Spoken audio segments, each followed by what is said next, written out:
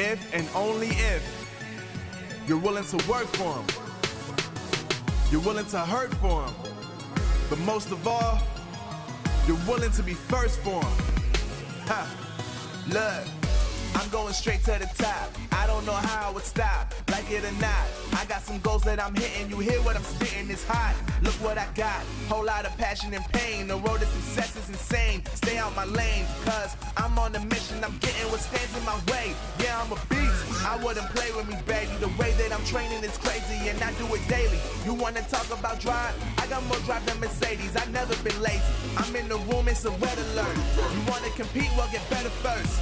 I got 10 toes in the dirt, push through the hurt just to show them my worth. I'm the best. Yeah, I'm the best. I never stress. I know what's next. I'm who they test, like we playing chess. But I'm unimpressed, so now let me flex. Ha, yeah, I'ma work through the struggle and hurt, cause I know my worth, and I gotta be first. Ha, yeah, I gotta be first. Look, I don't want anyone's sympathy. I understand what is meant for me. I give my focus and energy. If it's meant to be, then it's meant to be.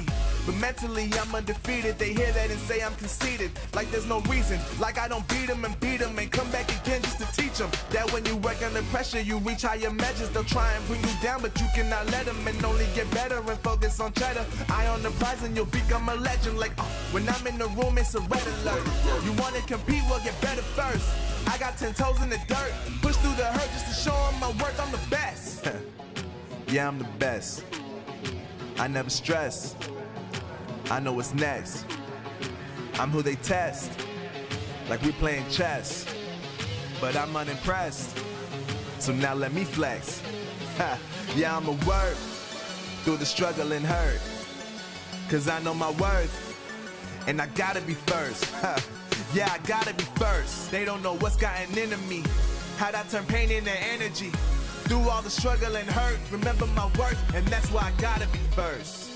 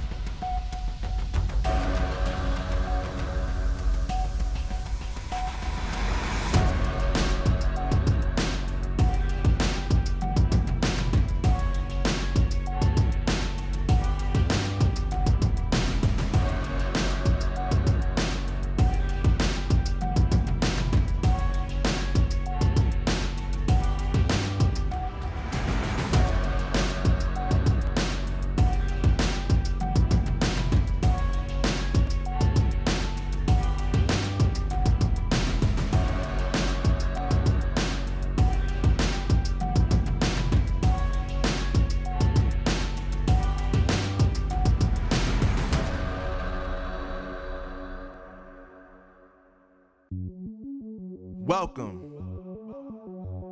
to the place where dreams come true, where everything you want can be yours, if and only if you're willing to work for them, you're willing to hurt for them, but most of all, you're willing to be first for them. Ha! Look, I'm going straight to the top. I don't know how I would stop, like it or not. I got some goals that I'm hitting. You hear what I'm spitting? It's hot. Look what I got. Whole lot of passion and pain. The road to success is insane. Stay out my lane, cause I'm on a mission. I'm getting what stands in my way. Yeah, I'm a beast. I wouldn't play with me, baby. The way that I'm training is crazy, and I do it daily. You wanna talk about drive? I got more drive than Mercedes. I've never been lazy. I'm in the room, it's a red alert. Our teams are back for week 2 to continue their battle to the top in our challenge season. Zeta Division, SK Gaming, and ANR are all undefeated after week 1. But will that still be the case after today? Well, it's time for us to find out. Ladies and gentlemen, this is the Snapdragon Pro Series.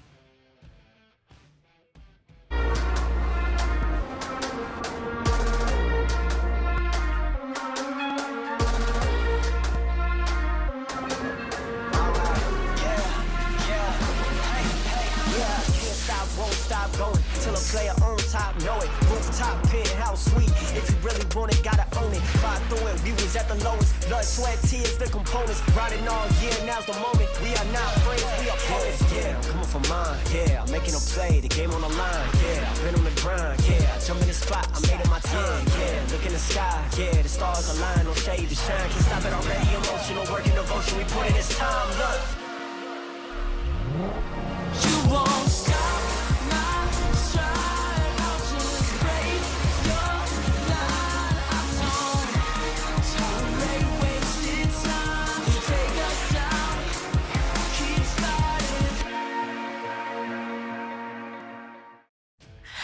Welcome to the Snapdragon Pro Series. Pretend everything I said does not actually apply to what we're doing here today because it is week 2 of the challenge season. And listen, I'm a little bit frazzled with all of the excitement that I've got going on here today. We are about to dive into some more action. And after what we saw last week, I'm very excited. Obviously, host Glitter Explosion, who's completely confused all the time. Beef Mommy Bobby plays in I Hold Shift, ready to kick things off here today. Are you ready for week 2? I'm absolutely ready. I am as confuzzled as you are. Honestly. Because I feel like day number 3 is definitely going to be huge for a lot of the teams playing right now. This is a kind of a do or die situation because whatever jitters you had in the past weekend, that should just be forgotten today. It is a crucial time, especially for the bottom of the leaderboard, which I think is a really good matchup for today. I think all the matches are pretty even. All right, I'm super excited for it. I think this is probably the best day of action that we've had in any of our regions so far. I think every single matchup has map 5 potential, so this could potentially be a really long day, and I'm hoping at least for the first 2 we get a really good litmus test of what those top 4 teams are going to be shaping up to be, and hopefully a better idea of what those top 2 spots for Europe could look like. The teams that started off 0-2 in week number 1 all of a sudden have a huge fire lit underneath them. You have to put together wins if you want to have a chance at making playoffs. You go down 0-3, 0-4, your chances are essentially nullified considering how good the top of this competitive region actually looks at the moment. So it's an important day for a lot of our teams. All right, well, if you want to actually know what's going on, make sure you're following us on social media. They will have the updates for everything you could possibly need to know about all of our regions here. Twitter, Instagram, Facebook. Follow us on our live streams. Make sure you're hanging out there, watching everything so that you can keep up with everything the entire summer long already. This is week 2, and you don't want to miss anything else if you've missed it here already. And then, of course, we have our Discord. You can head on over to discord.gg/Snapdragon Pro Series. Join the community. Hang out with us. Talk all things COD Mobile. It's definitely a very fun place to be. But now we've got to get all of the basic stuff out of the way. We do this every time to make sure you guys know what's going on. Bobby, let's talk about the format. Stage 1, ranked play. Stage 2, ranked with friends. That moves us on to Stage 3, where the top 128 teams battled it out to see who our top 8 were going to be. And obviously today we've got more of our 8-team round-robin action to determine who those top 4 teams will be to have a chance at making it into Stage 5. And then, of course, not only are our teams fighting for those spots in Stage 5, they want to be making it to the World Championship, Mommy, but we still have some cash in the line for our teams playing here this time around, too. It's always nice to get cash on the line because in Stage 3, that was the first time that we did get a prize pool. And now same goes here for Stage 4. Obviously, that first and second, you'd want to get that spot because Europe only has 2 slots in the World Championships in Stage 5. But $2,000 is not a joke. Honestly, that's going to be impressive money, but you're not going to be left empty-handed with that 8th spot getting $500. Listen, if they've already made it this far into the competition, they're going to go home with a little bit of something in their pockets because it is hard to get this far.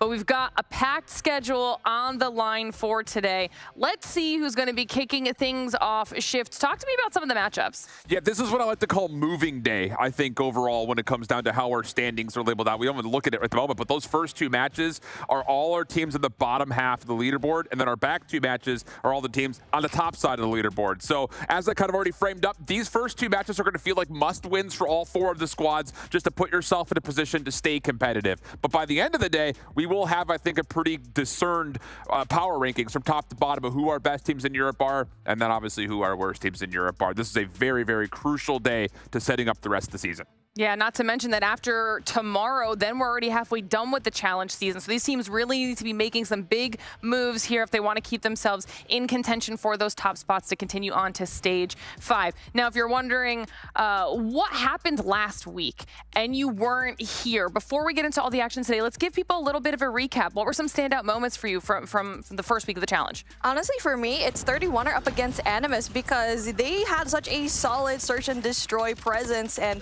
obviously when it comes to gameplay like that, you need to find a way to climb up to the top. Even though you do have a little bit of a hard time with those respawns, best believe you can try to go in for more of that search and destroy. But as we see over here, it is 117 versus Mon that I feel like a lot of those people actually kind of expected Mon to kind of dominated those S&Ds, but they had a really tough time.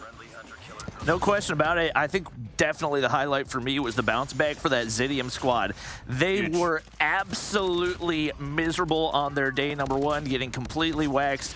Being able to bounce back against a Panic squad that had some big-time pickups, that has some big-time talent, the fact that they were able to have that mental toughness and show that they are still one of the top teams in all of Europe, I think is a huge credit to them. How are we not going to talk about how poor Panic have been so far?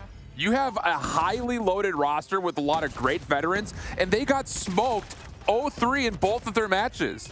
Did not see that coming in any form. Now, to be fair, they played a little bit of more difficult opponents than some of the other teams had, but for them to not even put up anything competitive at all throughout week number 1, that is a huge misstep, I think, compared to what our expectations were for that particular 5-man roster. All right, well, hopefully you guys got a little bit of a breakdown of all the action that happened there in week 1. Kind of giving a little bit of a setting the stage here for week 2, but there's also some stats that you guys were working on behind the scenes. Shift, let's talk about them. Okay, we've got our first head-to-head here. Yeah, the thing about, again, just to really beat a dead horse, these are must-win matchups for both of these 2 teams.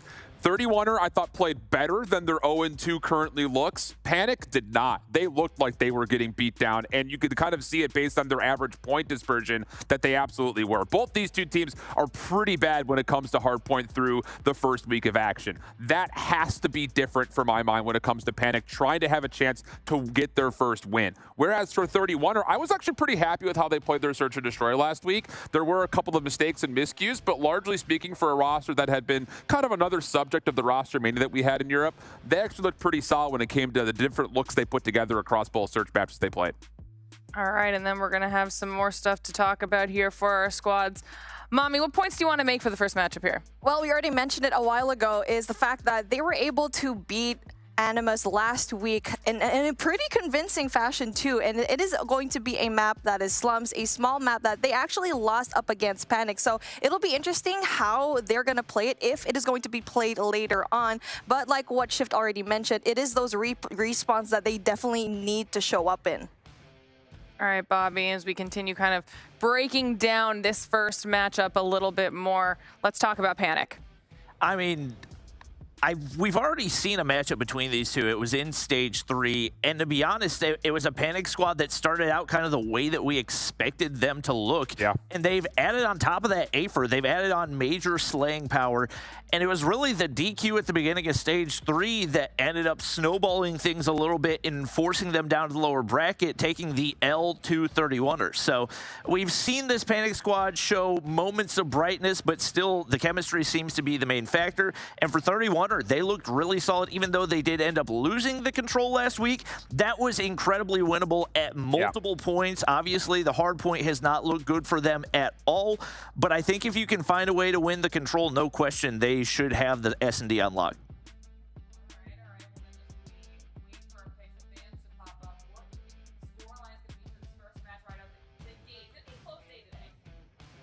Like it is a little bit close depending on the map choices, because we already saw that with Slums. I feel like Panic may have a little bit of an upper hand because they did go up against them back in stage 3. But knowing how well adapted 31er has been, knowing very well that they were able to beat Animus and was able to bring that control game super close, I think it could be a 3 and 5 depending on whether or not the map choices actually go into the favor of 31er.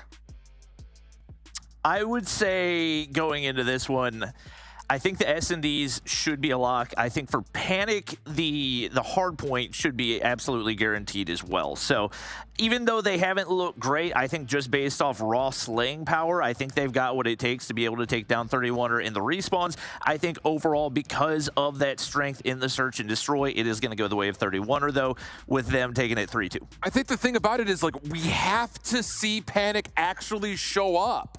Like, we keep giving a lot of credit to what they should be able to do based on their roster. I mean, Onur playing alongside Afer, playing alongside Yaya. Last year, those were 3 of the hardest fraggers that we had in Europe, period. So the fact that they're getting blown out in respawn is a huge red flag. That can no longer exist this week, and especially in this matchup, because otherwise it may be too far gone, I think, for this Panic team. All right. So it seems that you're leaning the way of 31er. It's hard to pick because I think the proving point of the sample size is low for both of these two squads. It just is a matter of, if it doesn't happen now for Panic, is it ever going to happen? So this is, I would say, for both teams, again, a must win. Both teams are 0-2, but I would still put the chip on Panic's shoulder. They have to play well today. It's going to come down to which team has the clutch factor here in our first match of the day. And then, of course, it's really going to come down to how the second week goes for a lot of these teams, because even if there is a stumble for a squad that misses out on a must-win match, there is the possibility that somebody else also ends up falling and that leaderboard evens out just a little bit and gives them an opportunity to continue fighting for those top positions. Now, like I said, we're going to be getting our picks and bans up here, and as they pop up, let's talk about what you're hoping for from these maps, Mommy. I'm already looking at Takeoff, and both these teams aren't actually particularly good in this map. I feel like for Panic, they might have a little bit of an edge, knowing very well that they brought it similarly close up against Zidium, so that's going to be good for me. And when it comes to their score lines on hardpoint and those respawns, they're going to be evened out, but I'm actually looking at that standoff map for S&D, Bobby. Yeah, no question about it. I didn't even realize that it was still in the map pool, but it looks like we're still having issues with firing range. So once again, a map that most of these teams are incredibly familiar with, but as far as how much recent experience they've had scrimming on it, we'll see what they can bring. That may potentially give even a little bit more of an edge to Panic, just depending on whether or not 31er feels super familiar with that. Once again, going on raw slaying power, we know that Panic has the potential to take any one of these maps, but the leadership, the team chemistry has been the biggest issue, no question. Both these two teams have been pretty bad in control as well, and neither of them had a chance to play Crossroads yet. So that's also going to be kind of a level, hopefully neutral playing ground for both these two teams to try to show us something new today, because I was expecting very much so to see Raid in the mix, just based on the fact that 31er has played it twice. We also saw the Panic play it once. Both teams looked okay on it. I thought for sure they would want to try to meet somewhere they could both be competitive, but I'm not sure who took it off the table. But Crossroads being the leftover option is a very interesting map number 3 for me. All right, well, now that we know how that's gonna go, for the first time today, I think we can start sending you both to the other side of the studio to prepare for match number 1. Good luck, guys. Oh, my legs. What was that sound? I did the mom workout with Molly earlier, and it was moms are strong apparently. People keep saying dad bods are the wave, dude. Maybe mom bobs are the wave. All right. You said I don't think I'm going to subject. aspire to that, but you know, to each their own. It is going to be Panic and 31 are getting us started today. Once again, this has 5-game potential. Every single one of the games today, I would say, does.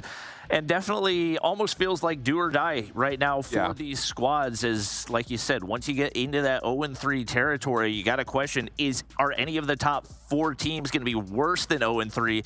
And realistically, they've still got tougher competition to go up against as well. I think the simple way of putting it, you go 0-3, you have to win out to have a chance of controlling your own destiny to get into that top 4. Otherwise, you're hoping for things like tiebreaker situations or teams that drop matches that they maybe shouldn't, which is never something you want to do playing through 3 games. But one of these 2 teams are going to be in that same ballpark of having to kind of, again, win possibly all of their last 4 games. Not great news because there's still a lot of very even matchups that these 2 teams have on their schedule that they still have to go through. So it's not like, hey, you're out of the woods just because you got through your hardest part of the schedule. Maybe for Panic, you can say that they've played Animus and, you know, they've played some of the top teams that are out there, but yeah, you just have to win this matchup. Otherwise, your season is going to be looking real dark and cloudy, put it that way. Yep.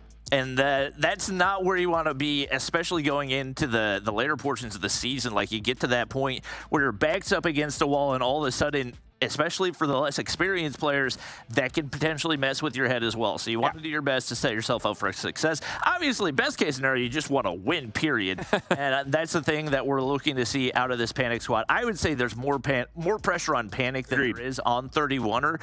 Definitely a lot more experience right there, a lot more acumen, and a lot higher expectations. So these guys are going to need to step up today if they're going to have a chance at seeing those playoffs. Yeah, it's one of those things that again, the roster doesn't match the results for Panic. You expect them to, with, again, a core 3 players that have been solidly set in towards EU competitive action, that they're going to be competitive and possibly be a fighter for maybe a top 3 spot, not just a top 4 spot. Of course, that conversation, when we really think about it in the broader scheme, is kind of moot because you have to finish top 2. It doesn't really matter what happens after that. The money that's saved for stage 4 is fine, but not making it to stage 5 is, you know, it's essentially a loss, I think, for everybody who's in the mix. So, yeah, definitely things right now for Panic that you have to show up. You have to show us why exactly we have even giving you some residual favor from last year coming into this season.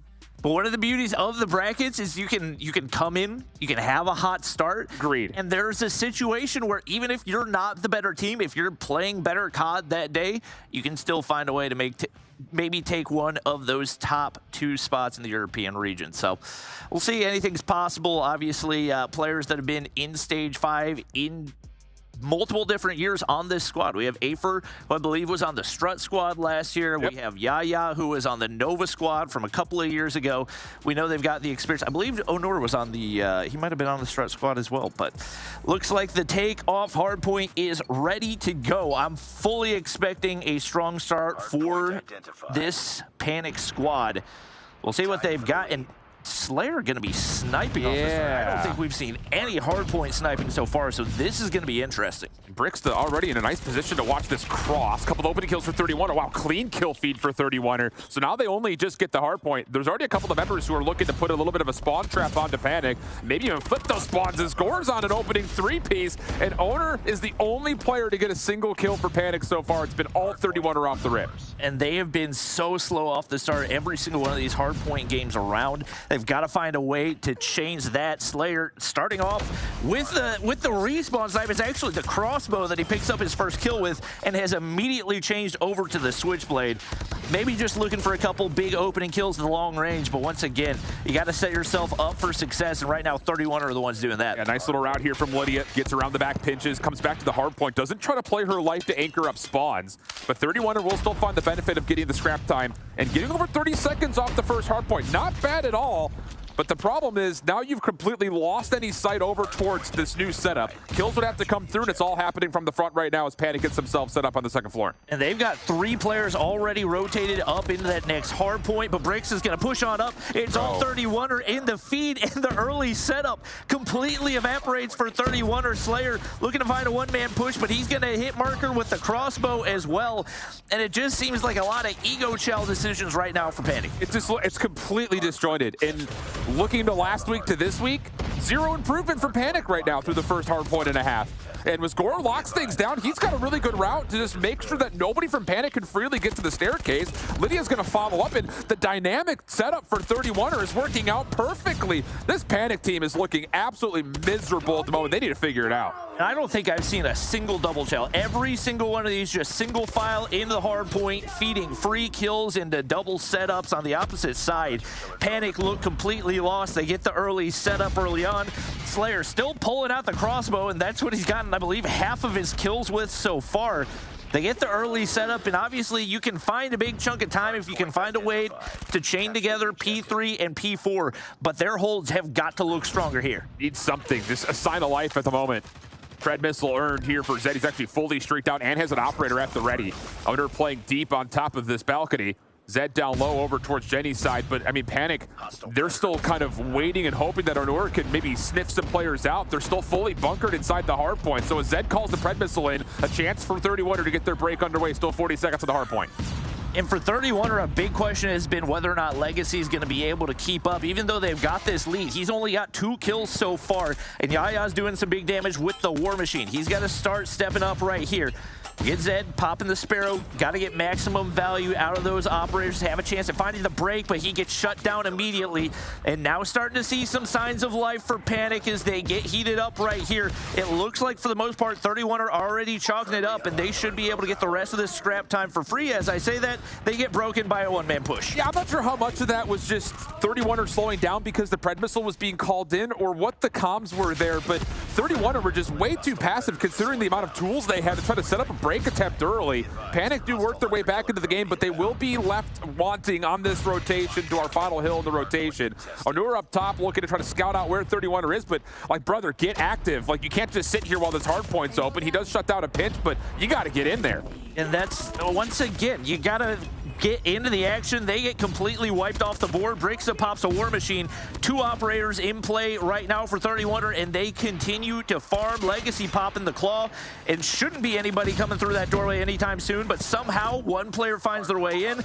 Gonna get shut down once again as the streaks continue to build. We said Legacy need to start stepping up. Yeah. Just like that, he's building streaks. Yeah, he's already up to 11 as well, kind of in the running for top fragger on his team. Not that necessarily that statistic means too much in the scheme of the current scoreboard, which is dramatic and very convincing, and still solo slided challenges from Panic.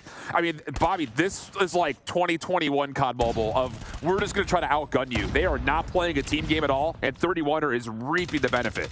And it seems like the Panic players have somewhat of an idea of the position that they need to be playing, but they're not trying to help out their teammates from those positions. They're just looking for kills and hoping that they can farm something out of it. Right now, Yaya, the only player that's been able to muster anything, he's doing his best to make his way up toward that hard point, but right now, still no real pressure over toward P1 as Afer finally makes his way on it. Yeah, about an 80-point game at the moment. 31er bounced out from the hard point, but still hold on to the left side of the mini-map. Panic looking to try to change that, but as Lydia and Brixton clean up kills, the follow-up Predator missile will also alleviate the zone from any further Panic members. Last player left around the site would be Onur, and he will be traded out. So, yeah, 31 are back into the hard point, although spawns will start to move around here a little bit. Big opportunity for Panic to neutralize and hopefully win a rotation for once. But we saw this last time around. They had 3-4 players set up on P2, and it got absolutely picked apart. They have got to look stronger and have got to have each other's backs. Obviously, trust is going to be a crucial factor, and the streaks just continue to rain. Brixta going to find another double there with the Pred missile. And as we push over toward P2, Panic with the early setup once again. Lydia has a chance to play spoilers. She shuts down to 1, and just like that, she's the only player on the inside. Finds out Slayer as well, and that's a crucial kill. Yeah, that's just good team comms right there. Slayer gets scouted on the back end of the play. Lydia gets the turn and predicted pre-fire. And with Legacy cleaning up kills over towards the favorable hardpoint spawns, there may be a chance here with good kills for 31er to actually flip the hill and the spawns at the same time. Legacy getting it done with the L card, but still 50-50 battles occurring over the top of the second floor. Zed having a tough time getting in the window. Slayer still trusting this crossbow for reasons unknown for us, as 31er will find a way to break. Still 28 seconds to fight for. Maybe he knows something that we don't, but you gotta think there's better options with the way that we've seen these players dominating with the Deagle. It's a little bit surprising that he would use something that is so limiting. Legacy has been stepping up big time, and I think we haven't pointed out enough the amount of hard point time he's locked in. Over 2 minutes at this point. 31er have now built a 100-point lead. Yaya's going to break in for scrap time, but you have got to be pushing out for next. Fortunately for him, his teammates win a big gunfight on P3, and now a perfect setup for Panic once again. The question, can they hold it? Yeah, Brixta does actually get a bit of an off spawn towards the bottom side of med base, so she can actually join her teammates very quickly for this break attempt, largely coming from the front. 31er were really slow in this break attempt last time, but now you've got War Machines, Claws that are all out, and oh boy, how about that duality? 31er used that as a chance to break, and they get it on the first go. Opportunity for Panic to try to work into a response. Afer will get to the second floor with a chance to pinch as Onur is right behind, but still, the kills not fully convincing as of yet. Finally, Yaya and Afer will turn the tides, and Panic are in over 100 points. Legacy doing his best, but he's going to get traded out off that first kill. Slayer pops the Annihilator. He's looking to find a couple, but no chows through that entryway. Right now, a couple kills go through for 31er. Opportunity for pressure, and it looks like Legacy should be able to catch somebody off guard. Didn't have any type of idea. He does get traded out, but Brixta is there. The breakthrough once again. 31er looking for scrap time, but main focus over toward P4, and they've got the setup once again. 3 players already rotated out, but a big double kill for Panic right now. They've got an opportunity to close this gap even more. And there's an opportunity with Kipronics just watching these spawners come off to cut these down and then all of a sudden have numbers to break on in for new. Lydia, first one forward. How have they managed to do this? This should have been a 3v5 on the hard point, and Panic only get a single kill from Onur, who really wasn't a part of the play. So you've got 27 kills for Onur, 25 for Yaya, but those kills are not leading to objective time for the squad of Panic, and 31er put themselves in win condition here. There's so many solo chows. You have teammates for a reason. One by one, they file into the hard point, and these kills are as easy as can be for Zed. Here, have a Pred missile. Why not? Right on your head, and 31er continue to maintain this lead as they fill up the hard point. They fill up the feed. Lydia, another big kill right there, and that should earn them another solid chunk of time as Slayer not going to be able to find the kill. Only 20 more points needed. Zed's gotten himself to streaks again, by the way. Lydia's earned up another set of score streaks of her own, and 31er, as much as Panic look terrible right now, 31er's played really clean. And you need to give them a lot of credit after they were, a little bit outplayed, I would say, in their first 2 matches from last week, playing up against both 117 and then following that up against Animus. They just looked like they could not fully keep up with the teams on the other side, but here, it's been all 31er all the time. Panic, I mean, you're going to get 32 and 27 for Onur and Yaya, and they're going to get blown out by 100, maybe 20 points. Right now, they're trying to see what they can make of these last operators. Afer, Purifier, Onur, Claw. Once again, the kills struggling to come through where it matters as they're just farming outside the hard point at this point. Afer finally breaks on in, but with only 3 more points needed for 31er to lock this in, Legacy's gonna break on through anyway. The operators don't matter.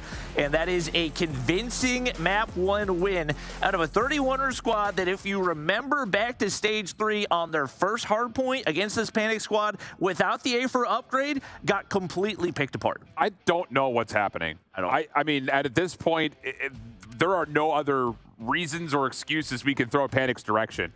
They are not playing good COD right now, though. 34 kills for Onur, 27 for Yaya. He actually ends up putting together 27, 36, and 14. The most engagements, I think, on the map, but it doesn't really make much of a difference. It's just, this team is playing 2 individuals. 16 and 33 for Afer. The upgrade's looking like a major downgrade right now for Panic.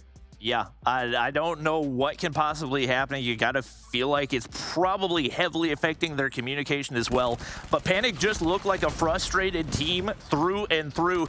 And right now, just trying to do their best to boost their stats because they haven't really been able to boost anything else. And like we said, you got to give so much credit to 31er. Major improvements and just solid team play on every single turn. Even when we saw Panic hit the early rotations, they made the good decisions. it was just better teamwork for 31er, and they were able to make them pay every time. And that's where I really want to take the conversation from here on out, is 31ers playing much more polished than they were last week. And I think that this is another example of this team learning from their mistakes, looking back at them, and finding a way to say, this is what went wrong, this is how we fix it. The double chows, so much cleaner. The patience at times, I still think they were being a little restrictive towards trying to set up their breaks and then hitting the goad call, but at least they're putting together the right ideas. So for 31er, you're happy with that. I think in terms of improving your hard point, they're starting to check the boxes, like I always like to say. The thing about it is, can you continue that forward now, especially when you eventually play up against tougher opponents? Because right now this Panic team's looking like a pushover for everybody. Yeah, no question about it. The one real weak spot that we saw last week was Legacy had a couple downside performances. It looked like that was going to be another one of those. But the fact that he steps up not only to keep kills even with the rest of the squad, but to do it as the OBJ man doing the dirty work, he was getting some big-time kills, absolutely no question about it. And even some out-of-position kills to open up pushes into the hard point, make life easier for his teammates. Yeah. I feel like he's definitely been stepping up too. On top of that, Zed's playing really well as a lockdown AR, and then Lydia and Brixter are actually putting together some really cool double sub plays right now. I'm really liking the way that they're playing off one another. So the girl power is working now for this 31er team, but we have to take the conversation to the search and destroy. We're going to get standoff. Again, we already talked about it a little bit on the desk. Firing range should be in the pool, but there's still some technical issues with it, so standoff is replacing it. Of course, it was probably one of the most played search and destroy maps throughout up until it was out of the pool, and of course last year. So the expectation should be that there should still be a playbook for both of those two teams. Just comes down to have they gotten good rehearsal on it recently as we jump on in and see how we start things off. Well, Slayer, the recent addition for the sniper spot for this Panic squad. Onur filling out the same, and they're going to be on the offense to get things started right here. 2 players sent back alley for 31er, the rest on over toward A. Lydia and Brix trying to lock things down over there as both teams opt for a fairly passive approach off the start. Nades, though, for Panic do land backside on the refrigerator, so this defense trying to play backside cafe has to back up just a touch. Lydia, this is bold to stay this far forward, looking for an angle while Gore did get out-sniped early. Nice shots from Lydia. Capronic's barely even shot back. And that turns it into a very early 4v4, and Panic are going to give up in this play through gas, likely just to try to find something over the middle of the map. Gore has been so big for 31er so far in the search and destroys, and having him out of the equation, definitely a solid start for Panic. They've yet to make inroads toward any of the bomb sites. The bomb currently just sitting back at gas station, not in a position to really make any type of a play toward the objective. Afer's going to be able to spot out Lydia right there. Just like that, Panic have the man advantage. Will they be able to capitalize? Bomb finally making the wrap back toward mid, but it is completely isolated from the rest of the squad in a very delayed push right here. Zed's got a shotgun playing on top of the site as well. Legacy in the corner, sniped out, and actually Zed drops to Afer's SMG. So clean take on the way. Last player left is Brixta. She was trying to assist on the play through backside fences, but now has to reposition to go into a 1v4 where her odds are obviously not all that high. And Panic's patience looks like it will pay off here for round number 1. And this is probably some of the most disciplined search and destroy that we've seen out of them. They've looked lost on so many occasions so far. Brixa spots out Yaya. That's a shot that you've got to connect on, and with that, that should be end of hopes for a 1v4, able to take down 1, but it would take a massive blunder out of this Panic squad to have any chance of not winning it, and Slayer, they're to clean things up. Okay, so well done. The big shutdown on the core to start things off, definitely a huge impact towards Panic's ability to rotate around the map more freely. And we'll see these same set nades go out over towards this backside cafe push again. Panic putting a lot of attention with those opening nades that direction. This time it's a lot towards the front side of cafe. Brixta still steps forward, and Lydia does get on the edge, gets the information, backs down as Gore secured first blood already. That is a huge opener. Now Panic gonna have to reevaluate. You still have the bomb in hand, but you got one player lurking way up. Oh, that's going to be a crucial gunfight. Yeah, you've got to win that one. Elcar versus SMG. He gets obliterated. Legacy going to find another one in the mid-map right here to leave it all down to 2 remaining Panic players. Both on the backside of Grandma's right now. Legacy probably not going to see him on the ground right there. But he wins it anyway. Caprox, what are we doing? And all down to Slayer. Makes the read on the Legacy, but can't hit the shot there. And that should be the end of the round. That is the ultimate bruh moment. Are you kidding me? Caprox just gets absolutely obliterated. Oh, no. That's exactly what you were set up for. Exactly. That is your only play you're playing for, is to stay prone, take the contact on the cross, win the gunfight. Oh, no. Not like that. Once again, 31er setting up a bit of an aggressive defense. This time it's a 3-man stack in towards A. Panic continue to throw a lot of their nades up towards the middle of the map, so a lot of this defense stays safe. And now the question to Panic is, how do you try to break this apart? And that's a good opener. Middle of the map 1 as Slayer finds first blood. Seems like he's got a clue on where the rest of the remaining players are going to be. Zed very content to play back behind Tractor. And you got 4 players grouped up. One stray nade could be disaster. Oh, but the wallbang goes through for Slayer. And just like that, an opportunity to apply pressure over on A. He clears out another. You still got to deal with Zed. He's going to be able to take down one, and Yaya makes his way through to Cubby, but can't quite connect with the R9. And just like that, all down to Lydia, a chance at a 1v3. Slayer's down, though. He's the only one who's really getting kills at the moment. Lydia resets over the top of the bomb site. Oh, almost. Had Onur completely entrapped and down to a single bolt worth of health. Just could not quite land the final shot. And Panic behind 4 kills from Slayer take their second round. I mean, at this point, just let him get out of spawn. Everyone else to stay there because he's literally doing it all himself.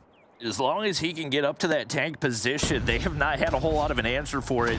Gonna sit back and try to get information on a push up to Tractor, but looks like he's scared off those 31er players from pushing up quite as far. Still Legacy on the inside of Cubby, but a couple of big kills come through for 31er on the flip side as Zed takes down Yaya. Yeah, different setup this time for 31er, and the idea seems to be Zed is your kind of flex player with this shotgun. He's playing backside fridge this time instead of playing on top of the A site.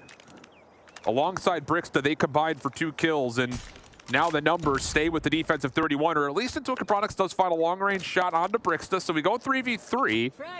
Slayer just seeing if he can land something right over the top, but the nade doesn't really do much from that position, and Legacy staying covered over towards Tractor side will also have a little bit of assistance from Gore if he needs it. It seems like the entire game plan for Panic right now is hope that Slayer hits a crazy wallbang to open up a push in. Probably not going to be a consistent game plan, but Onur spots out Legacy underneath Tractor. One player pushed back to barrel, but he's going to be forced back as well. Gore looking to chow battle of the snipers, but shot. Slayer is not to be trifled with right now. Another comes through for Capronx.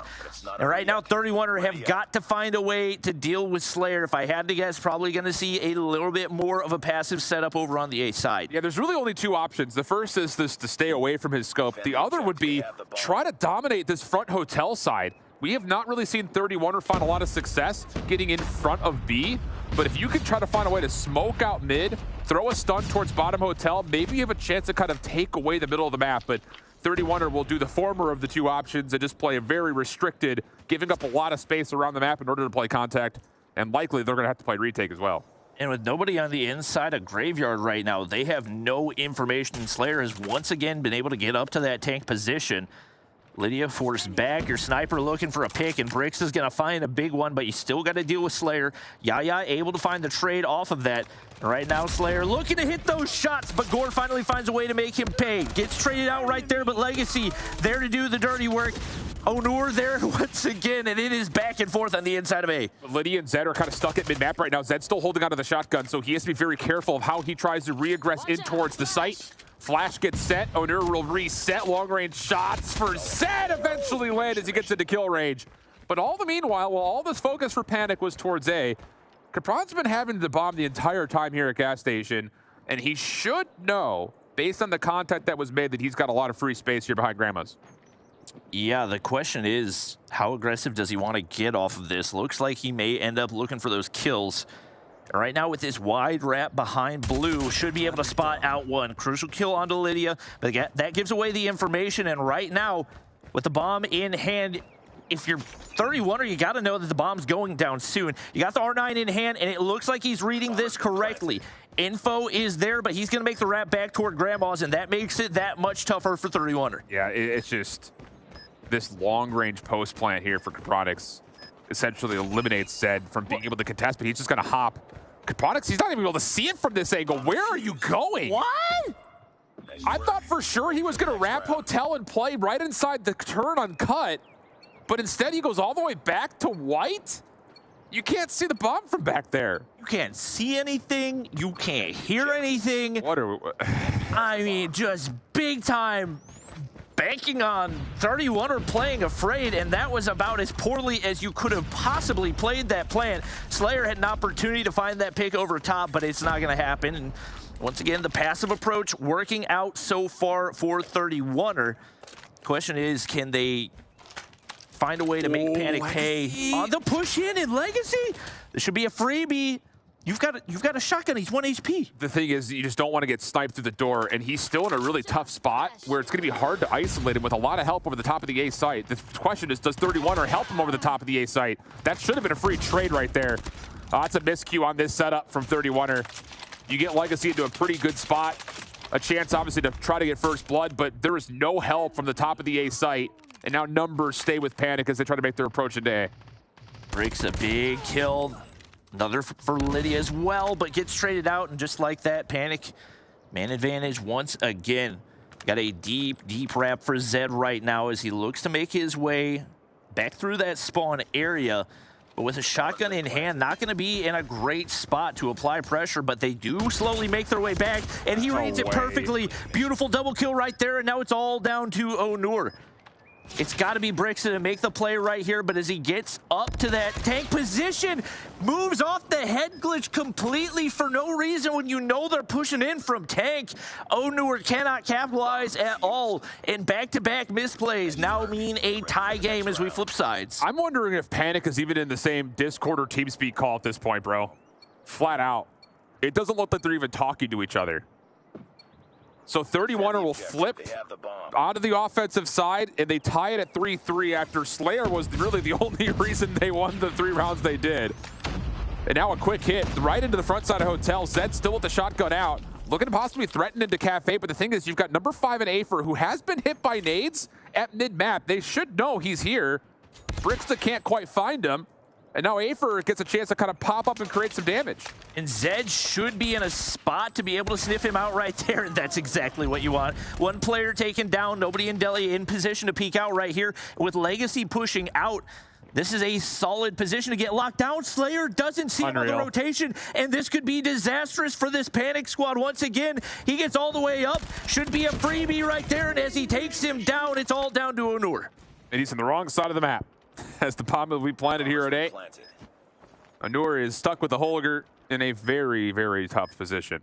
Plus, of course, it's 1v5. So let's just call a spade and say that this is going to be a 4-3 to 31er. And that's just all around decent COD timing for 31er. Zed's in a good spot, like you mentioned, to kind of make sure that Afer can't really rotate anywhere. Brixton was trying to find him through mid-map, just could not quite find him.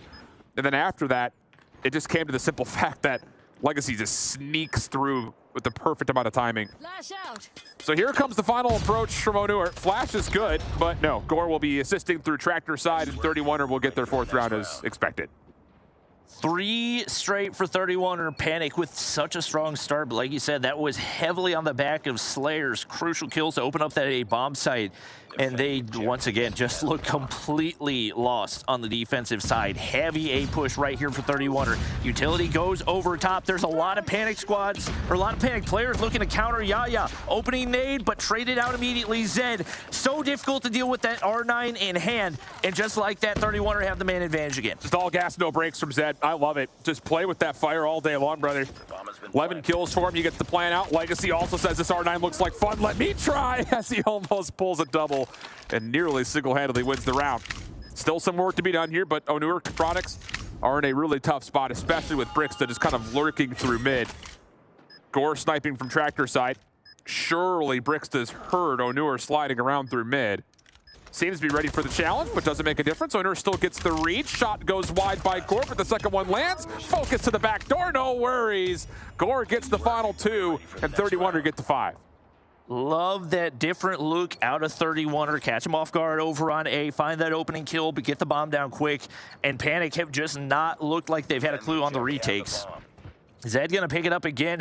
I think with the way that he's been playing with the R9, no question, you want to continue to force the issue over at A. They're gonna do exactly that. Risky play, but as long as he can get into Cubby, that's all you really need. And completely clearing out the backside, as much space as you want to get that bomb down early. Yeah, Brixta plays top hotel window to watch that cross from the defensive tank.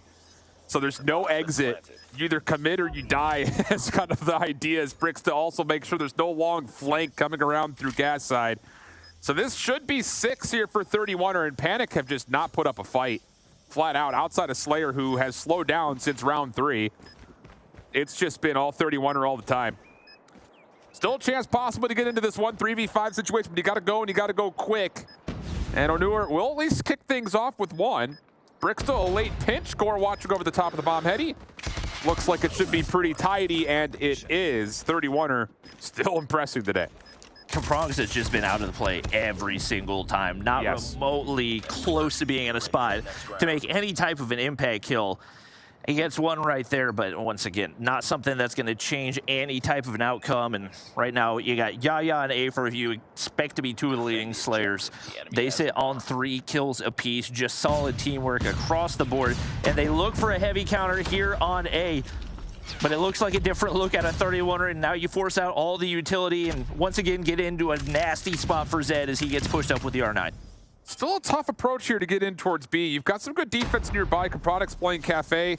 You've got help from Onur to watch this flank, and then the cross is being watched by Slayer with the scope out. So this is still a really tough approach if 31er want to commit to this. Zed has not fully put investment in towards B, but he's just hoping for a first blood, and then I'm sure he would want to go immediately after that. Kaprongs just waiting for somebody to peek across, but why peek? Why challenge sniper with an LMG? You know somebody's going to be in that position every single time. 31er find a way to make them pay again, and with nobody watching the cross, Zed's going to make some noise and doesn't actually opt to push in. It is going to be Legacy taken down, but trade by Lydia. Yaya in position to find 1, and it's not quite hopeless yet for Panic, but they've got to look stronger on this retake. The only way this breaks down is if Zed doesn't find a single kill, but he's in a corner with an R9. And the chances of him finding 1 kill are high, but the chances of him finding 2 kills are not out of the picture. He does get spammed out, though, so hold on a second. Let me get my words real quick. Retake on the way. Lydia playing from hotel side, throws out a nade, then comes back down, but no, just too many players to shoot at. And Panic will get the retake pretty darn cleanly and stay alive. 6-4 goes the count. Honestly, a little bit surprising to see a B push right there, given the fact that Panic had no answer to the A pushes so far for 31ers. So my expectation is fully that they head back to that side. Even just the blind aggressive, throw all your utility at it, see what sticks, and it looks like they're going to do that. Why not? 4 players heading on over, and per usual, 1 player going to sneak back toward Grandma's. That is going to be Brixta looking to watch the cross. 31er need to make a read here, though. There were double trophies down for Panic, so none of these offensive nades actually landed in towards the site. And with 5 members stacked up, it looks like 31er may have made the read that this is not an easy call for us to commit in. And there may be a chance for them to back out as Brixta gets 1 on the backside, cross through B. Gore's still kind of lurking over towards the A side of the map, but 31er have a lot of intention on at least putting stress towards the B site. And with a follow-up pick coming through, now both sites are a bit of an option as Gore takes down Afer through the wall. And Zed nearby should be able to plant. That should be enough for 31er to lock in the win, but Onur somehow finds a way to win that one. Lydia knows there's 1 player up top of blue, but she gets spotted out as well. And with the bomb going down, Panic's still an opportunity to make something happen right here. Really on to Onur to try to find an opener with this scope. Nobody to be spotted top. Grandma's, he's going to have a big engagement over toward Trackster. Brixta not going to get spotted out quite yet, and last man standing. No real hope right now as that last teammate drops. Onur gets spotted out, and the peek from Zed will be enough for 31er to take map 2 as well. Yeah, that little push through mid from Yaya, it just came down to you have to be able to communicate that moment. Who's going to peek first? And honestly, I would have liked to have seen Onur take the first challenge, pull the scope of Gore towards back barrel, but everyone was all set up perfectly for 31er, and Yaya's route was just absolutely predicted because of that setup in the first place. So it's another one of those moments where it's just like, you see Onur and Yaya, the last two players left. You expect that they're going to be able to try to finesse something in a 2v3, and they just look like they're not even playing anywhere near close to another. And at a certain point, I'm rubbing my temples over here. Like, I'm starting to get a little bit of a headache. Like, what are we doing if we're panicked? This is not the expectation based on the players on the roster. And honestly, they're just kind of lucky that Slayer popped off at the beginning of the map, because otherwise this could have been a real quick one.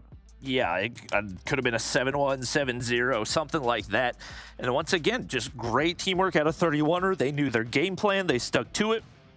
Even when Panic found a way to put them in difficult positions, you have Brixta bailing you out with some crucial snipes to clear out the mid-map. And once again, this is a much improved 31er squad. I think we have to give them credit where credit is due, but obviously the big thing that has surprised a lot of people is just the lack of cohesion, the lack of chemistry, and the just general disappointing play out of Panic. Yeah, very much so. But I still walk away pretty impressed with 31er, flat out. I mean, I think the question marks about this team are starting to provide answers. Zed being one of them, Brixta being another. Both have played lights out, not just today, but they've impressed over the course of even their first two matches against tough opponents. So really clean stuff here for 31er. 7-4 the count. And now we go to a crossroads control where, again, it's just like I have negative faith that Panic's going to be able to put together good team play because we haven't seen it yet. Yeah, it's been non-existent, and when it's so crucial to have players in multiple positions inside of those mid-map areas, it just seems like with all the solo challenges that we've seen out of them, with all the individual play, so much of it's just based off trying to catch people in out-of-position kills rather than controlling the map itself, and that's just not going to pay off in control, and especially a control mode that this 31er squad showed big-time improvement in nearly taking a map off of Animus. Yeah, I mean, it was an 0-3 their first time out on raid, and then they went 3-2. It was still a loss, but still, like, they were putting together really good constructed formulas to how they wanted to approach their offense, which for me, that's like step number one when it comes to playing Crossroads. You have to have good breakoffs. You saw it in North America. Well, you'll see it in North America coming up. There's some really cool constructed stuff out of that region, and hopefully there's going to be a chance for 31 or anybody in EU to kind of show us the same thing, because every time we've seen this map so far in Europe, it's pretty much been one-sided for the defense through and through. Slayer sniping off the rip will get the opener, but the SMGs for 31 on defense will control this mid lane, which is, in my mind, the most important part you can find if you're the offense. And right now, it's just been Slayer. He's been able to find a couple of kills. Yaya finds one, but yet to make any real progress, and you got to get Lydia cleared out if you want to have any hope of having a little bit of security, making her way out of spawn. Brixta's going to be able to get pushed up as well. And just like that, the spawn trap is on. And if you're, oh my gosh, if you're Panic, you've got to do something about this. And Capronx is... hasn't moved yet. He's just sitting in a corner. He may have disconnected. He may have disconnected because he's literally right next to Yaya. I mean, he's moving left and right every now and again, but he may not be connected at the moment. Regardless, couple of kills back and forth do get us to a 20-place 20. Problem has been for Panic, how do you stop this clock? And their focus will be over towards B. It looks like Capronx is in the mix. He's just not moving.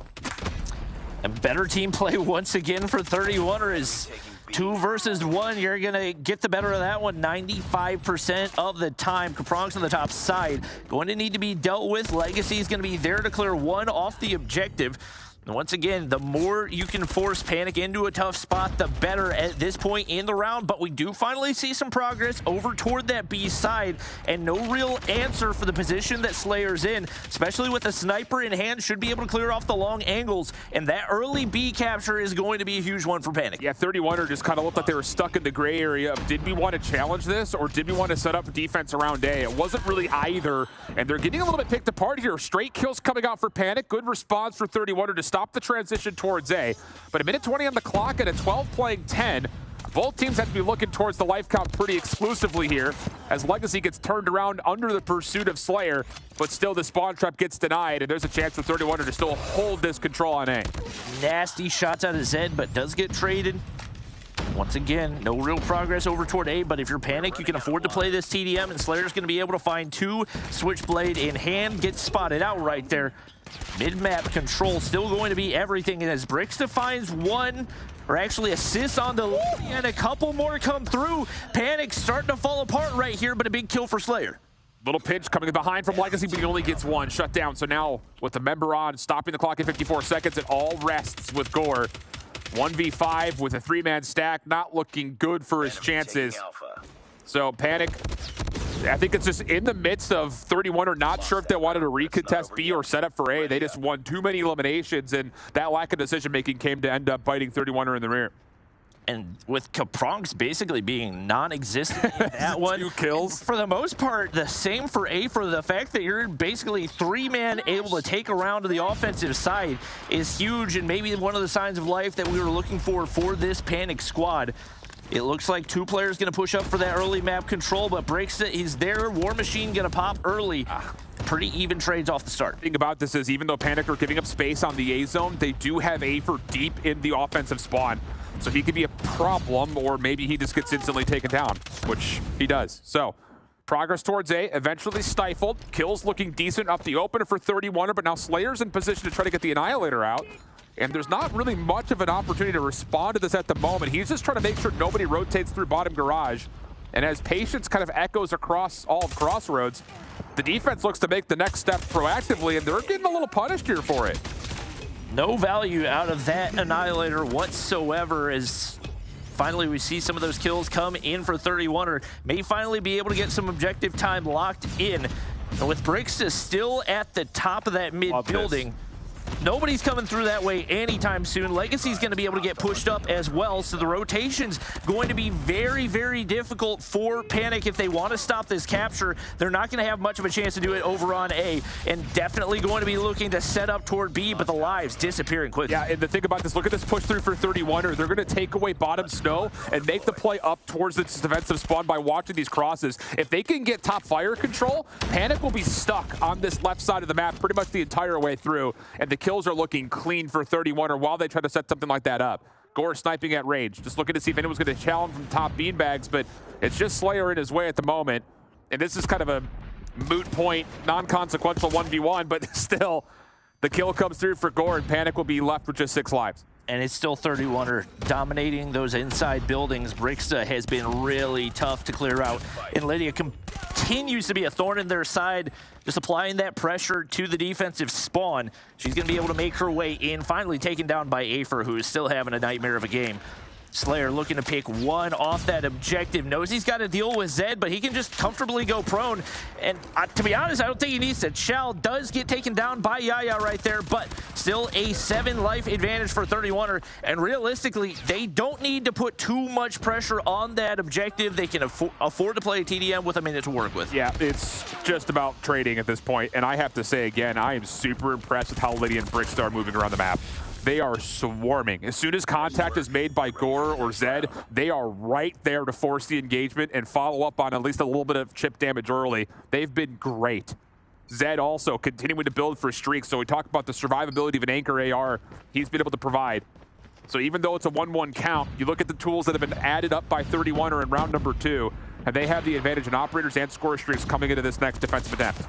Lydia's going to get pushed up early once again as the SMGs make them pay. Brixta pops the War Machine early on. I think the second usage that she's gotten already, and it has not been dealt with. The perfect read onto Onura as well. And as Zed drops the pred, these 31 players going to get pushed up, and the operator's going to pop. They want to end this round as quickly as possible, and Legacy's going to be a nightmare to deal with as he looks to spawn trap, but that Sparrow is going to get taken out of the equation. You still got to deal with with Legacy, though. Jeez, and he's working for full streaks here. Still has a Fennec tucked behind boxes, does get overwhelmed as all of Panic spawn at the same time, but now Lydia just laying prone, saying, anyone want to come up here? I'm just going to get you all purified out, no worries. Nade to follow. There will be a trade, but Lydia still confirms 2 post-mortem. 23 plays 9. 31er, perfect exchange and cycling of the operators will dominate this defense, and Panic is in major trouble. I don't know what Panic thought was going to happen filing 1 by 1 into a prone purifier. That is a guaranteed death if I have ever seen one. Bobby. Now all down to Averts. You want to role play what those comms should have been? Hey, Bobby, there's a purifier top platform. Oh, okay. Do you want to come with me? No. Oh, okay. Panic just completely giving it away, man. It's just, all you have to do is call it. Yaya's at like 3 HP. His teammate should have said purifier top stairs. The kill feed definitely says it. And he goes, all right, I got it. Come on. What are we talking about? I really hope that Kapronx is having connection issues, because if he's not, this is not a good look for him. No. Afer's going to find an opener onto Lydia with the nade, but once again, looking for some of those impact kills, and Gore onto Yaya is going to be a crucial one. Kapronx finally starting to get involved. He's going to be able to find a double. Doesn't go traded either. Still got to deal with Lydia, and she somehow finds a way to make the hip fire connect. So at the very least, you maintain a little bit of that mid-map control, but with Brixton taken down on the bottom side, now a lot of pressure onto Lydia to win these gunfights, but she wins the opener. That's huge. Dude, Lydia has been so freaking good. I don't remember this ever being the case in the years past. Lydia has stepped up in a major way for this team. And in week 1, we said that this very well may be a team that she has to lead. And she's provided so far. One took a progress locked on. Clock will stop again. Those 31 make their way on. Brixton, not the best war machine for her third pullout, though. So still a chance here for 31er with a couple of the kills to get the second tick. And maybe even more than that, as Panic really aren't in a spot to contest. And for the most part, the strategy we've seen teams go with is you save all your operators up for one moment where you make a big push. 31er really haven't done that, but they found a way to make it work really well by constantly spacing them out and getting that constant value throughout the round rather than forcing yourself into a tough position in Legacy. Oh my God. Gotta find one onto the flashed Afer there as well, and just like that, 31er find the life lead here, and now making their way on over to B. That's a huge one for Slayer, but he has got to go big with the Annihilator. There's just not a lot of space for him to work it. He is in no man's land at the moment. What's that? Zed, I don't know what he thought he was shooting at, but it was his teammate. Nice shot from Gore, shuts down the Annihilator, the Annihilator threat. Bronx is not having a good map like you mentioned. He needs to come off spawn and pop his operator immediately, because 31er are putting on a threat. Slayer doesn't even get the claw out. I mean, not good news here. 11 playing 7. There's a stack over towards B. Well, Lydia's going to be able to clear out another right there and still has eyes onto that B objective. Nobody clearing that off anytime soon in Panic. You've got to take some team fights, and they're just not there.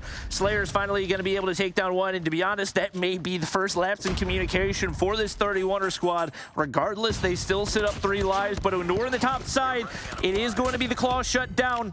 31ers still get the better of the gunfights, and with the Sparrow pop for Zed, that should be enough to lock in the game and the match. Should be. One player will drop. Last one left is Slayer. 1v3 situation, still doable. Zed, though, Katniss Everdeen from the low ground. No worries, finds the kill. And 31er are going to 3-0 Panic, a huge must-win match for both of these two teams. But doing it in 3-0 fashion, I actually don't know if tiebreakers would be by MapCon. I assume they would be. That's huge for 31er to pull it out cleanly. Yeah, absolutely, and they've got that one map up against Animus as well. Big call. Yep. Keeps moving you forward in the overall map count. Like you said, that is crucial, and right now setting themselves up for success. I feel like they have improved so much, not only from stage 3, but from the first couple of games that we saw out of them in stage 4. And like you mentioned, probably the biggest takeaway, the SMG play out of Brixton and Lydia. 100%, and I think, again, just the trust that comes with how they're getting information transmitted to them from players like Gore and from players like Zed. The ARs, the long-range rifles, are locking down lanes. It's giving space for the subs to run forward, and boy, are they running. And again, not to just, say the story is just those two, because Legacy, you even mentioned in the opening of the takeoff, real slow start, but a super hot finish. They ended up finishing top of the kill leaderboard as the OBJ player. So it's another one of those moments where you walk away real happy with what you've seen here from 31er. And on the other side, it's a dumpster fire in Panic in their camp. It's just like it was right in my ear. I mean, like what you guys already mentioned, that I will just mirror. This 31er squad is just looking phenomenal. I mean, you got these players making plays when they're already dead. You already mentioned it a while ago. You got Lydia getting killed with the Purifier and the grenade when she's already outside of the map. So again, that is not just the individual plays that we saw, but the teamwork that 31er actually has, and for Panic, seems to be like a little bit more individualistic. I mean, we were wondering how close this one was going to be. And like you mentioned, it was important for both squads to really kind of pull something out. And 31er just looked as strong as they needed to be for this particular matchup. I mean, we were even talking about it when we were watching everything kind of finishing there. that was a little bit rough for Panic. So we'll have to see what they are able to do when it comes to kind of reassessing for the second day of the week of this week of the challenge for them, and see if they can really improve from there. But that's match number 1 in the books. First 3-0 done and dusted. We still have 3 more matches on the day. So we're going to be sending it to a short break. When we return, it will be... Oh, I lied. I got too excited about that. We've got an interview with 31 are getting set up so we can actually chat. All right, well, then we're just going to hang out until that's ready. How are you feeling about that, Bobby? I'm excited.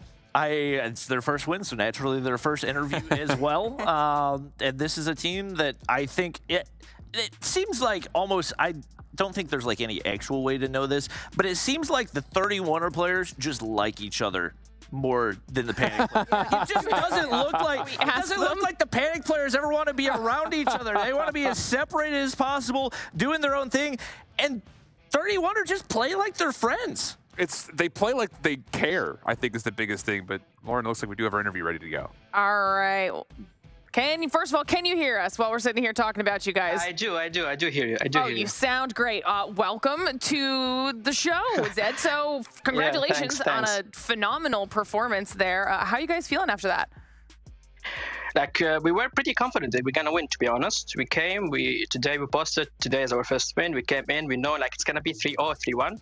It's our game. We were pretty confident. I'm not gonna trash talk Panic, but an esport version, they have no chance. So we know we're gonna win. I love that confidence. Yeah, the confidence is blooming. You guys look amazing for today. What was the play going into this day, knowing very well that this is such a crucial game for you guys, and just going in for that team chemistry? How is it looking like for you guys? The chemistry actually is something I don't understand in this team. We always lose every scrum. We never win in scrims. Maybe one try. Our scrims, no comms, nothing. We're dead. We come to tournaments, the energy, the comms. I have you mid, I have you top. I don't know why we're scrimming. We just play different in tournaments. That's something I like in this team, but it's annoying in scrims. It's working. When me, Core Legacy, we're playing together since September, so we know each other. All right. Well, that's great to hear. I think we all love to see the improvement out of you guys, and I think definitely your big pop-off game this time around was in the Search and Destroy. You had a huge impact with the R9. Obviously, Standoff not officially in the map pool anymore, but you guys are still playing it while we wait for firing range to be fixed. Did you guys have a lot of confidence in your game plan heading into that one, or was it just kind of like a last second, this is what we're going to run with? Actually, they picked up standoff, but we played standoff before, and we had this double shotgun thing when I was popping off as well. So I told them, if we're gonna play standoff, we can do this. No one's gonna see this coming. All right. So we did this we had this planned. Zed, the improvements, we're all really impressed with how you guys went from game 1 to game 2 in weekend number 1, and then of course the improvement over the course of the last couple of days here.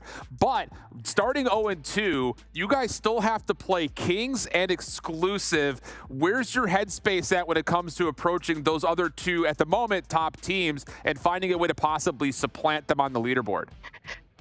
If I'm being realistic, tomorrow we're gonna try to take so many maps as possible.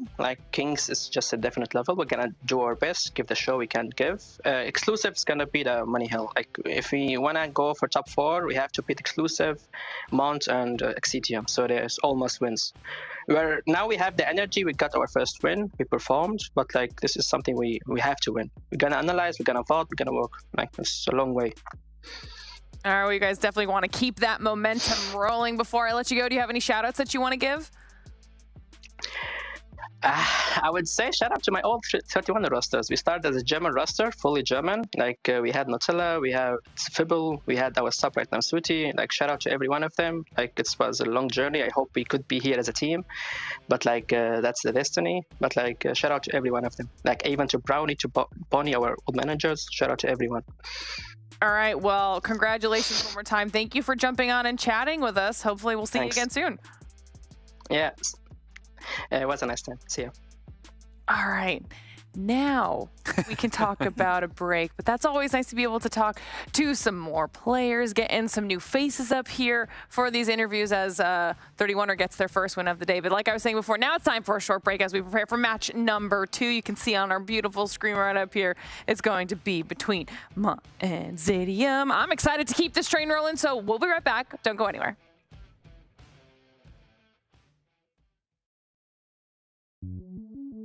Welcome to the place where dreams come true, where everything you want can be yours, if and only if you're willing to work for them, you're willing to hurt for them, but most of all, you're willing to be first for them. Ha! Look, I'm going straight to the top. I don't know how I would stop, like it or not. I got some goals that I'm hitting. You hear what I'm spitting, it's hot. Look what I got, whole lot of passion and pain. The road to success is insane. Stay out my lane, cause I'm on a mission. I'm getting what stands in my way. Yeah, I'm a beast. I wouldn't play with me, baby. The way that I'm training is crazy, and I do it daily. You wanna talk about drive? I got more drive than Mercedes. I've never been lazy. I'm in the room, it's a red alert. You wanna compete? Well, get better first. I got 10 toes in the dirt, push through the hurt just to show them my worth. I'm the best. Yeah, I'm the best. I never stress. I know what's next. I'm who they test, like we playing chess.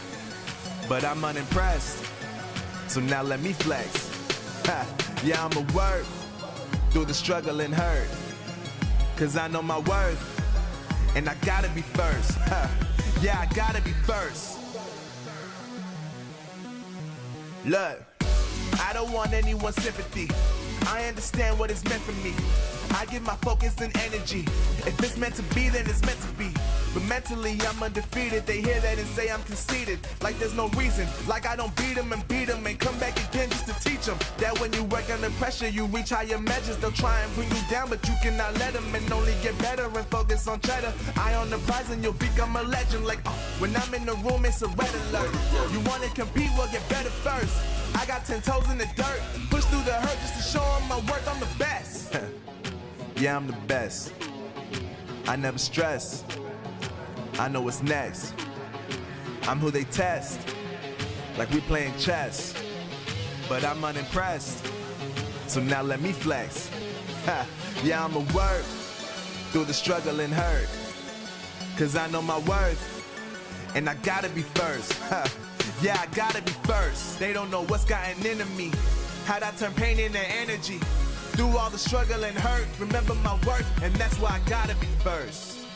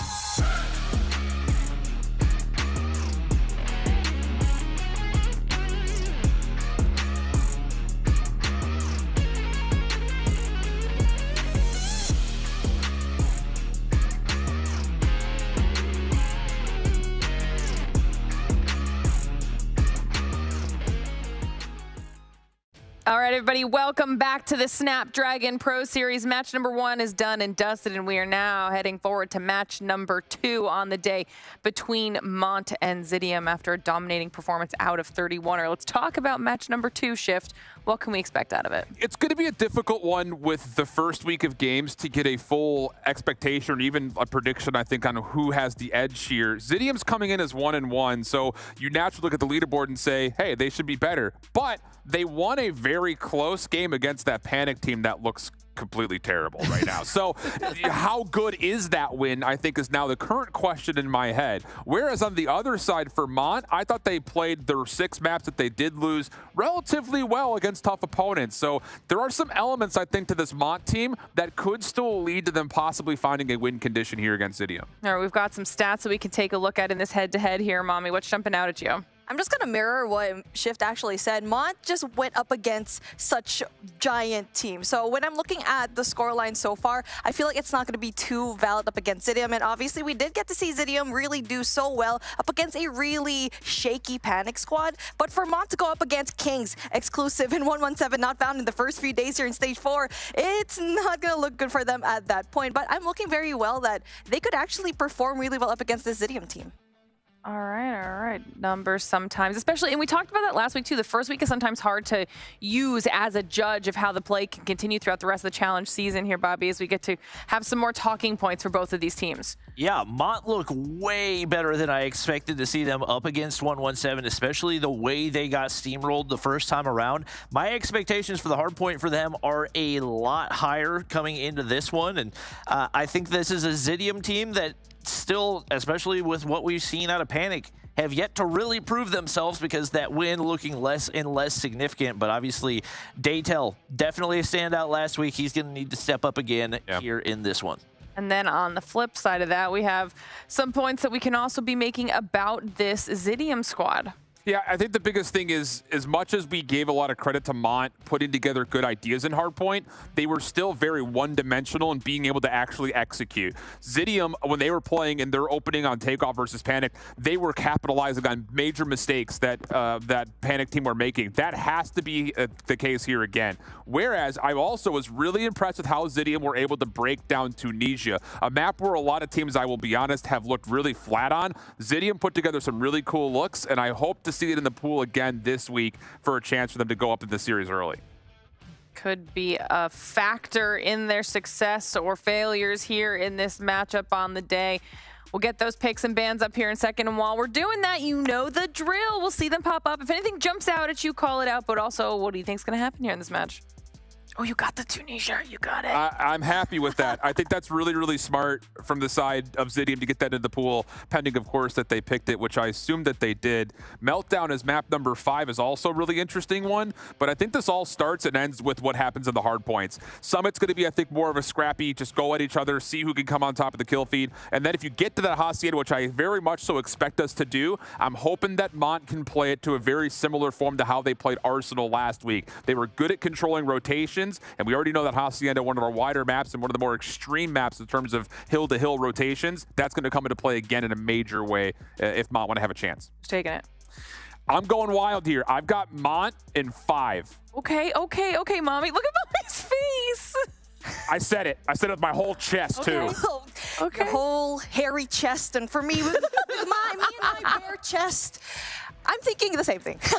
Are you actually? I am. I mean, okay, so when it comes to going down for, like what you mentioned, Tunisia is a perfect map for Zidium. When it comes to those SNDs right now, it seems like for Mont, they just do well in Express. So I'm interested to see, because they did not do well in that Meltdown game, and we're ending things in Meltdown. I feel like they're getting down with those SNDs. Come on. I am going to go against the grain, and I'm going Zidium on this one. I'm going Zidium 3-1. I don't think it goes to a map 5. If it does go to a map 5, I think Mont wins. I think they are the stronger search and destroy team. But I think Zidium are going to find a way to win it before then. I think they, at the very least, take the Tunisia search and destroy. I feel pretty confident in their hard point. And if they can take that control swing, well, that would be a 3-0. I take it back. Think about it. 3-1. I don't know what maps they're taking, but I think 3-1.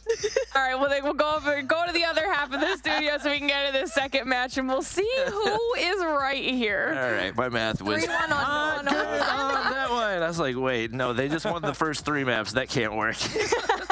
Ditto.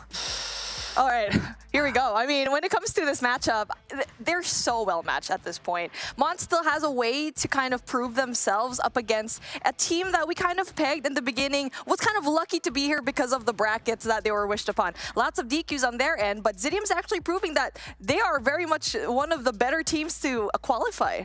Yeah, no question about it. I think Mont has definitely improved. And maybe it's not that they improved, but they weren't playing Kings the second time around. Yeah. And that's the reason they look so much better. We talked about the fact that they're, the second worst team statistically as far as hardpoint score goes. But I think that was largely skewed by the result that we saw up against Kings. So I'm curious to see how this one's going to play out. But obviously, Denicio, one of the players that popped off big time last week, leading to a win for Zidium. We see Kree popping out the R9 off the start right here. It's a couple early kills, but trades both ways as nobody makes their way into the hard point quite yet. Big fan with the R9 right now. We've seen how it can actually change tides when it comes to the gameplay. So far, though, he does go down. It is going to be Mont with the first few points here, and so far it's going to be Zidium trying to fight for that top control, and Fahim's going to be winning an essential gunfight. It's basically getting that power position. Big kill for Storm, but they still have to clear out the hard point. Jay not going to be able to win that one. So Kree soaking up the hard point time, looking to be that OBJ guy, and Fahim able to find two right there as Mont looking strong off the start of this one, but nothing super convincing out of either squad. Definitely very heavy in the kill department toward Mont, but they haven't necessarily been able to turn it into a dominant lead. Obviously, Denicio starting out with a goose egg. You've got to get him going. And what's interesting is the gun composition from Mont. They have a little bit more of those ARs, but just as I said, that Etsy actually switches out into that Fennec, so they have a little bit more of those tight angles covered. So far, though, that Pretty is going to be getting just one, and that rotation off of Mont going to be there early again. Had such solid hold in that P1, and so far we're trying to see who is going to be getting those anchor spots outside of the hill. And so far, though, it's still going to be Zidium. We've yet to arrive at any of the money hills. Etsy's going to hop up, but Denicio takes him down, and that sets up Kree on the inside. Crazy range on the R9. Looking to take down ZZ. He's got 11 kills already, but he gets shut down as well, and now Zidium starting to get into position to make something happen right here. Genius on the top side, making sure nobody has easy entry, and he's going to be able to slide through the bottom as well. All down to Jay to win that gunfight, but a couple more bullets will be all that Genius needs, and that's a nice force free for him. This is a good setup coming in from Zidium. They have two people in the hill, but just as I said, that Etsy gets a beautiful triple. What a misplay coming in from Zidium, just looking at one angle. But they are going to be set up early for next. They had player number 4, that's Denicio. Definitely a good guy to set up there because he will be doing those long-range engagements, but what a huge kill coming in from Fahim and getting those scrap points. It looks like Denicio's anchored a little bit too far back, so all of his teammates going to spawn across the map, and he's going to be left solo to try to win these big engagements on the backside. He gets shut down, and just like that, Mont in control of the spawns. Rondo has a big task up ahead, trying to hold from the front side, but they win the crucial gunfights. Only 2 more players left on the back side. Rondo with a chance, but the worst time possible to switch weapons, and it looks like Mont will be able to maintain spawns and the hard point. That's going to be huge for Mont, as they do get that control here in P3, soaking up the points in P2, and now getting majority. And like what you mentioned, Denicio was just a little bit too far into that hard point, allowing everyone else from his team to spawn so far away, right by into cable car. And now as the rotation finally pulls through, we did get to see Zidium going for the early rotate. Not quite sure if I'm liking this because they're just giving so much scrap points away to Mont. Giving away scrap points and giving away a lot of map control as well. That's going to leave your players, every time you lose a gunfight, spawning all the way across the map. Rondo has got to win these opening gunfights. Looks like they will be able to stay alive before the new hard point pops, but Daytel slides on in. Storm going to be able to take down one with the claw in hand, but traded out as Fahim pops the Sparrow. Kree still looking to anchor spawns, and that's a big gunfight win for him, but they've got to continue winning those to find inroads toward P4 right here. And Genius just losing that gunfight by P3 area just allowed the rest of his team to spawn right beside him and just basically scraps every single kind of rotation, early rotation that they did here in P3. Monta, on the other hand, brings out a lot of their purifiers down, and with the operators ready, able to get a majority of the points here in P4. Kree having a solid game so far. He, Genius, Storm all at 11. Denicio and Rondo still struggling to make their way on into the hard point, and Mont is just locking it down once they get in position. Their holds, no question, have looked so much more convincing, and they sit up now 85 points right here. Genius locking down the stairs, just trying to open an opportunity for his teammates to make their way in the hard point. Big gunfights on the bottom side, and he's going to be able to win one, but shut down from the top side. Fahim is there. Jay locking in the backside as well as he takes down Denisio, and he has not looked like the same player so far today. Here we go. We do get to see really good kills coming in from player number 3. Jay on the back end of their spawn. So far, they have a really good setup.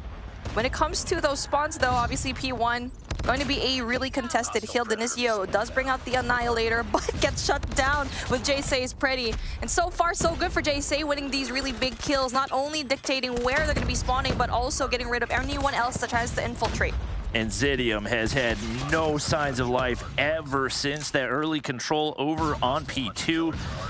Right now, they are struggling to get back into this one as the lead builds all the way now up to 110. And even with the ARs in hand, the SMGs in the hands of Zidium have not had an answer, and the team play just so much better for Mont right now as they continue to build toward that 200-point mark. Kree gets shut down. Jay has been an absolute beast on the map, but you can say that for really any number of players on Mont right now. Daytel wins an essential gunfight, trying to fight for that spawn control, and so far both of these teams are going to be spawning off a little bit in a different direction. And like what you need for Mont is to get those back-end spawns, and so far we do get to see Zidium getting a hold of it. Player number 2, though, in an essential gunfight, but Denisio does win it. Couple big gunfight wins, but Zidium is so focused on maintaining those spawns toward P3 that they're still giving up a huge amount of time here on P2. Storm, huge break on in. Utility is going to go out. Genius there to reinforce. They'll look to lock down the bottom side right here, but obviously the spawn's going the way of Mont.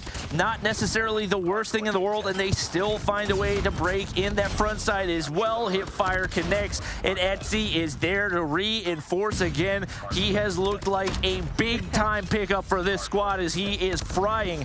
Not something you see the ARs do too often on Summit, but now sitting on 27. I was going to say, he keeps getting multi-kills, and it's a really high-impact kills as well, as that allows his team to go in for rotation and setting up for spawn. And not just that, OBJ as well. And now we do get to see Zidium kind of having a difficult time entering, especially with a War Machine in hand for the favor of Mont. 212 and 66 is the scoreline, and they may very well end it here.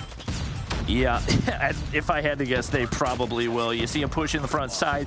Couple of kills with Purifier in hand, but trades once again. Genius shut down with Claw, and now all the operators off the table as Storm looking to solo hold on a front side hold. Just not going to be sustainable just like that. Mont breaks back on in.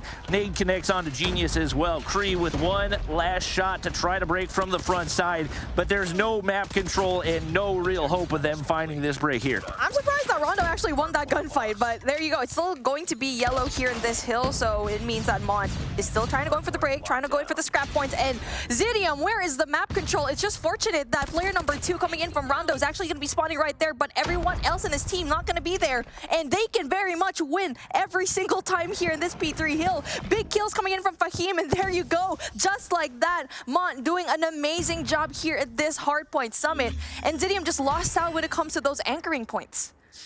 Well, I said I didn't know where the 1 was going to be on the 3-1.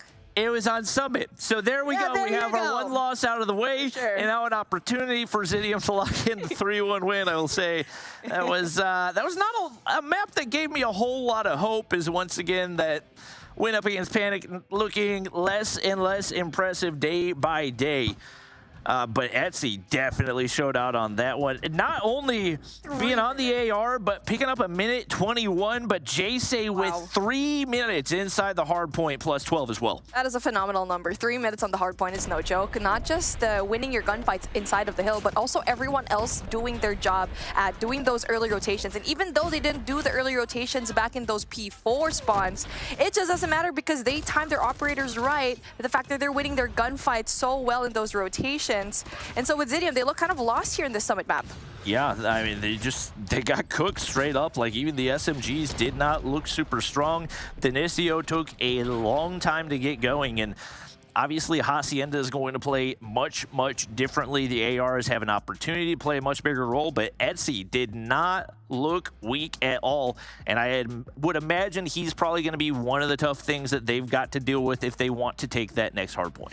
Being picked up from Team Mobility definitely is going to be great for him. If you can't beat him, join him, and that was a huge pickup for them. And the fact that they were able to fry with ARs in a map like Summit, like what you already mentioned, is a huge deal, because not only are they getting those angles right and creating space for their team, they're just going in for early rotations every single time, winning those anchoring spots. But we're now going into this search and destroy, where Tunisia, like what we already been pegging before this broadcast, is it's a hard map to master, and majority of the time these teams actually ban it. So I'm pretty excited to see how they're going to play, because so far Zidium has played and they have been pretty impressive so far. Yeah, they were able to take the search and destroy fairly convincingly. Was it 7-3 up against that Panic Yeah, it was squad? 7-3, yes.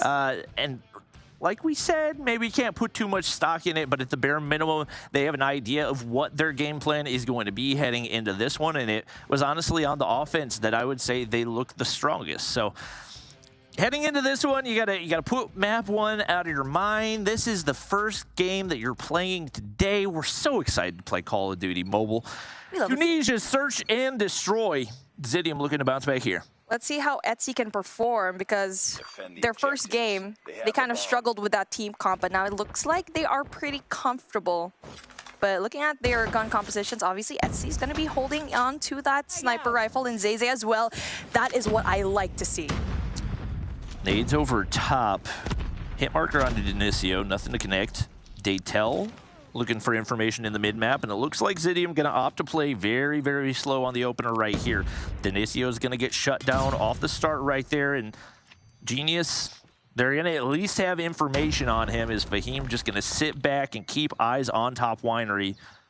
Genius still trying to be pesky and see whatever information he can get. I believe the flashbang connects onto Jayce. He's going to be forced up, and that's a huge kill. Trying to find a second here, but Fahim, shots do connect. Trades on both sides, and now into the 3v3.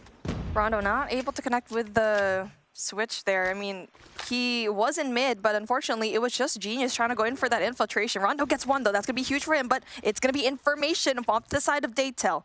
Doesn't go in for the kill. That's good. Needs to wait for the rest of his teammate to go in there. Etsy gets that pistol kill. 2v2 situation. Bomb's going to be planted right here. It's going to be a safe plant, so that's going to be good for them. Ooh, and Daytel gets spotted out, so he's going to be forced back toward mid. We may see a double push, still peeking out that side to try to get info, and right now, big shots up ahead, and Storm connects on the quickscope. Now all down to Daytel as he looks to find the kill. Kree is going to be there. And he's going to play time as much as he possibly can. It seems like he has no idea where he is right now, and big shots right there, as it is going to be Zidium taking round 1. That is going to be really good, just trigger discipline coming in from Kree. Spotted one person already, spotted the last player from bot, and decided to, you know what, we're going to be paying back just in case that we're not going to be winning that gunfight, and that is how you play OBJ. Zidium, 1 on the board. That's going to be a good start from an otherwise really catastrophic hardpoint matchup.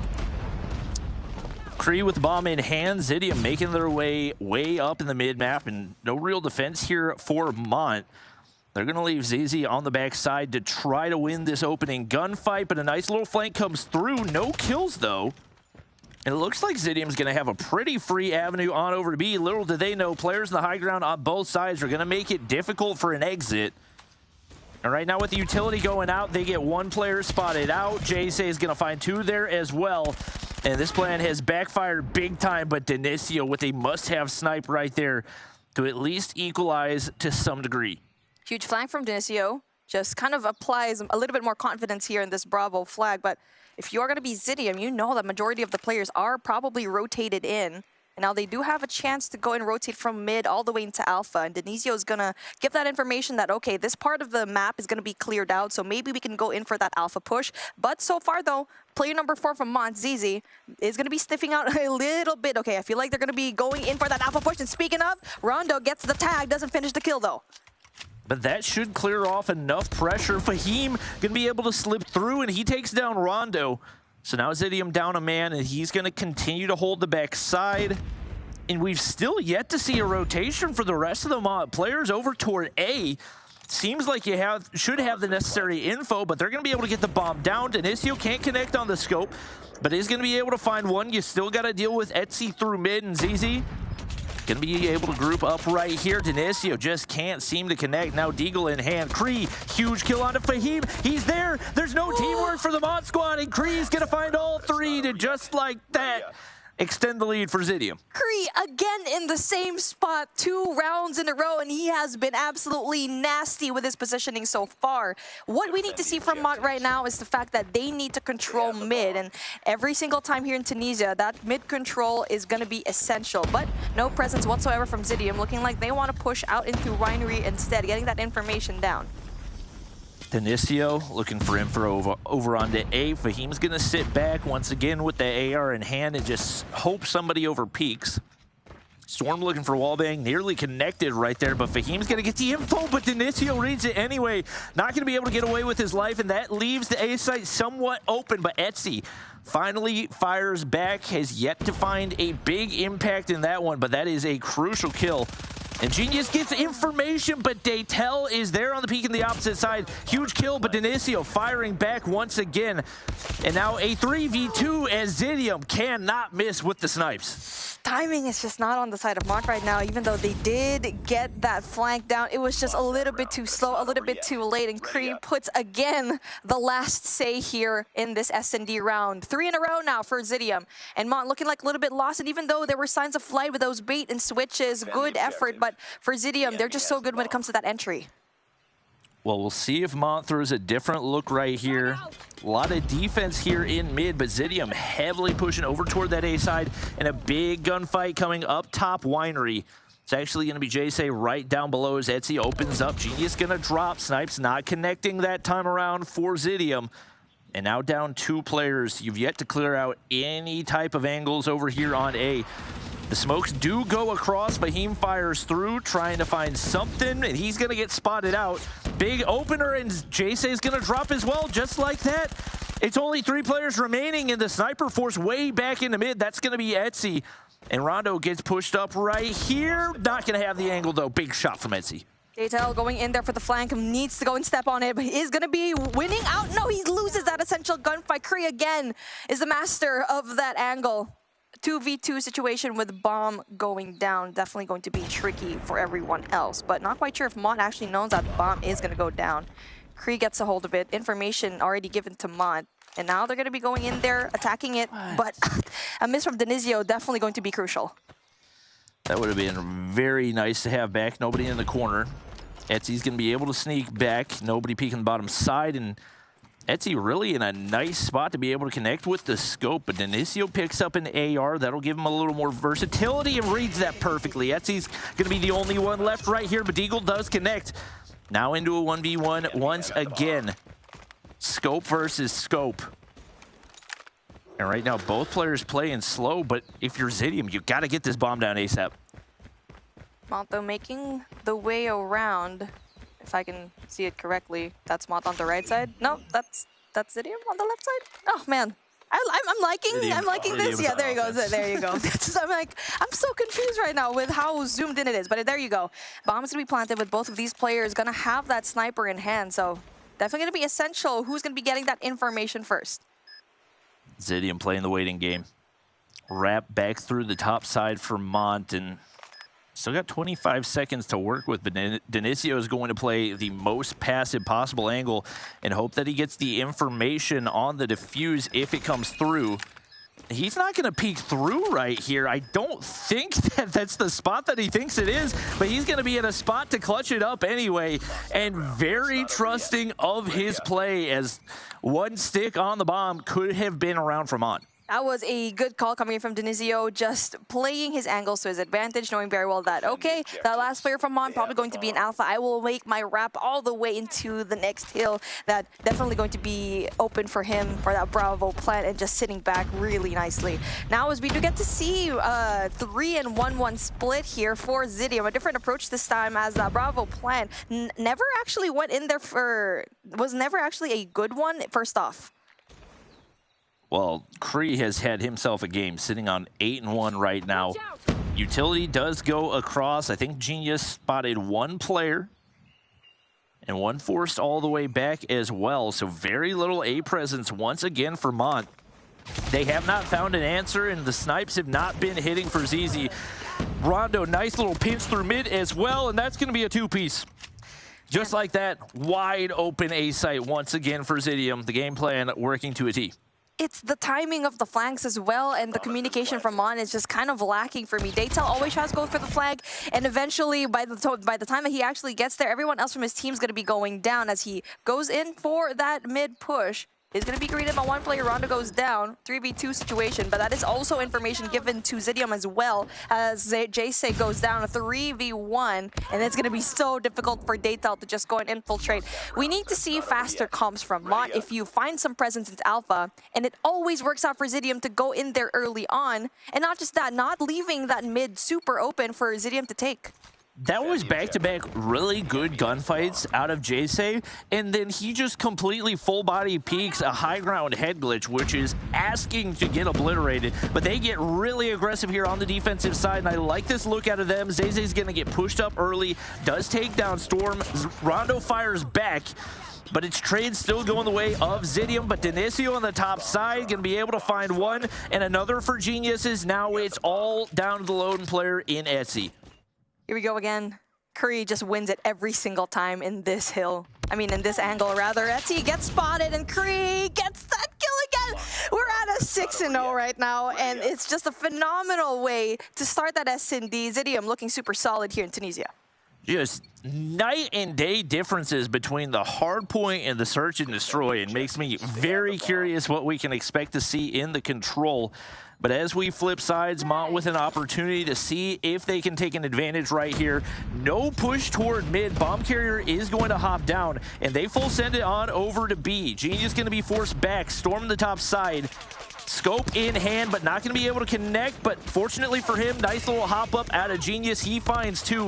Fahim is there for the trade, but Cree has been so nasty so far, and all down to Daytel as a phenomenal hard point. Looks like it's about to be followed up. Wait. It's not over. Nice two-piece right there, and a nade perfectly placed. Might be able to pull off the 1v4.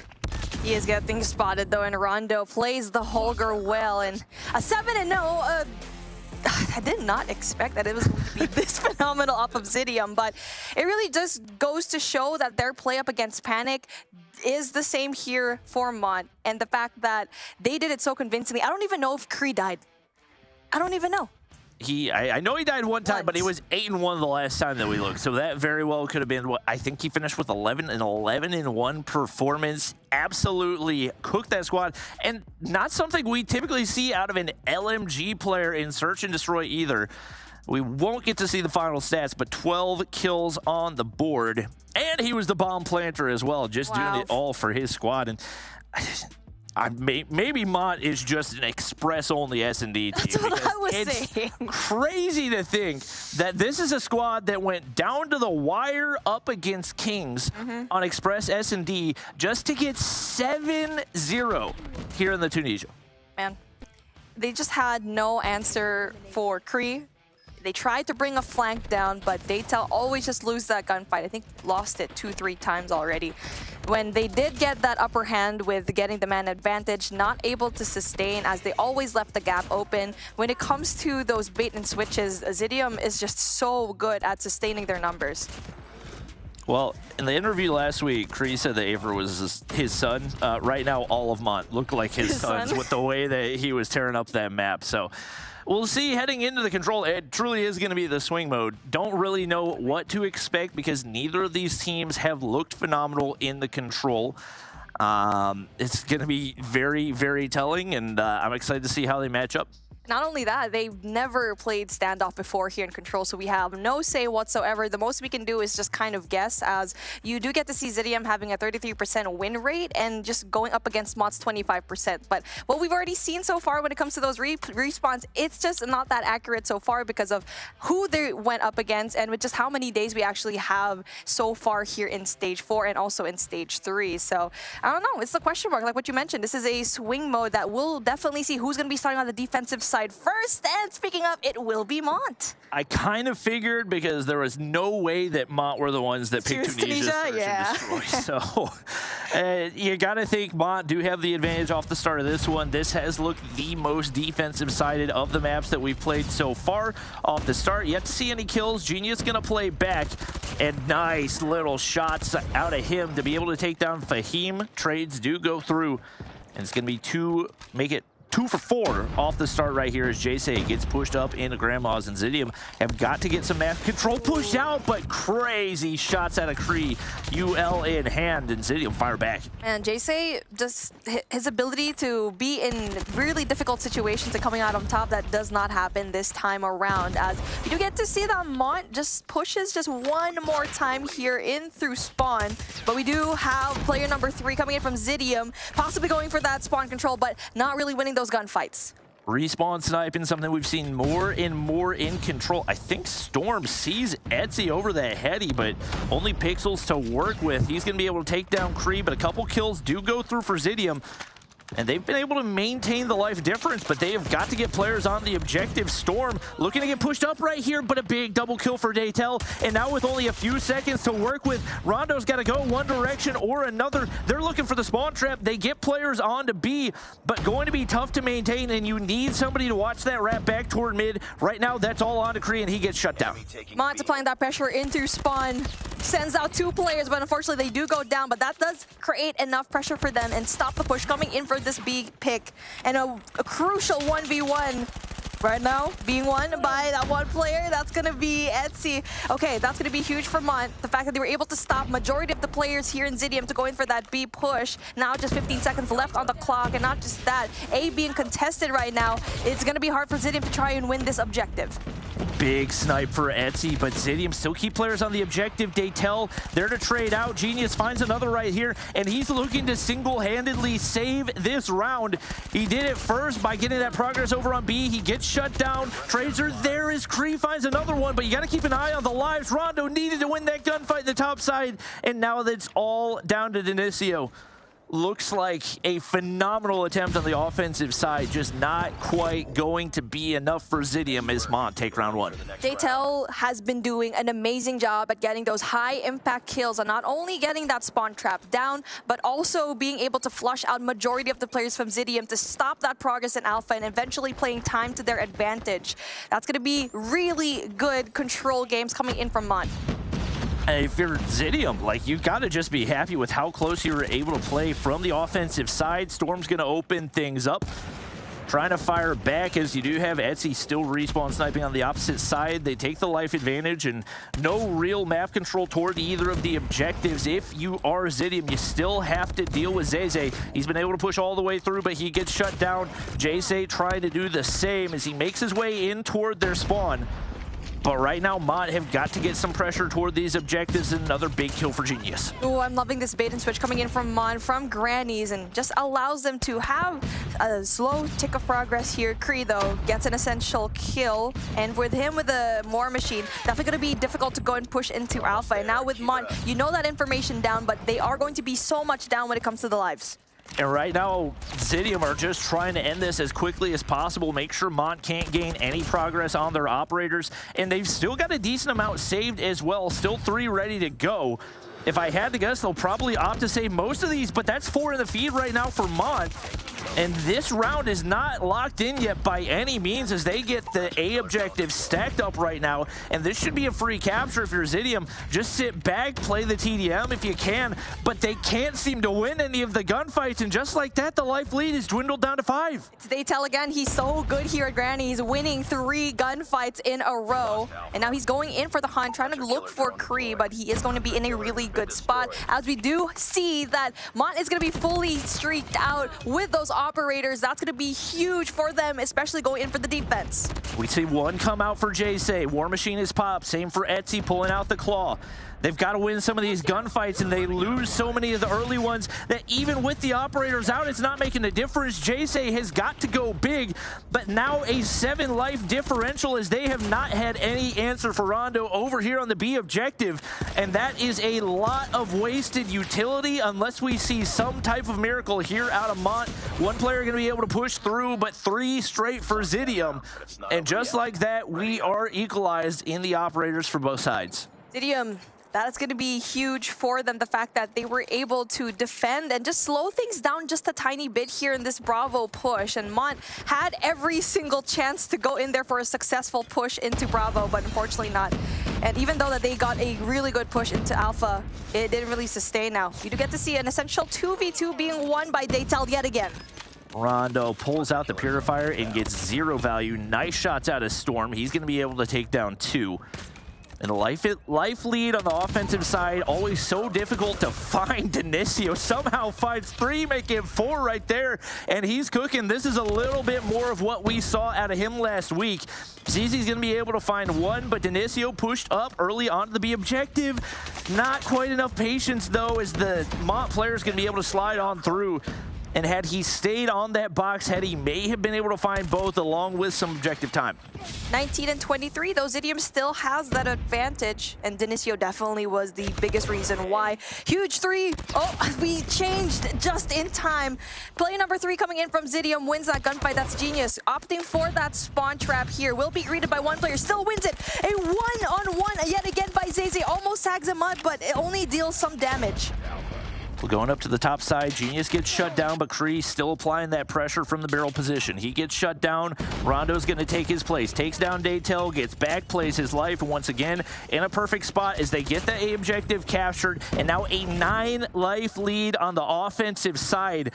Mont may have to invest some operators right here if they want to hold off the push. Genius going to go ahead, opt to pull out the Sparrow, and that's at least going to force him back, but they've got enough trophy systems that it goes to waste. And with all the kills going the way of Mont, they may actually not be forced to invest in anything right here, as Zidium having big-time struggles making their way toward that B objective. It is making it difficult for them to go push here in back alley. Not just that, we do get to see player number 2 and 3, that's Jace and Etsy, applying pressures here in Statue and Tractor as well. And whatever progress that Zidium actually had when it comes to the live, slowly dwindling down here. Well, any advantage they have has completely disappeared. They have looked absolutely abysmal trying to make their way into B. And they get picked apart. Big nade for Genius to be able to open up that tractor area. And this is their best chance. Suddenly they find 3 in the feed, and it's not the operators that are making the play. It's the guns. Kree fires back and somehow wins that one as well. And now a 4-life advantage. 2 players over on that B objective. You got to deal with the one on the backside. That's ZZ. He drops, and now you can force your way in. No respawns remaining, and they use one of their operators as well. Risky play is now 1 remains for Mont. It's all on to Etsy in the 1v5. 1v5 with a kilo, and in a really tight spot like this, still gets the double kill. Oh my goodness. Almost gets a kill off of Rondo as well, but doesn't get it done. Zidium now gonna have finally their essential gunfights won at this point of that attacking round, and now looking like they're a little bit shaky when it comes to the defense, but I'm excited to see how they'll finish this round off. 3 operators on each side, but Zidium have accomplished their biggest task. They have an offensive round and now put themselves in position, but big opening start for Mont. They're going to push heavily over toward that B side. Still one player they got to deal with, and it's Storm. He's been so good so far. The double quick scope will connect and at least keeps a couple players pushed off. Operators going to be invested early for Mont as they find a couple more and some big time progress here on the B. ZZ though needs to find a way to get more kills, but unfortunately for him does not do so.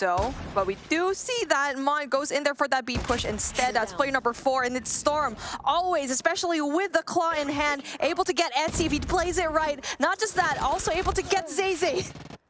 Wow, crucial kills with the claw in hand, and he's still going as well. Spots 1 crossing through courtyard.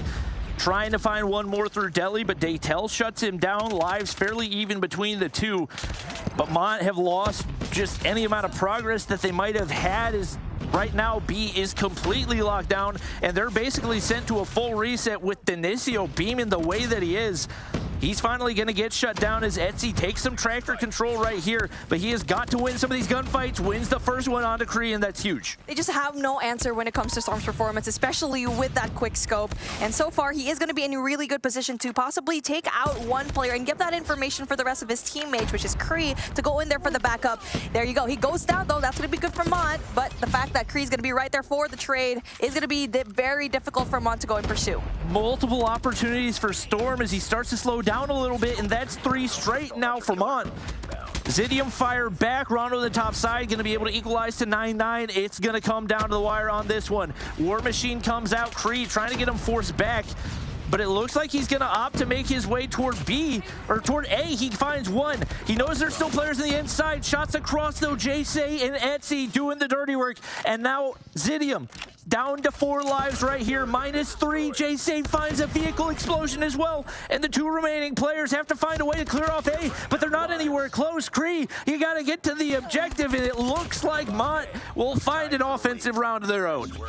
So far, Mont is so good when it comes to the offense, but they are going to end it here on the defensive side. Adjustments need to be made and not allow Zidium to go in there for that spawn trap, which we actually saw a while ago. But looking at what we have here when it comes to their artillery, Etsy has a good shot to possibly try and stop a push coming in from Genius if he does go in there for a spawn trap. Huge opening kill for Storm. He's been phenomenal, although a couple chances to make big plays in that last round. Shots weren't coming through. JSay, Pred Missile in his pocket, but he gets shut down by Genius. And if Genius gets pushed through early right here, might be able to do some damage, but Daytel, just like that, finding a crucial double kill, and the lives back to even. Genius still yet to be dealt with, and he finds another onto Fahim. Rondo going on the back end is going to be greeted by JSay, and he does lose that gunfight. JSay goes down, and that's still going to be valuable information for Zidium. The fact that, okay, we have sites over here, we can spawn trap, we wait for Rondo. He does go down, though. That's going to be good control coming in from Mont. The fact that they're not going to be allowing that spawn trap to happen. And for Zidium, the objective play hasn't looked phenomenal, but the slaying has carried them most of the way through right here. Denisio shut down at top tractors. Storm cross the map, able to make the shots connect with the Fennec. And it's back and forth in the feed right now as Zidium still sit up 5 lives, but you have got to get pressure one direction or another. Genius sneaks all the way through. He's trying to find the one-man spawn trap, but they've still yet to find that progress that they need. NEA progress is wiped off the board, and they're so tunnel vision on getting the kills that they only have 10 seconds to work with. Denisio does the dirty work, gets the objective cleared right now, but they need a perfect hold. Here we go. That's going to be really big kills coming in from Etsy, just flushing out every single one of the players here in Alpha, but Denisio is going to be able to sustain that kill, able to flush out the majority of the Mont players. Still 10 seconds left on the clock here with just a barely tick of progress here in Alpha. Zidium going to have a really difficult time, but they do have life advantage. But with big kills coming in from ZayZay, just not allowing anyone else from Zidium to go and touch the hill. It's still 2 seconds down. Creed goes in there really huge for those kills, and it's a back and forth that we love to see. Storm tries to go in there for the kill and tries to touch the point, but unfortunately for them, Mont still goes up big. Zidium so focused on the kills that they forget about the objective. And map number 3 slips away. That was some of the strongest offensive play that we've seen out of any of our teams so far, but they come up just short right there, as now they are put in a very difficult spot, especially with the way the first hardpoint map went. Now, obviously, Hacienda going to play way, way different, and this is going to be their map pick as well. So heading into this one, maybe not quite as worried as we would anticipate, but that was an incredibly winnable map. And Zidium just don't find a way to convert. My goodness, can I just say, for each of these teams, they had that really essential player. For Zidium, that was Storm, always getting those essential kills with the sniper. And for a time, we actually got to see with Mont, they did not have any kind of answer whatsoever when it comes to those quick scopes. But the fact that they were doing so well here in mid, that control in mid from Mont, is definitely going to be essential. Daytel was so good at that defense here in Granny. And Genius nearly single-handedly won round 1 for Zidium. The huge clear off over on the B objective, the last second push on into A, they do come up just short, and obviously phenomenal AR play out of Denisio as well, just controlling the map. But Etsy on the flip side was able to do the same for his squad. You can see right here just beaming onto Cree. And Mont just, they play the objective better in the last round, and that's what it comes down to. And now we're going into Hardpoint, where you know that Etsy and Fahim can definitely beam with their ARs, especially when we saw that in that Summit Hardpoint, which is already going to be super small as a map. But now we are going to widen things up. So now the question is, will Denisio and Storm finally pick it up? Because they were very slow in that Summit map. Yeah, no question about it. I mean, we saw what Denisio could do on map number 2 right there. So I am curious if I don't anticipate we're going to see respawn sniping come out, but we've seen it already today. So maybe with Storm feeling the way that he is, might happen. It looks like he is going to opt for the CBR early on at least. It will be Kree and Denisio in those AR roles to get things started. Definitely eyes on them to control the map early to see if they can set their team up for success. And now the setup is definitely going to be interesting when you want to set up for next already pretty early on. Which side of the map do you want to control? So far, though, big gunfight here in Rock as you do get to see Zidium getting majority of the anchoring points here for P1. Well, Rondo up top, got a big gunfight, but double chow out of Mont. We'll get things cleared. Zidium able to get some early time. Fahim in the high ground. Not going to read the one Zidium player wrapping from behind, but it's okay. He finds the kill anyway before getting traded out. Denisio going to get sniffed out by Jace, spawning on the opposite side as well. Somehow Zidium still maintaining control right here as Storm just staying low for as long as he can. Genius there to reinforce, and Denisio on the top side clearing out that high ground control, and it looks like Zidium should be able to get a little bit of early time, but right now, neither team with a whole lot of urgency to make their way over toward P2. And Mont are going to find it completely for free as Zidium get caught lacking on the rotation here. Zidium going in very slow when it comes to the rotation here for Lambo. And only just one player, and Etsy punishes him. The rest of the plays, though, coming in from Rock, and they have no utility, no operators whatsoever so far. Tries to go in there for those nade and stun checks, and unfortunately for them, not able to go in and capitalize on those utilities. Yeah, it just seemed like a very delayed reaction out of Zidium, and I don't know if they got tunnel vision on the objective at hand, but fortunately for them, they're able to break back on through. Nice little force spree for Rondo right there. Genius still yet to get going, but they're locking in the hard point time right here, and with the way they're playing this, seems like if they had rotated early, this could have potentially been a full 60 for them, but still struggling to break back in. Huge kills out of Genius, Rondo, and Storm. And that should clear out a little bit of leeway for them to lock in the rest of the scrap time.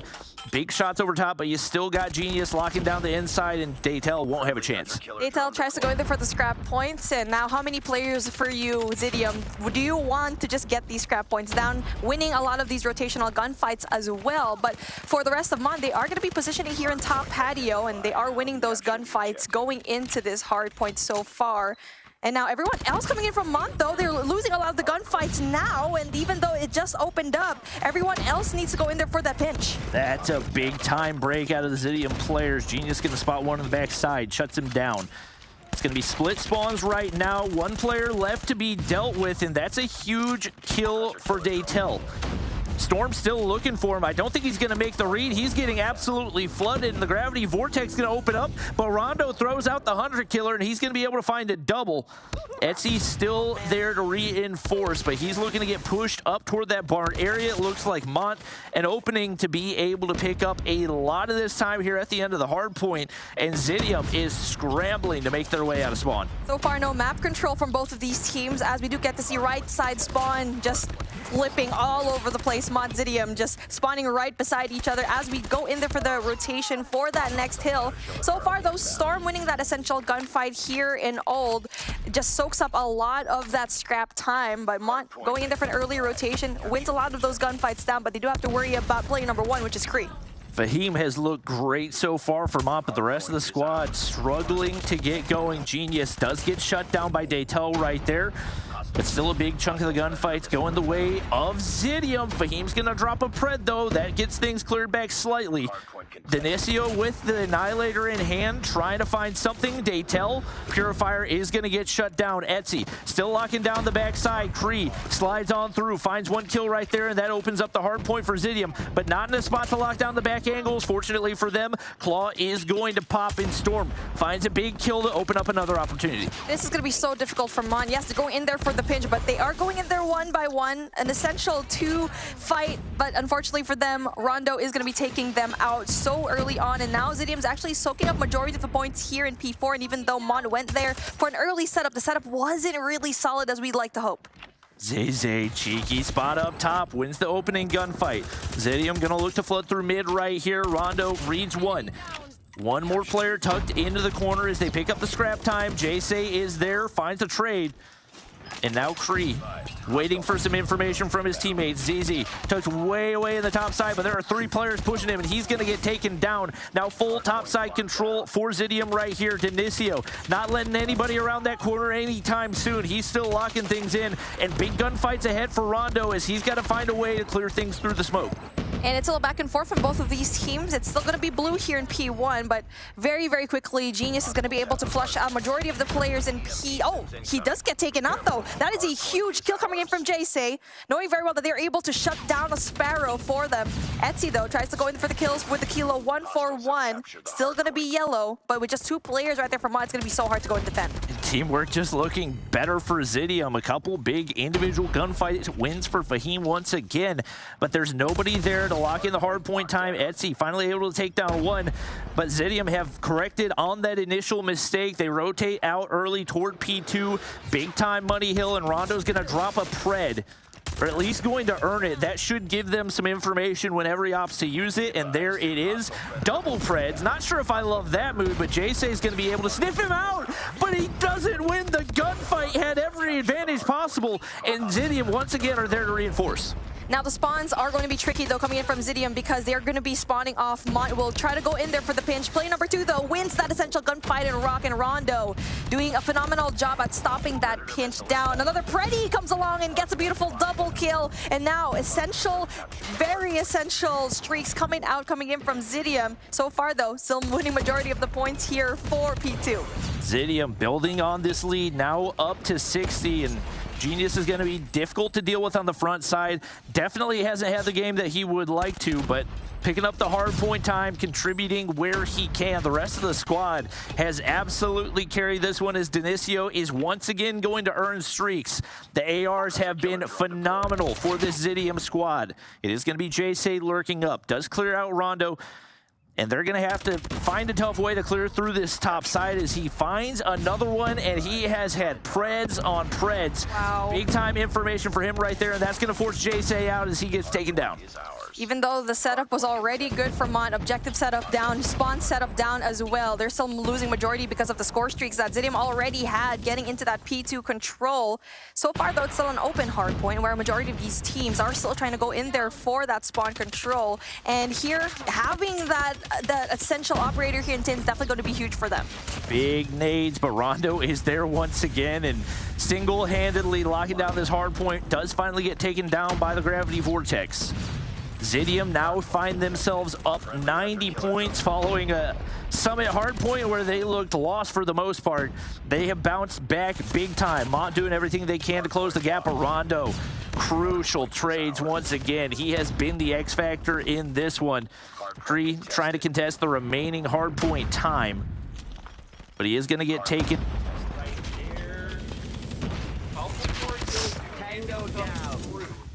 As Mont pick up the rest of the scrap time, but nobody rotated out as Zidium set up perfectly over on P4. My goodness, what the heck are these spawns right now?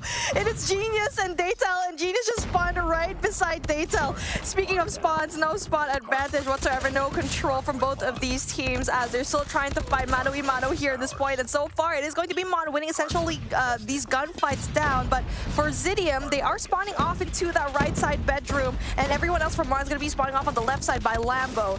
And essentially, no one does have any operators to play with apart from Kree. P4, typically a Chaos Hill, and that's exactly what it's going to be right here. Split spawns once again. Mont now on the backside, pushing their way up on in, and they are getting all the kills. But Storm, nice little nade, and Claw's going to pop as well. He holds it down single-handedly. Denicio on the backside.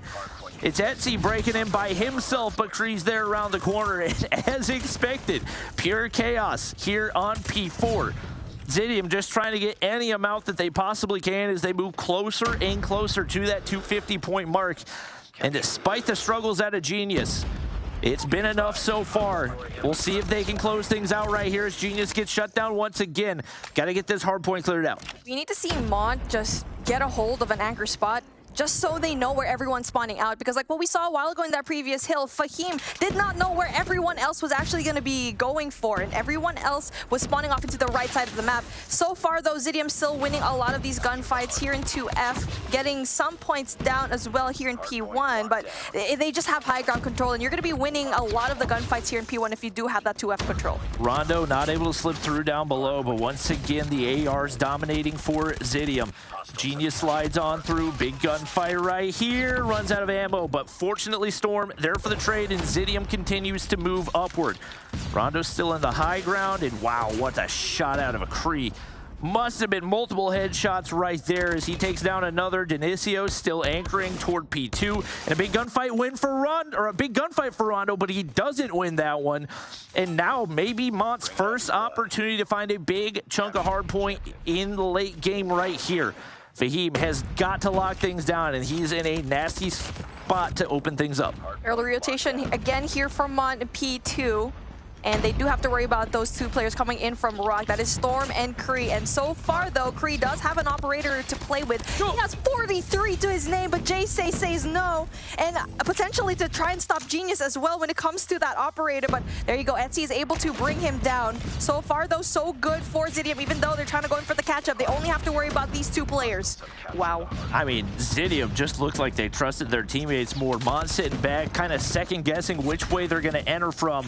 And Zidium capitalized as the operators come out, and it looks like this is going to be the final push they needed to take this one to a map 5. One last attempt out of Mont is not going to be enough. And they take the hard point as we now head into the final map. Is this our first EU map 5? This is our first EU map 5, yes. And we love to see it here with the two teams that need it the most. They're definitely fighting. I can see their fighting spirit. I like it, I like it. But there you go. I feel like for Mont, they just struggled with the gunfights in general. They were set up really well in some hard points, but when it comes to the gunfight, they were just outslayed every single time. Take a look at Rondo with 46 to his name, and everyone else is in the green except for Genius.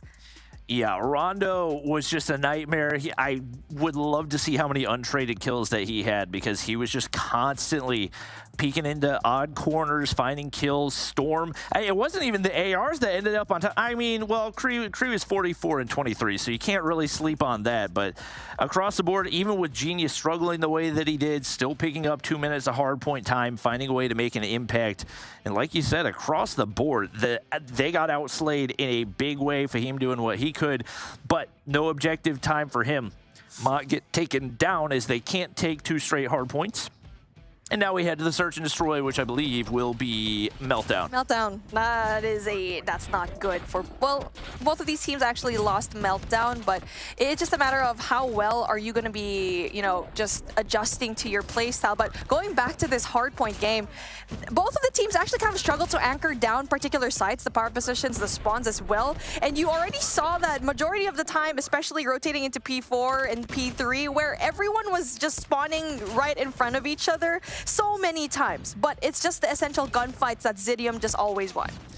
Yeah, no question. And even when it looked like there was finally going to be a good setup for Mont, Zidium still find a way to break back in. And once again, the teamwork looked amazing. The AR play was phenomenal. And now we'll see if that continues here heading into the search and destroy.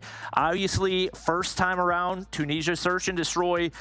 Zidium handled business easily. For me, I feel like I gotta lean the way of Zidium just right a little bit with how lopsided that was. Obviously, all the maps play very, very differently, but that was one of the most one-sided search and destroys we've seen all tournament. They looked so solid in this Tunisia map, and the fact that we thought that Mont might actually have more of an S&D advantage doesn't seem to be the case. Looks like Express is definitely a little bit more of home for them, but now a lot of the time their competitors knows that you're gonna have to ban off Express up against Mont, and now we need to see some sort of adjustment from Mont now that the fact that, okay, that's your best map and you're not going to be playing a majority of the time. Meltdown, on the other hand, they did go up against 117 Not Found, lost it 4-7, so it wasn't too big of a loss, but I don't know, that Tunisia map was just so bad. Yeah, that was not pretty at all.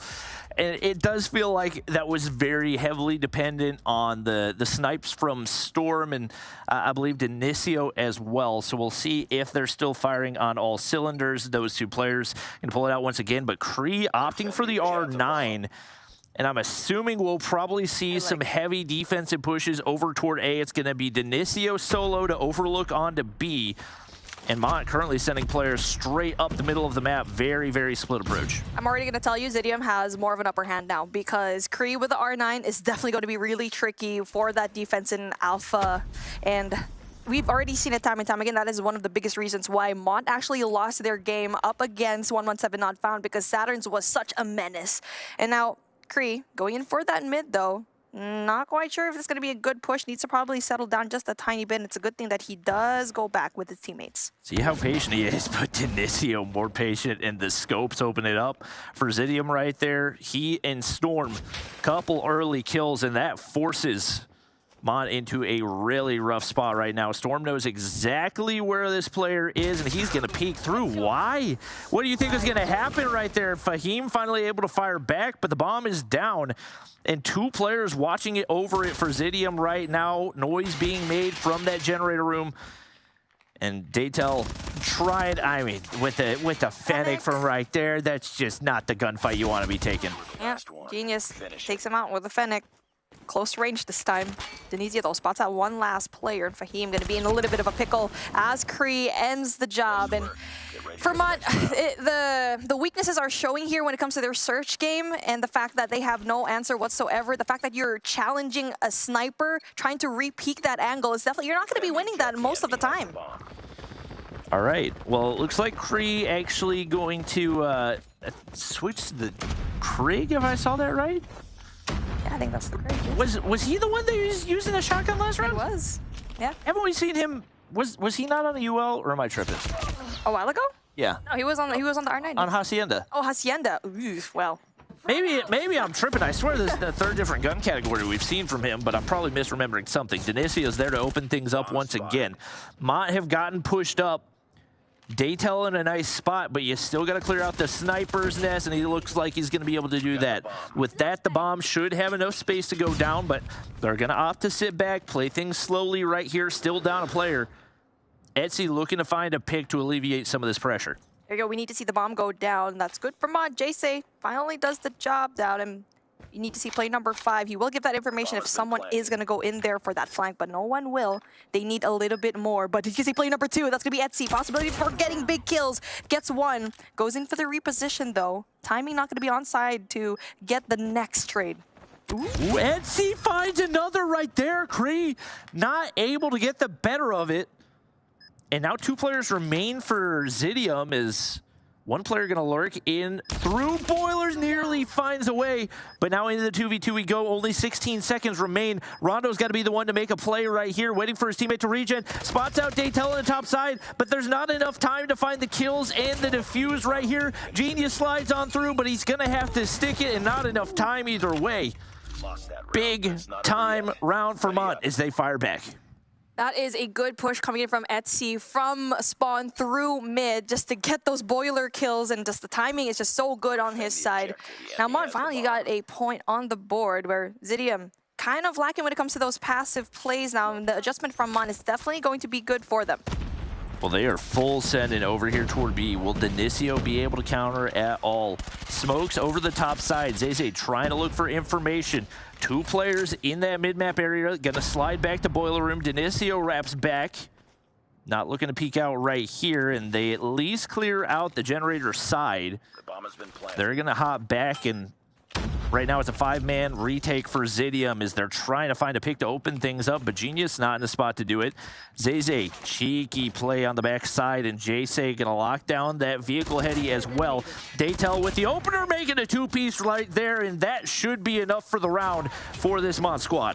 Daytel, it's a fact watch. That's going to be really good kills for him. Storm, though, gets that information. Fahim just gets tagged up just a tiny bit, but it's just a little bit too much for Zidium right now to try and win this round. A little bit too late. I like that play from Zidium. Smoke them out. Try to make them uncomfortable to not want to push mid through generators, and not just that, also smoke out Dinicio, who has been a really good stopping force for Zidium right now. So far, so good for Mon, and the adjustments have been right. All right. Back-to-back rounds, what they needed. Zidium, a little bit of a different look right here as Kree gonna now push on over toward the B side with Dinicio.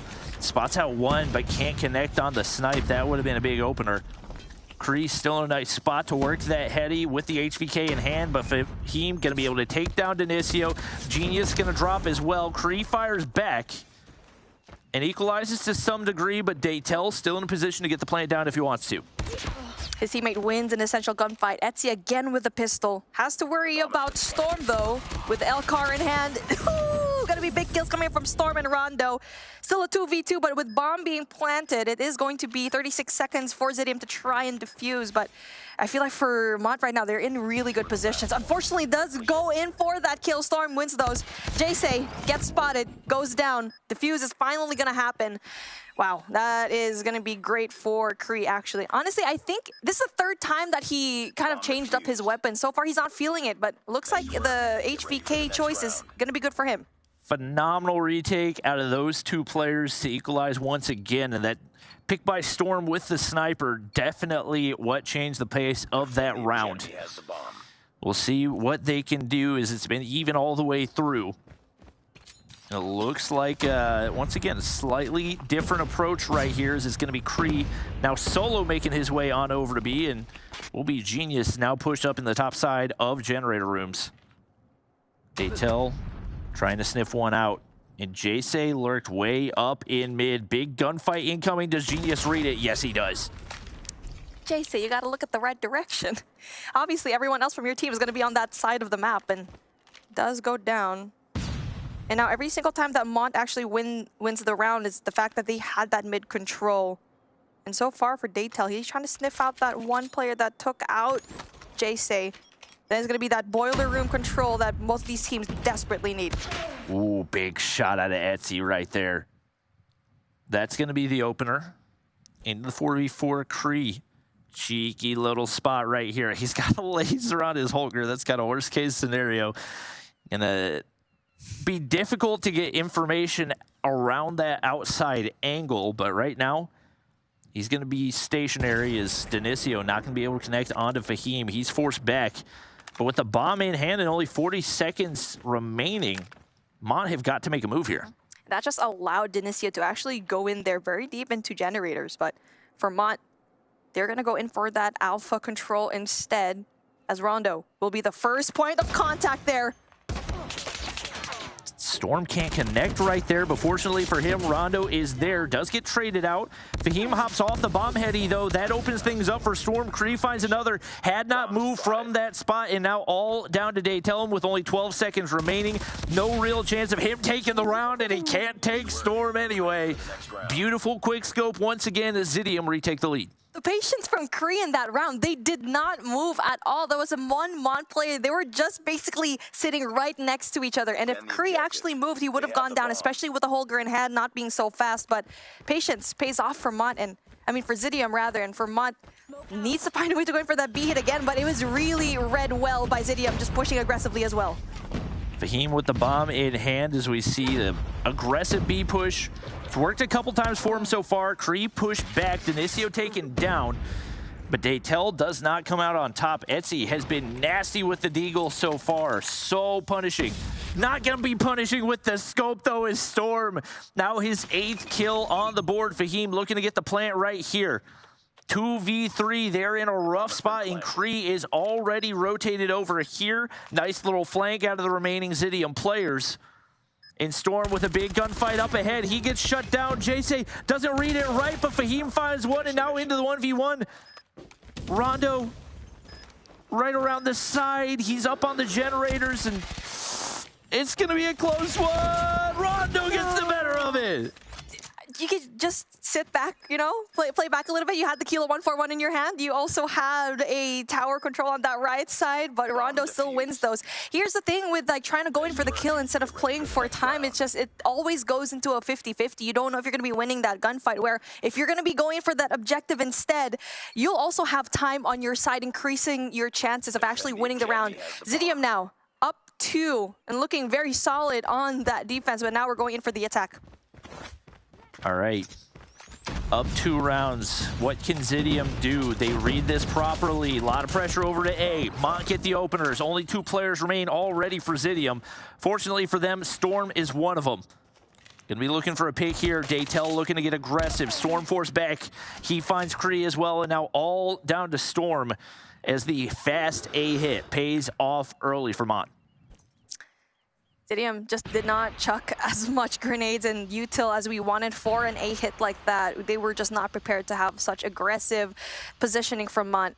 Storm gonna be in a bad position. Smoke's going down here on that right side of the map near generators, but again, it's just such a difficult task going for a 1v4, especially with a sniper in hand, as Daytel goes in there for the snipe as well. And now, Zidium, their first offensive round not really working out for them, and now you're thinking, okay, maybe we need to go for that B hit, but for Mont, they might be reading that as well.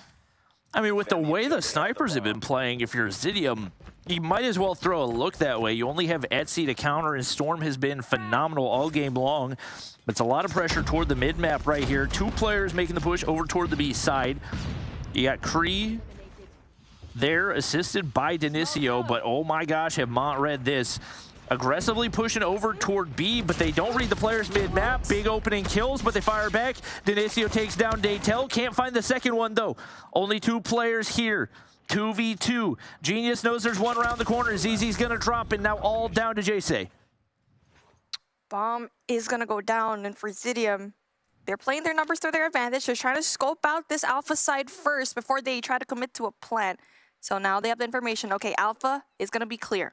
Now we're gonna be picking up the bomb and possibility to go for that Alpha plant instead. And JC is going to be really quick as Genius tries to go and retrieve the bomb.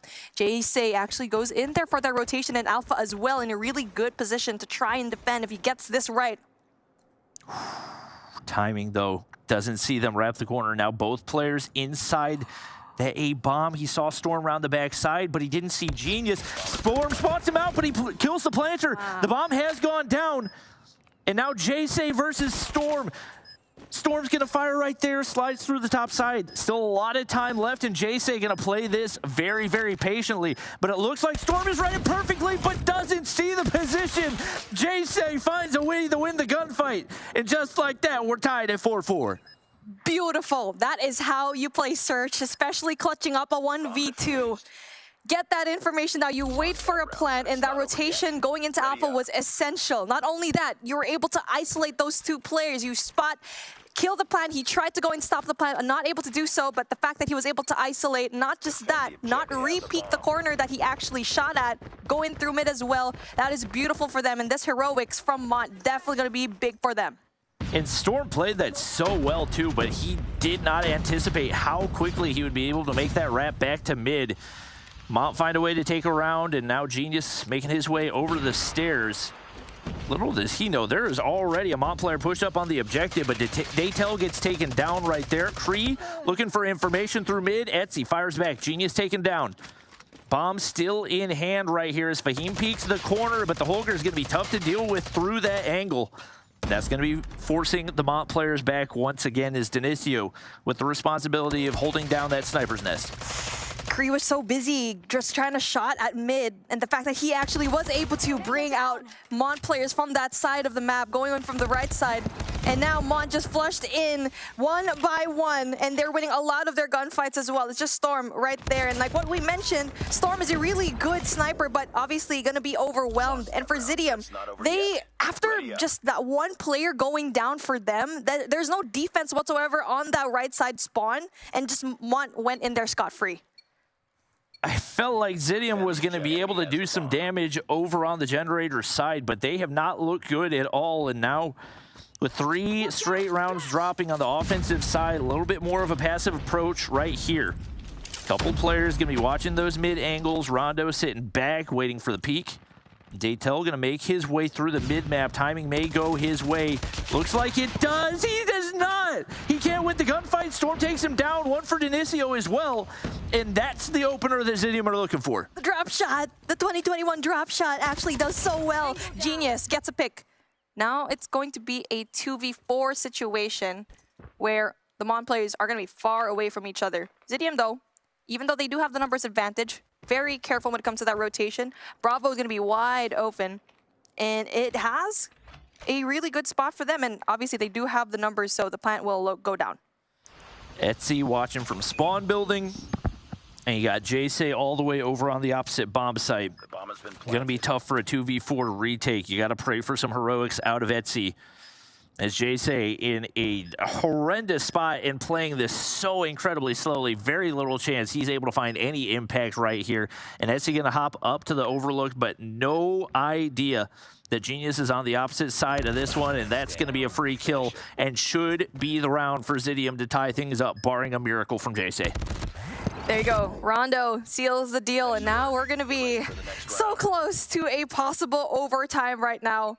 And for Mont, the fact that they did not win those opening gunfights in mid, and Daytel just losing that was the reason why that they just lost the majority of the gunfights in that round. Zidium, though, good adjustment, playing their numbers right, not isolating each other, knowing very well that Mont has had that capacity to go in there for a 1v3, 1v2.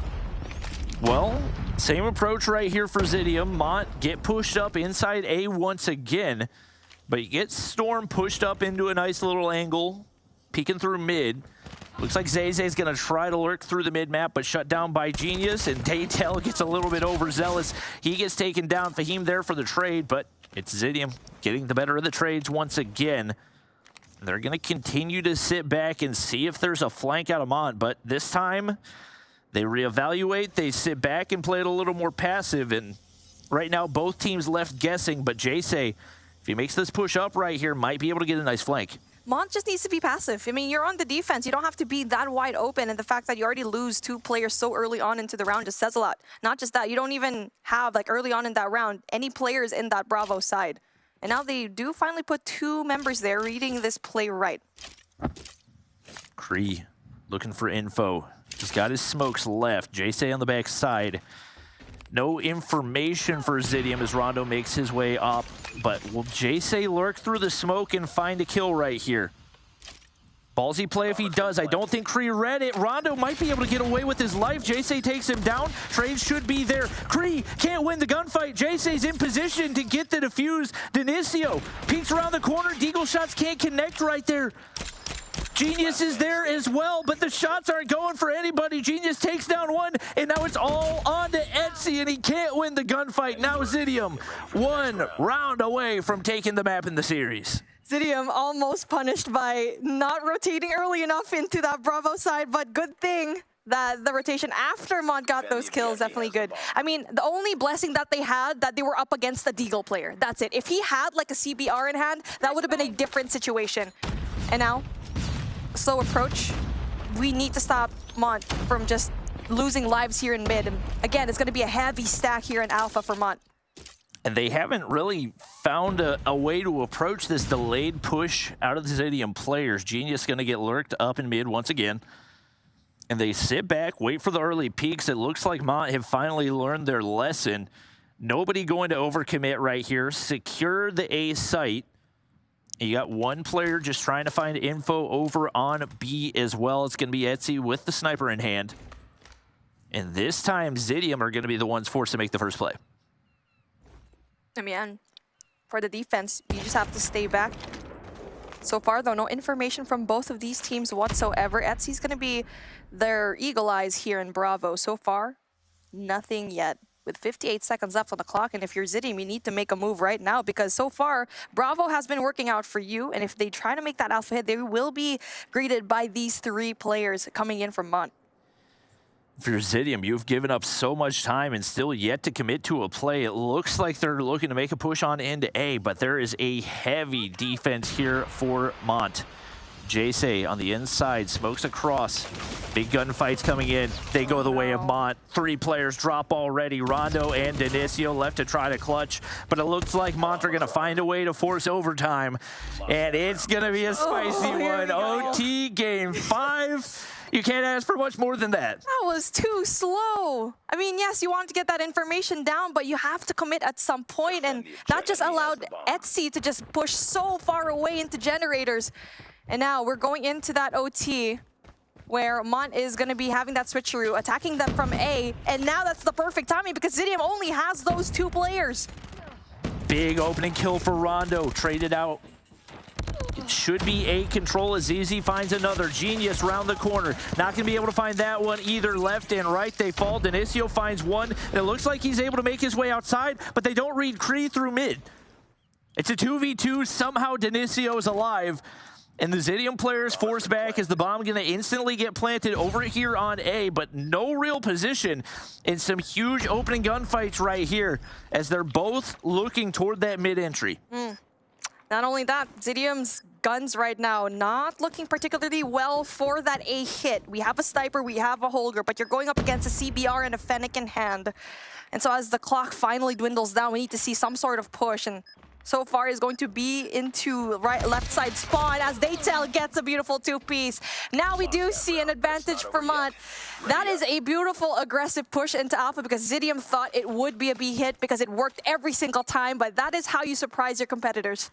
The question for Zidium, what kind of player are we looking at right here? You found some success with the delayed hit, but Mont have obviously found a way to counter that pretty heavily. They full send things over to B, and right now Etsy, the lone man to make the play for his squad, he gets shut down by Denicio. Just like that, things are wide open. Storm going to be able to lurk way up toward the opposing spawn as well, and this is going to be a nasty setup for Zidium as the bomb goes down early.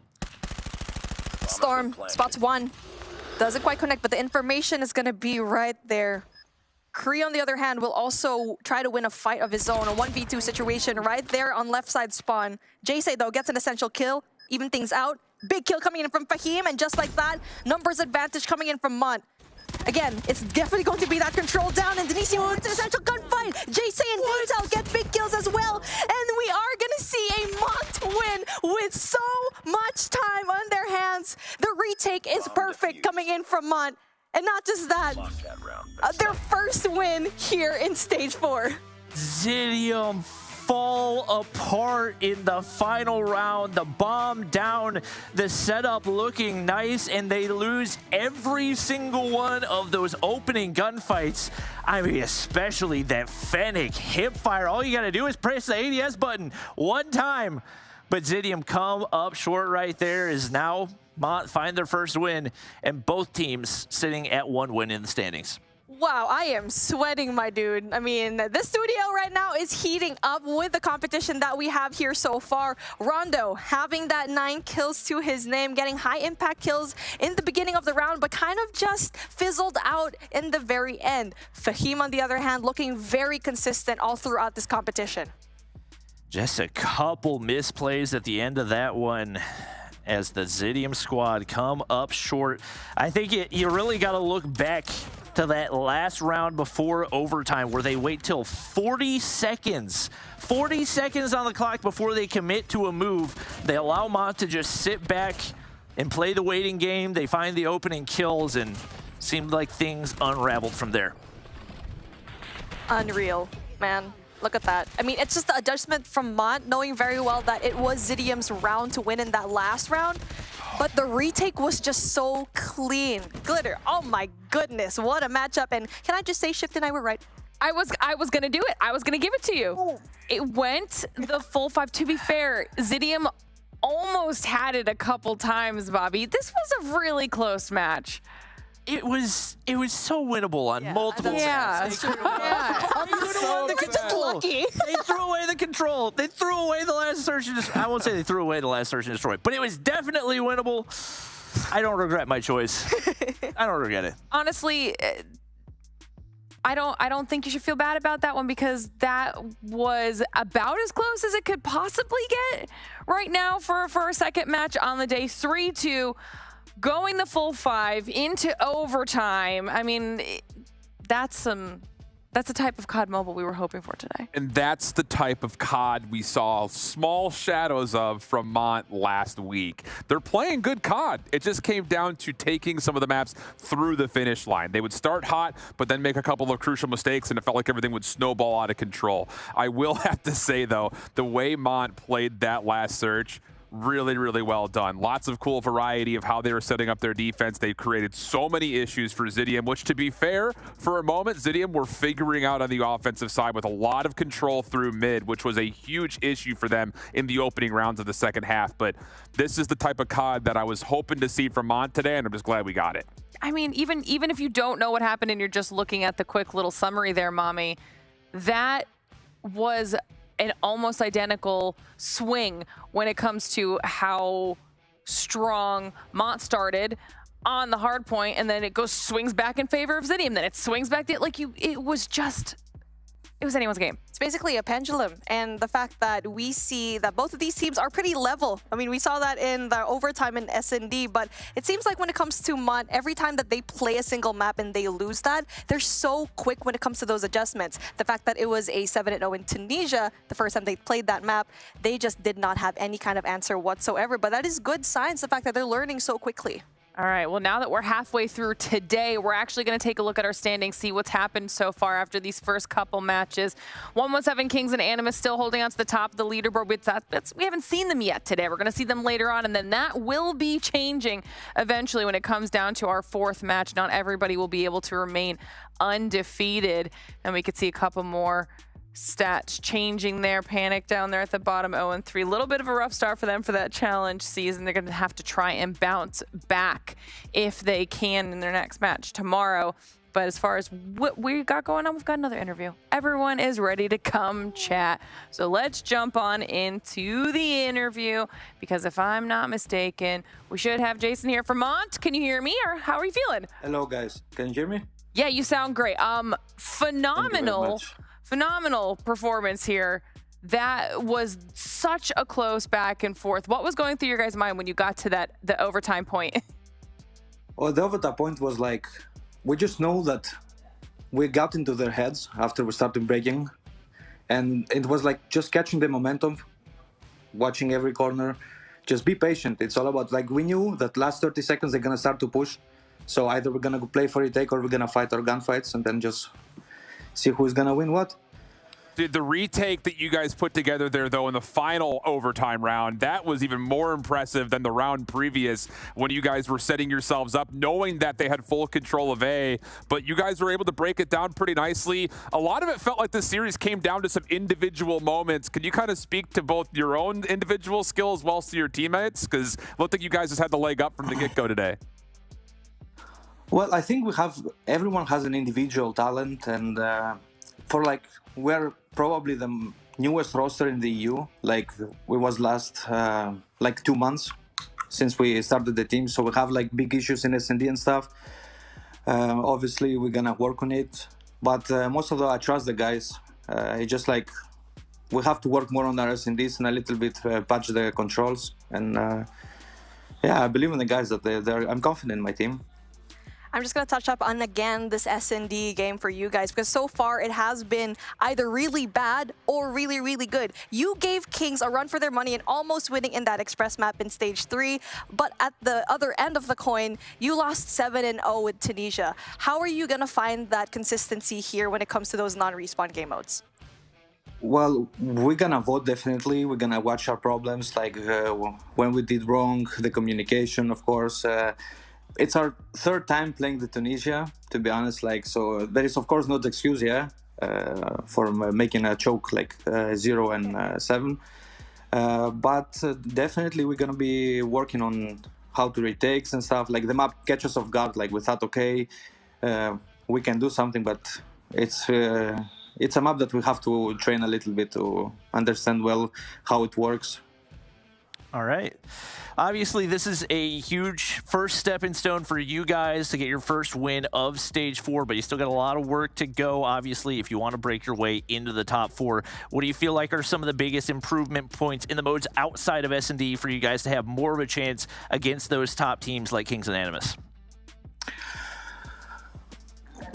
To be honest with you, Kings are like way out of our league, like because they're good tiers. I have to shout out to Kings, but we've been screaming them. We've been learning a lot of stuff. We observe by each lose. We're starting getting momentum, and we're looking forward to the Animus game. Actually, like I think it's gonna be a close game against Animus, and then we're just gonna see how it's gonna work. Like everything, if it's going according to the plan, it's a solid chances for us to beat. All right. All right, I love it. Well, you guys did a great job today under pressure, pulling it out for the dub. Before I let you go, do you have any shout outs that you want to give? I want to shout out to my team and shout out to Matteo, our manager. He's been putting really hard work for us. Like he's doing his 100%, although he's not playing, but he's shooting. So, and shout out to all my friends in EU. And thank you very much for having me. Well, thank you for coming on and chatting with us. We always appreciate that. Hopefully we'll get to talk to you again soon. Thank you very much. I hope so. All right. Well, players are always so sweet when we get them on here. And I like that we've had a couple interviews now, Bobby, where a lot of these teams have given tons of respect to Kings anytime that we try to ask about it. Yeah, and it just shows like the level that they are on compared to the rest of the competition. Yeah. They are the standard. They are the team that you have to beat if you want to prove that you are one of the top teams. So we've seen some teams play it closer than expected. Like we said, Mont were nearly taking a search and destroy map off of them and just came up short. So it is interesting they feel like the search and destroy is their weakest mode, given that's where they came closest up against Kings. I'm curious to see how they can sharpen up some of those other maps. Well, I mean, we heard it in the interview as well from Jay say there are some very exciting matches that we still have to get to later on today, okay? Which means we're going to be sending it to a quick break before we head into match number 3 between Exclusive and 117. You're going to want to be here for it, so don't go anywhere. You're watching the Snapdragon Pro Series.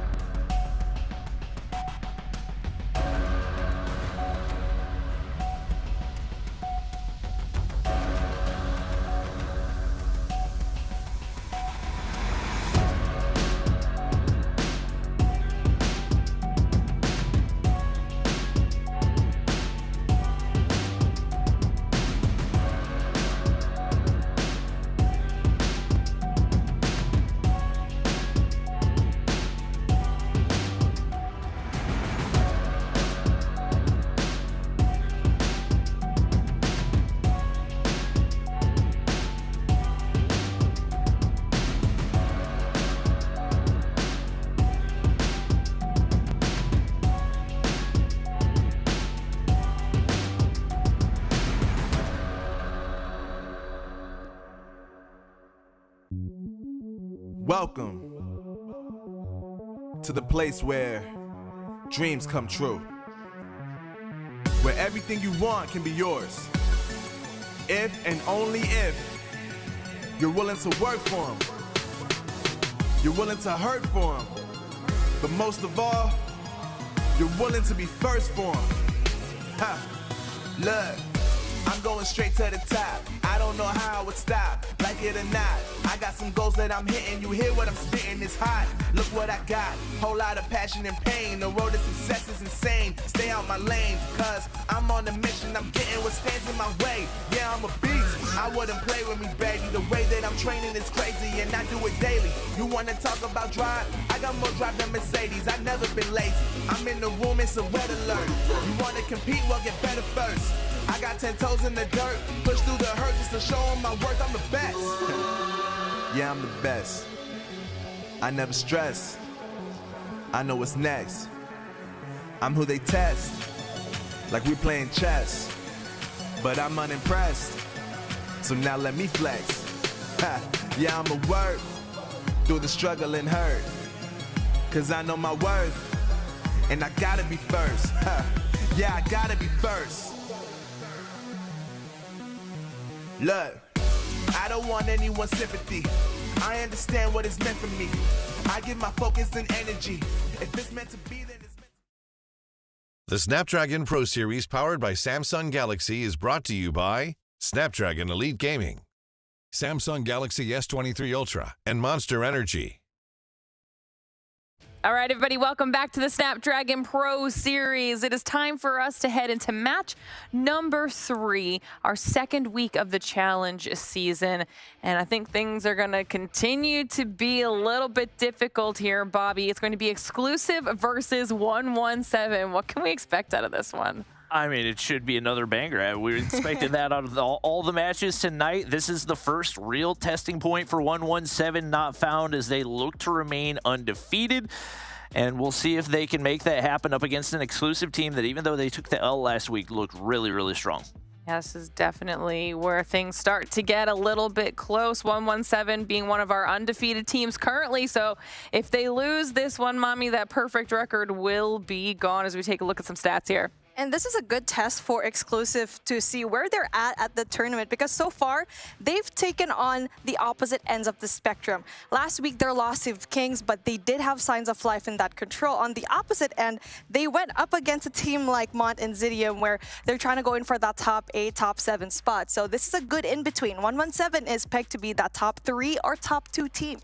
All right, and then anything about these stats that jumps out at you here, Shift, as we also move to talk individually about 117? Yeah, I think the biggest thing about, especially focusing on the 117 part of this, is that they've always started a little slow in map number 1. That cannot happen because the respawns are going to be immensely tight between both of these two squads. I think they're both really, really solid, and I think the little things are going to get punished in a pretty big way here for both sides. But for 117, you got to come out the gate and play your best hard point right off the rip. The other side of this is it's not even just in respawn, but in the search and destroy, maps are getting too tight for 117 because they are making some very critical errors. You cannot do that today against this exclusive team who is very likely going to be able to punish you, like Bobby mentioned, already finding a way to kind of showcase a little bit of that when they played up against Kings last week. Well, let's talk about that exclusive team a little bit here because it's going to be a rough road for 117, Bobby. Yeah, not easy at all. Veer on his revenge tour as always, really looking to bounce back from kind of just below what he expected at last year. And like we said, the maps that they have lost have been incredibly close. The fact that they were able to do that up against Kings, like these teams have been singing Kings praises all day long. So the fact that you're able to keep every single one of those losses super, super close, I think shows just how talented this exclusive roster is. I hope everybody in chat is ready for this. And I know we ask the casters all the time, but I want to hear your thoughts as well. So let us know who you think is going to be taking match number 3 home. I want to see if you guys end up agreeing with our casters as we get the picks and bans up on the screen here in just a second. And when that happens, we'll talk about it. But Bobby, I want to hear how you think this one's going to play out. You were so close than the last one. So close. Oh, this is a really tough one. Honestly, based off what we saw last week, I think I got to lean the way of exclusive. I think especially the fact that you're able to take a control off of Kings, and typically that ends up being our swing mode. No question, they've got an opportunity right here. Some improvement for sure when it comes to the hard point, but I'm thinking exclusive in 5. Okay, they're starting to pop up here, Mommy. There it is. Okay, Give me your thoughts. You know what? Let me just adjust my glasses real quick. Gotta bring out my handy dandy notebook. All right, so like what Bobby already mentioned, like what we keep saying, Hardpoint is always a hard one coming in from exclusive. They're just not as consistent, only just having 50% win rate for them. But also a really good thing for exclusive if they did pick this map, because 117 Not Found lost this up against Animus 235 and 250. So maybe that's a really good choice for them so far. This is gonna be such a good series, especially with these maps. Both teams had looked really good on Crossroads Strike when they played last week. I think this one comes down to map number 4. That Arsenal is a huge swing map, I think, for the series, and I do favor exclusive on it based on how they played it last week. It's just Slums is such a it feels like a coin flip more often than not because of how the map plays out. You have these moments where nades can sometimes just hit and it determines the entirety of a round. Those are unpredictable rounds, and I don't think you could control the chaos as well at a map like Slums as you can on Meltdown. So I've got this one going 4. And I've got exclusive winning it, I think. Yeah, 3-1. Okay, all right. Well, I'm going to send you away. Mommy, do you agree as we send you away to start off match number 3? I'm just surprised that Crossroads Strike was not banned, because every single control game that exclusive had was a very convincing 3-0. And like what Bobby already mentioned, Kings up against Kings, it was a 3-0 against the #1 EU team. So that was on Raid though. It's a totally different map. That was on Raid. So I just think that's both teams are really freaking good. So this should be a really tight series. I do favor exclusive, I think, based on how they play Hardpoint. Again, I think the 200 plus to 250 losses to Kings says a lot. I mean, in a map that plays 5v5 with operators and tons of score streaks, losing by 50 is not a terrible tally at all. It just comes down to, can they actually keep that same level of polish against a very good 117 team? Especially considering we're starting on Summit first. But then on top of that, I really do think that Arsenal will be the real difference maker for this series, because I think the first 3 maps can be really, really tight. I fully expect that we're going to see at least 4. Just comes down to at what tally we get there, because, man, yeah, I don't know. It's hard to predict. It's going to be a fun one, friends. 117 versus exclusive. 117 still at 2-0. Exclusive trying to avoid that hodgepodge of 1 and 2 squads that's starting to be built. Here we go. Summit Hardpoint map 1. Let's get it on. So far, though, it's going to be heavily contested, and exclusive actually winning majority of the time here so far, as they are winning a lot of the gunfights outside. Only just 1 player left, that's Caesar, obviously losing that gunfight. So that's going to be hard for 117 Not Found, not having a really good time when it comes to those anchoring spots. Chance to lock down things over towards the left side of the map. They've also got some second floor control over the top side of PC. It just comes down to, can they actually flood back on into the hard point? Big bunker for exclusive. Champy kind of caught in between a number of angles, but he's finessing beautifully. Ends up taking down 2. Not enough to fully sustain the overwhelming force from 117, but it does kill off enough time for exclusive to get off spawn. And as they do, they clean things up and get back in the hill. It really is that top L control that 117 Not Found needs to have. That break was definitely impressive, but they were all just at the bottom of the map by control room. So far, though, they are getting the scrap points down, and it is still exclusive trying to go in there for that rotation for next. Exclusive putting a lot of attention on this rotation towards the left side of the map. Worked on by Lucky, long-range shots. Not quite able to land, so the hard point will open up. There are more 117 members here than exclusive members, but a lot of the focus is over towards just who controls the left side of the map, and as the final 1v1s come through, exclusive will gain the majority control of the hill while also having a chance to continue to play for that left side of the minimap. Solid start so far coming in from exclusive. The setup is going to be really good. Player number 5, Balance, has control here in mid lane. So far, though, loses that essential gunfight, and that is going to be good for 117 Not Found. Now they do have the more favorable spawn. Yeah. Really well set up here. Says Karma, Caesar, all working on the low side of Catwalk. Help from the teammates over the top as they look to, again, make sure they hold on to this middle ground. Exclusive on the way back. 3 quick kills made their way through, but immediately responded by 117. 18 seconds to fight for here on hold. A little bit of finesse game going on right now for both sides, but again, the focus goes down to the minimap and who can make their way over to P3 first. And 117 Not Found just went in too early for a rotation here in P3, and that just allowed exclusive to get majority of the scrap points down. Not just that, though. They're going in from front end, winning a lot of the gunfights down, and now for player number 5, that's Balance. Needs to wait for the rest of his team, but doesn't really matter. He still wins those gunfights. And he also gets a couple of team members to spawn up near nearby. Veer, Creed, all spawn up behind Jenny's. There are a couple of members playing deep towards the ski lift. Lucky trying to get some control over pallets. Does well to win another gunfight as the first operators start to make their way into the game. Purifier, Sparrow, both being popped out for 117. Trying to lock in this hold, and Caesar's going to get 3. All of it coming through mid-map. First 20 seconds, good for 117. That is a really good usage of an operator coming in from Caesar right now. And so far, able to sustain. The 36 seconds left still in favor of 117 not found. But War Machine being brought out just absolutely decimates every single exclusive player trying to go in there for front. And it's a pretty one-dimensional push at this point. Yeah, really big call from Says. It's a couple of operators for exclusive trying to re-break from the front, but the War Machine gets both shut down, and now the follow-up even better for 117, creating a bit of an exit off the old time. They will take the lead and still have a chance to soak up the back 15 seconds. Over towards New. Now you've got operators and possibly score streaks to be spent to make life a little bit easier, and Caesar's going to get 2. 117 now with numbers. They flip the spawns around. Just comes down to can they actually set themselves up and hold this before the hard point opens up. Unfortunately for Balance, him trying to go in for those exit frags just prompted exclusives to spawn at the other side of the map, and that was just a misplay coming in from him. And now exclusive, even though rotated early, now has a loss here at P4. Couple of kills from the front do allow an opportunity for exclusive to continually get setups, but the problem is the reinforcements for 117 off the spawns are so darn quick. Saturn still controlling space with the R9 inside the hard point. Couple of kills for Champy, makes life a little bit easier around the back. 35 seconds to fight for. Operator out for Neil, trying to set up this break with the Annihilator. He's going to get 2. Caesar off the pinch, trying to shut things down off the spawn. He's going to find a double of his own. Right back into the hard point. No, Veer shuts him down. Chance for Exclusive to get back in and actually stabilize this last 20, but Exclusive cannot fully get the team in. They are just not winning a lot of the gunfights, even though Neil had the Annihilator, not able to get those kills that he wanted, as everyone else from 117 not found is just going to be right there. Caesar, a big 2-piece right here, gets the essential scrap points for his team. Not just that, rotation as well for 117 not found already here in top L. Yeah, Caesar is smoothing right now. 23 kills in the first rotation for Caesar, and he's doing it a lot, kind of individually sliding in, going 1 for 2. But 124 plays 70. Exclusive, good numbers here as we back open over towards servers. Saves up top, can really only just sit here in control and try to chip away at some members down low.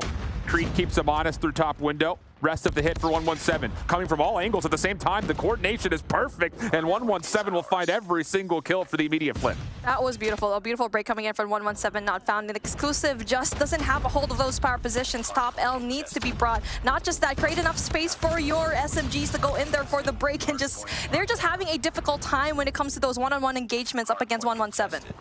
138 plays 82. Saturn's has been an issue with this R9. I'll say he has finessed his life beautifully. There has not been a good response for the close quarters battles from Exclusive as of yet. Couple of clearing moments though for Exclusive, allow them a chance to still fight for this old time and also wiggle their way over towards Catwalk. Saturn, so R9 out, doesn't actually catch any of Champy, who predicts more around the corner, but the prize fighters, he doesn't quite have the left hook to reach. Says uses that as a chance to possibly get some work done with the War Machine, but he's shut down, and a chance for Exclusive to open up the hard point. Big kills coming in from Veer, and even though he's not going to be the top frag, still essential for him to get rid of those operators coming in from 117 not found. So far, it's still going to be Exclusive. From the first set rotations, they actually had a pretty solid hold here, but they weren't able to actually give that left side control, and so far they still have that left side. Caesar is so good at finessing his life. Oh my goodness, he's creating so many issues. Champy's last War Machine shots finds one while also taking care of himself. And with these eliminations, Caesar pushes forward and 117 are stretching across the map. 30 seconds to fight for on P2, but the focus for 117 is flipping the spawns around. They have not been able to change the tides of them yet, but they're getting close. The block is now in, and Saze is still finessing over towards the time. He's still soaking up hardpoint time. Beautiful stuff here for 117 as they're getting everything they want and more, and Exclusive have to concede the scrap time in order to try to play for rotation. Now the fight for spawn is going to be here. Karma with the Annihilator in hand in a really good position, gets rid of Champy, and you're going to be expecting 117 not found to go there, but unfortunately for him, Veer's going to be right there at the back end. A good save for Exclusive. The fact that they're going to be spawning off right there, but so far it's still an open hard point. You have to have this set up if you're Exclusive. Still work to be done. Hunter Killer Drone takes down 2. Champy by himself inside the hard point, long range shots versus Karma. Neither player able to find the connections yet. Hardpoint opens, Exclusive in control. Full flip though, coming around the back for 117. They're trying to flip the spawns around. Lucky off the pitch, shut down. Spawns do move though. 117 will spawn in. Can Exclusive pop a couple of these operators to try to hold on? That's the main question as Champy starts to get to work. Takes his attention back to the back door. 3 in a row for Champy. Shut down, but Exclusive have numbers to continue to fight. Someone needs to shut down Karma here in Cable Car because so far he's been doing so much damage off into the side. And speaking of, gets the double, clears out the space for his team. And that comms needs to come through for Exclusive. 21 seconds left on the clock and they should not let this scrap time go. Exclusive chipped away at the lead, but it's not good enough. 117 will get over 200 points if they soak up every final second here, which it looks like Karma will do. Exclusive only have Neil on an operator at the moment. You have to earn up some other ones here because you need to put together a full 60 and still win a rotation over towards New. A lot to ask, but it has to happen right here, right now for Exclusive. Something that I noticed is that Champy's always getting those long-range engagements with the CBR. That's not working out majority of the time, but it's a good thing, though, that Veer's going to be right there for the pickup as they are trying to go in for that control for spawn. Champy's going to be winning that, especially knowing very well that his teammates are going to be right there for the backup. Pick up by Creed, makes life a little bit easier. Balance stuck in a corner, predicted by Karma, but now he's one of the last ones left. Nice little slide out as Neil gets 2. Annihilator in hand, still getting to work. Saturns seems to think this is the time for the Purifier. His teammates are able to find success through Snow Pathway, but Balance is able to shut it down, pinching up the play. Sure, 117 are still in the hard point and can contest for now. No one's in control of spawns at the moment either. The block is in. It's all down to who wins these gunfights. And unfortunately for Exclusive, it's not convincing enough for them. 117 still working their way in this back 30. Exclusive just tunnel vision on the top side of the map and spawns that they just left one entire entrance open for 117 in the taking. That's going to be long. And so far, 117 not found, still getting those essential scrap points down.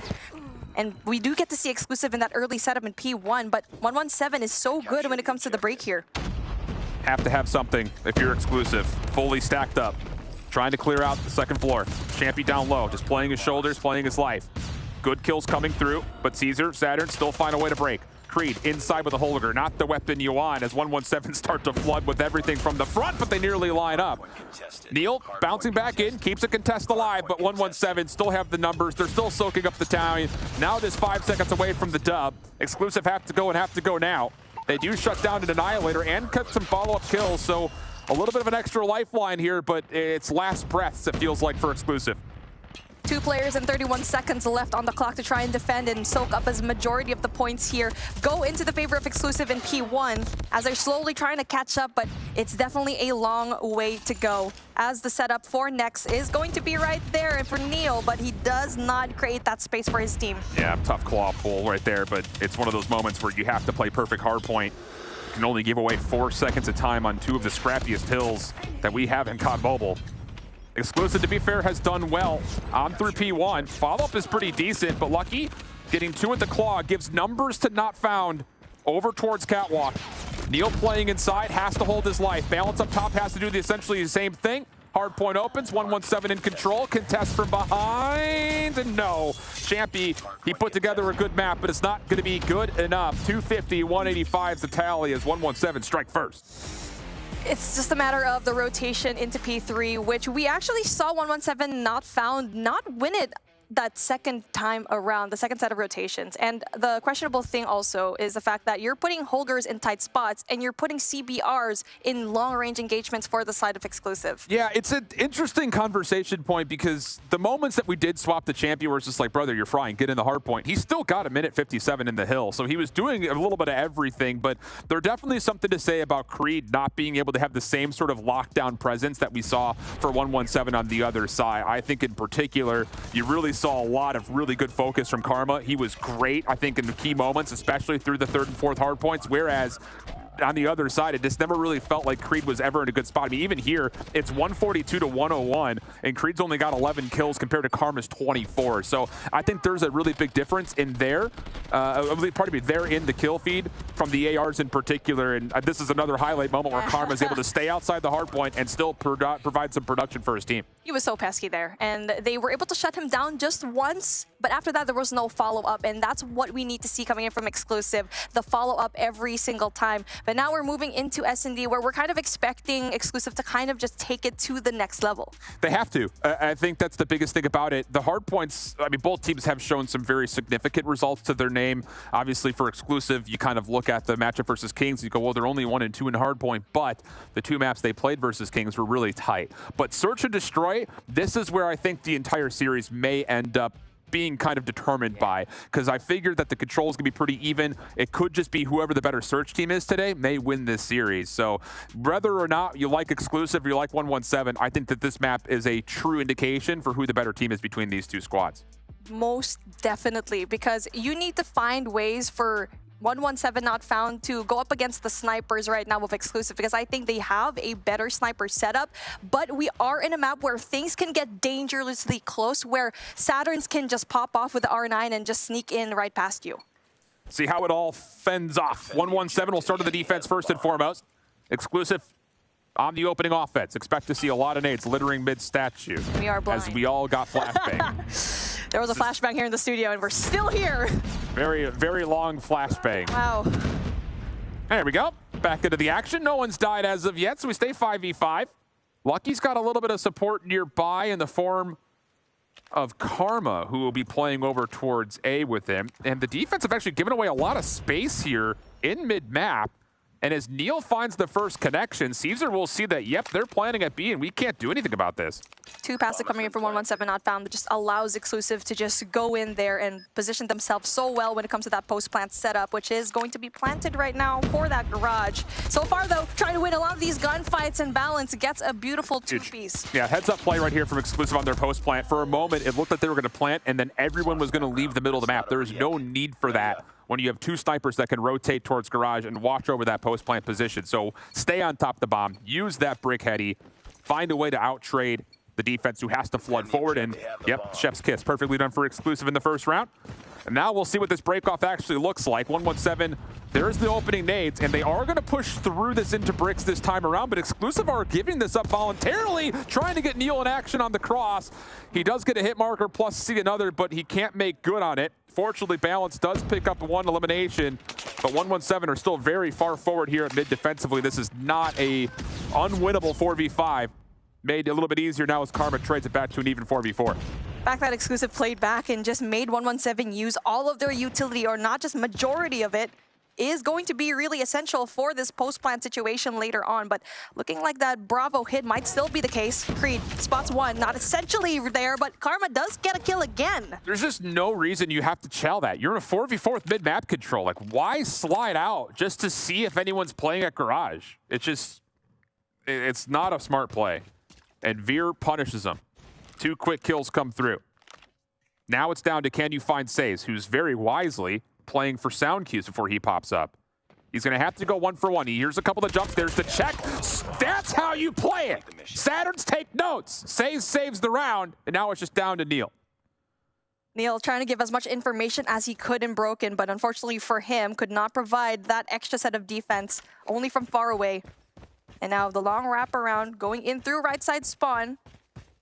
Will give that information to nobody. Oh, he does spot 1 though, Lucky. In a really bit of a pickle, but he's just a little bit better when it comes to the scope. Such a heads-up play from Says. Yep. So smart. So 1-1 we go. 117 in their second defense do get mid-map control. That is really everything, honestly. From either side, whoever gets to mid-map first without losing too many numbers will usually win the round. Neil once again looking for an opening shot, but Lucky once again beats him to the angle. Smokes are out, but Saves will push through. And then follow-up nades could still be here. This is demanding control from 117. Exclusive have so many issues not knowing anything over towards A or what's waiting for them at mid. Speaking of Says, he's going to be a problem here through mid. He does get spotted though. A little bit low on the life, but it's a good thing for him that he's able to go in for safety. But they're still going in for that mid control. And so far, 117 Not Found in this second round of their, the third round rather, still has pretty good solid control here in mid. They have to just play for an out trade or some wall banks. God, Says just had his body outlined by those shots coming through. Saturn's playing over towards bricks. He's got Balance watching his cross for immediate point of contact. I mean, this defensively is a perfect setup, and an Exclusive have to just make a tough decision and commit to it. Oh, that's going to be tough coming in from Exclusive. Saturn's gets that pick off. They have all sides covered. 117 not found, like what you mentioned, is going to be a perfect defensive setup. 1 through Arches, that's going to be Says, giving that information down. And speaking of, gets that, but then unfortunately loses the gunfight. Caesar as well gets the essential gunfights, though. Yeah, good trade. Exactly as it's drawn up. Put your SMGs up close and personal on this archway, force them to have to run into you, and that's exactly what you would expect would happen. So 117 should be primed to take their second round, and as Veer tries to figure out how to make this round look a little bit closer than it was, Exclusive need to be talking about what we need to do to contest this mid ground, because at the moment they're giving away too much for free. Giving away too much space as Veer is going to be spotted out. And now the hunt right now ensues, and Lucky is just a little bit too fast. And he has been such a phenomenal entry point coming in from 117 not found. Getting rid of Neil early into the matchup, just getting rid of so much information on the side of Exclusive. And not just that, just doing an amazing job at just running towards mid and getting those positions down. And the thing here for Exclusive, they put a lot of focus on trying to keep Lucky away from that mid cross at Dumpster. But if they want to continue to do that, they need to start committing nades, and that's not going to be the case. They're going to start flood it over towards this backside brick staircase and then push through it with good smoke coverage at mid. Well designed here from Exclusive. Late nades trying to come through for 117 to stop the plant. They are not successfully able to do that, but they do get a trade, taking it to a 4v4 where Exclusive have 2 members still holding on to scopes, although Veer will find an LK on the ground to make this post plant a little bit more dynamic. Neil goes down though, and Karma just is allowed to go through Broken. Not just that, also go through the back end.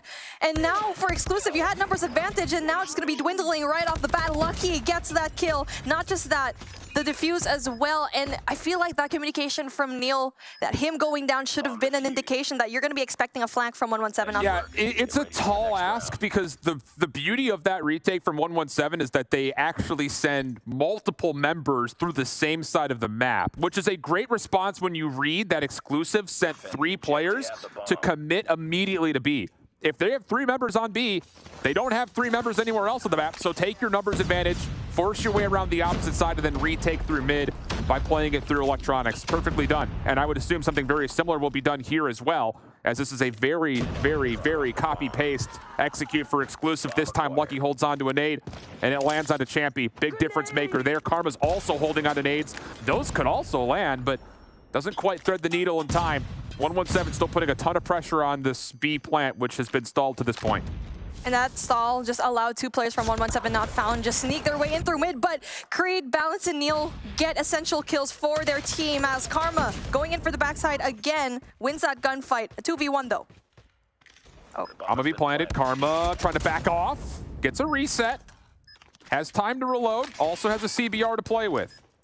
He will not know where Veer's positioned, but he tracks him down, and the 1v1 nearly goes his way. Veer's little bunny hop may have saved his life there for a moment. And with it, we go 3-2 in the last round of the first half.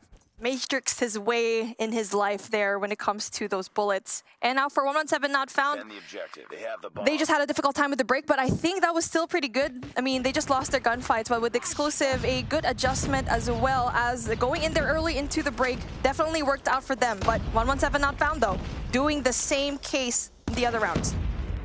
Veer just not quite able to land, as Lucky will tally first blood through mid-map. It's a very, very aggressive play from Balance that gets shut down pretty much right in Lucky's face. So Exclusive will once again be a bit amiss in terms of trying to get some control of mid early.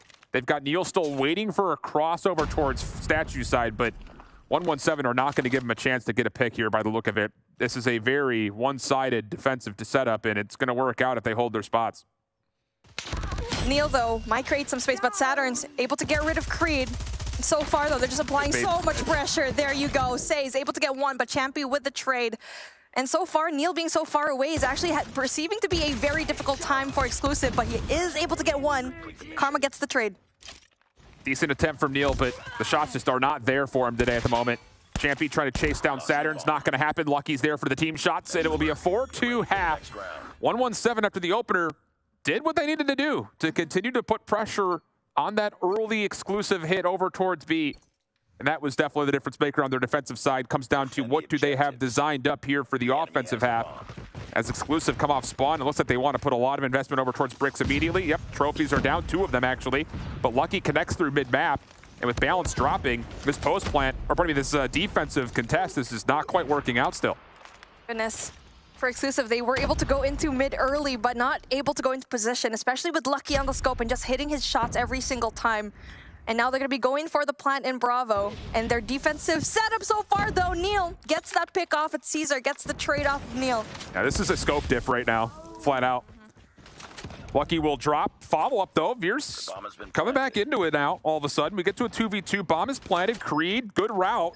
May stop this post plant through garage. I believe he's seen Caesar, sure has, but does not know that Says is playing close by. A chance for him maybe to foil this. Oh, and a shot misses from Veer. Says slips away. 1v1 with Creed. Creed on your left, Veer on your right, and oh, Says in the corner! Takes the 1v2 through garage, and 117 get the 5. The hip fire with the LK24 just did not work out for him. Maybe a misplay with the button.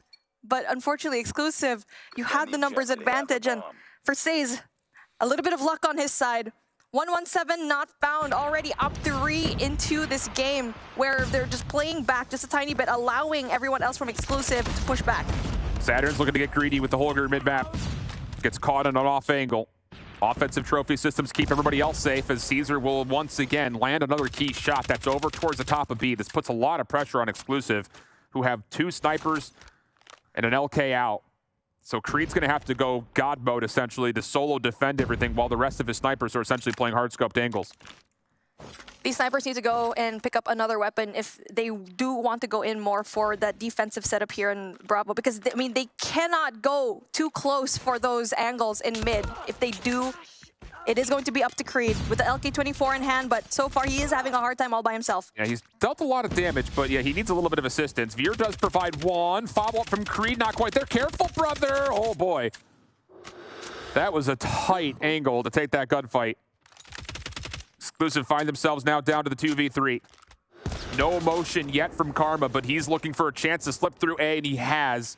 Neil may have gotten the read, but it doesn't matter. Shots land. Creed now by himself, and Caesar's waiting for him. 6-2, 117 up big. It's just such a one-dimensional push coming in from Exclusive, not just in the offensive side, but also on the defense, and they're just having such a difficult time. The fact that the snipers are having a hard time getting those first bloods as well. I think the biggest thing is Exclusive need to make a realization that Lucky and Caesar are just beating them flat out, and you need to get your SMGs into angles where they can't get sniped. Play forward on towards Cemetery. Play forward over towards this mid-cross. But instead, they try to play back. And how about this for a hit from 117? They all flood through electronics. Smoke will encompass the majority of it, but maybe stepping a bit too far. As Says, Karma both drop. We got ourselves into a 3v2, still a numbers advantage to 117. I love the fact that 117 did not commit into that alpha hit because they had no information whatsoever with how many people are going to be there. But one thing is for sure, though, Caesar cleared out that Bravo site. And speaking of, he still wins those, 10th already to his name. It's just so hard to work against this double sniper setup right now for 117. They were controlling so much space.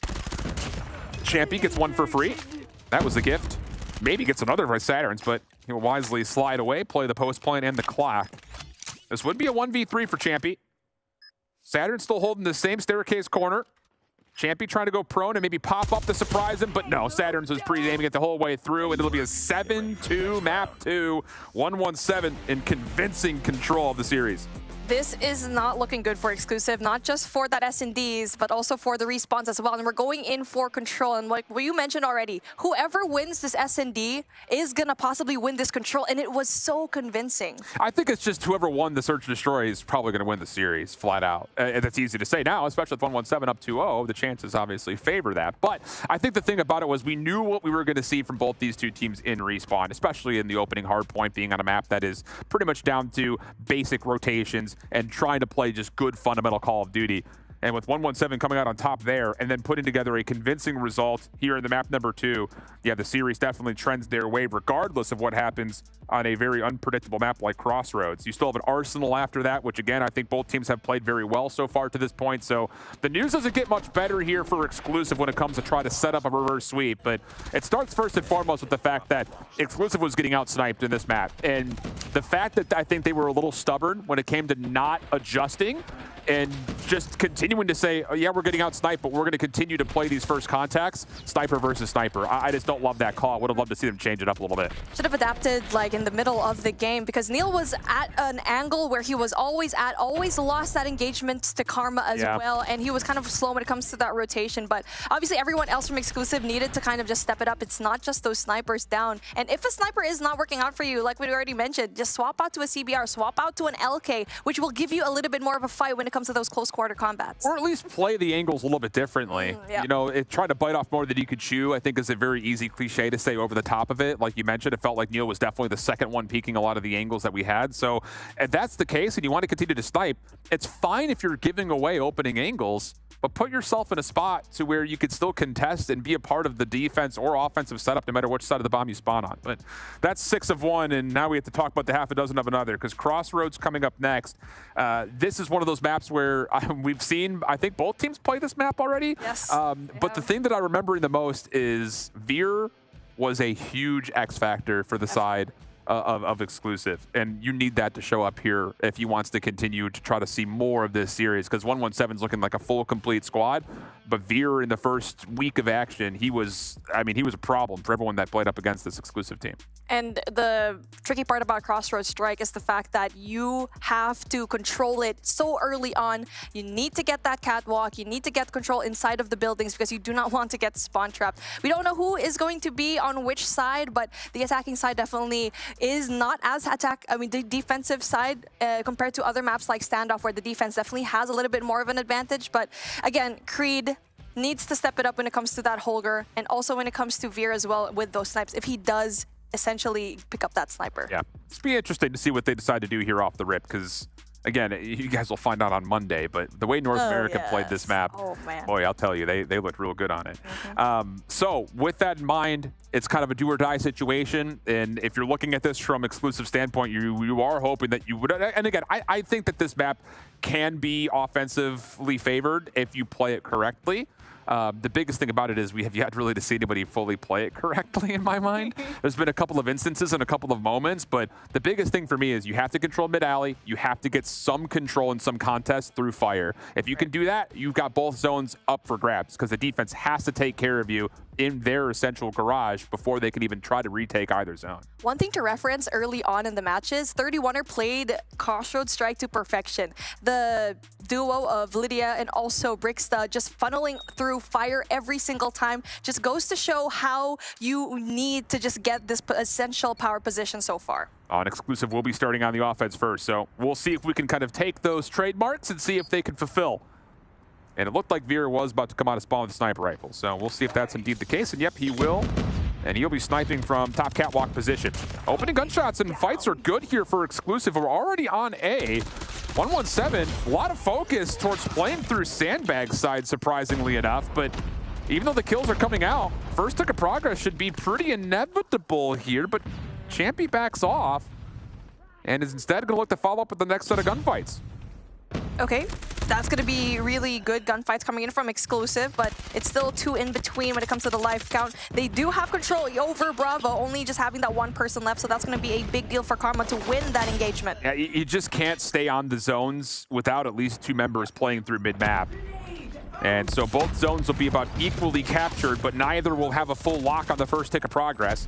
Neil, okay, here we go, play through fire. A chance maybe to open up a little bit of space. Good first one with the Fennec. Off the reload. Saturn's next up, but no, Saturn's turns them aside. Life count stays with 117, but Exclusive, again, you see that forward pressure. It allows someone to get on, and they do capture the first tick at it. Then Karma is going to be really pesky here in this particular building in Cat Room, where they're just applying a lot of that pressure down, but it's a good thing that Neil actually able to get rid of Caesar. That's going to be really good adjustments from Exclusive. 16 to 12, though, is going to be your life count, but that second tick of progress already in Alpha going to be done and dusted. And we do also have that one player down balance, trying to get that mid-map control. Well, the focus is decent here for Exclusive, but they're not able to stack nor get the extra 60 seconds, at least as of yet. Lucky does get shut down. He's got a pred missile ready if he wants to drop it.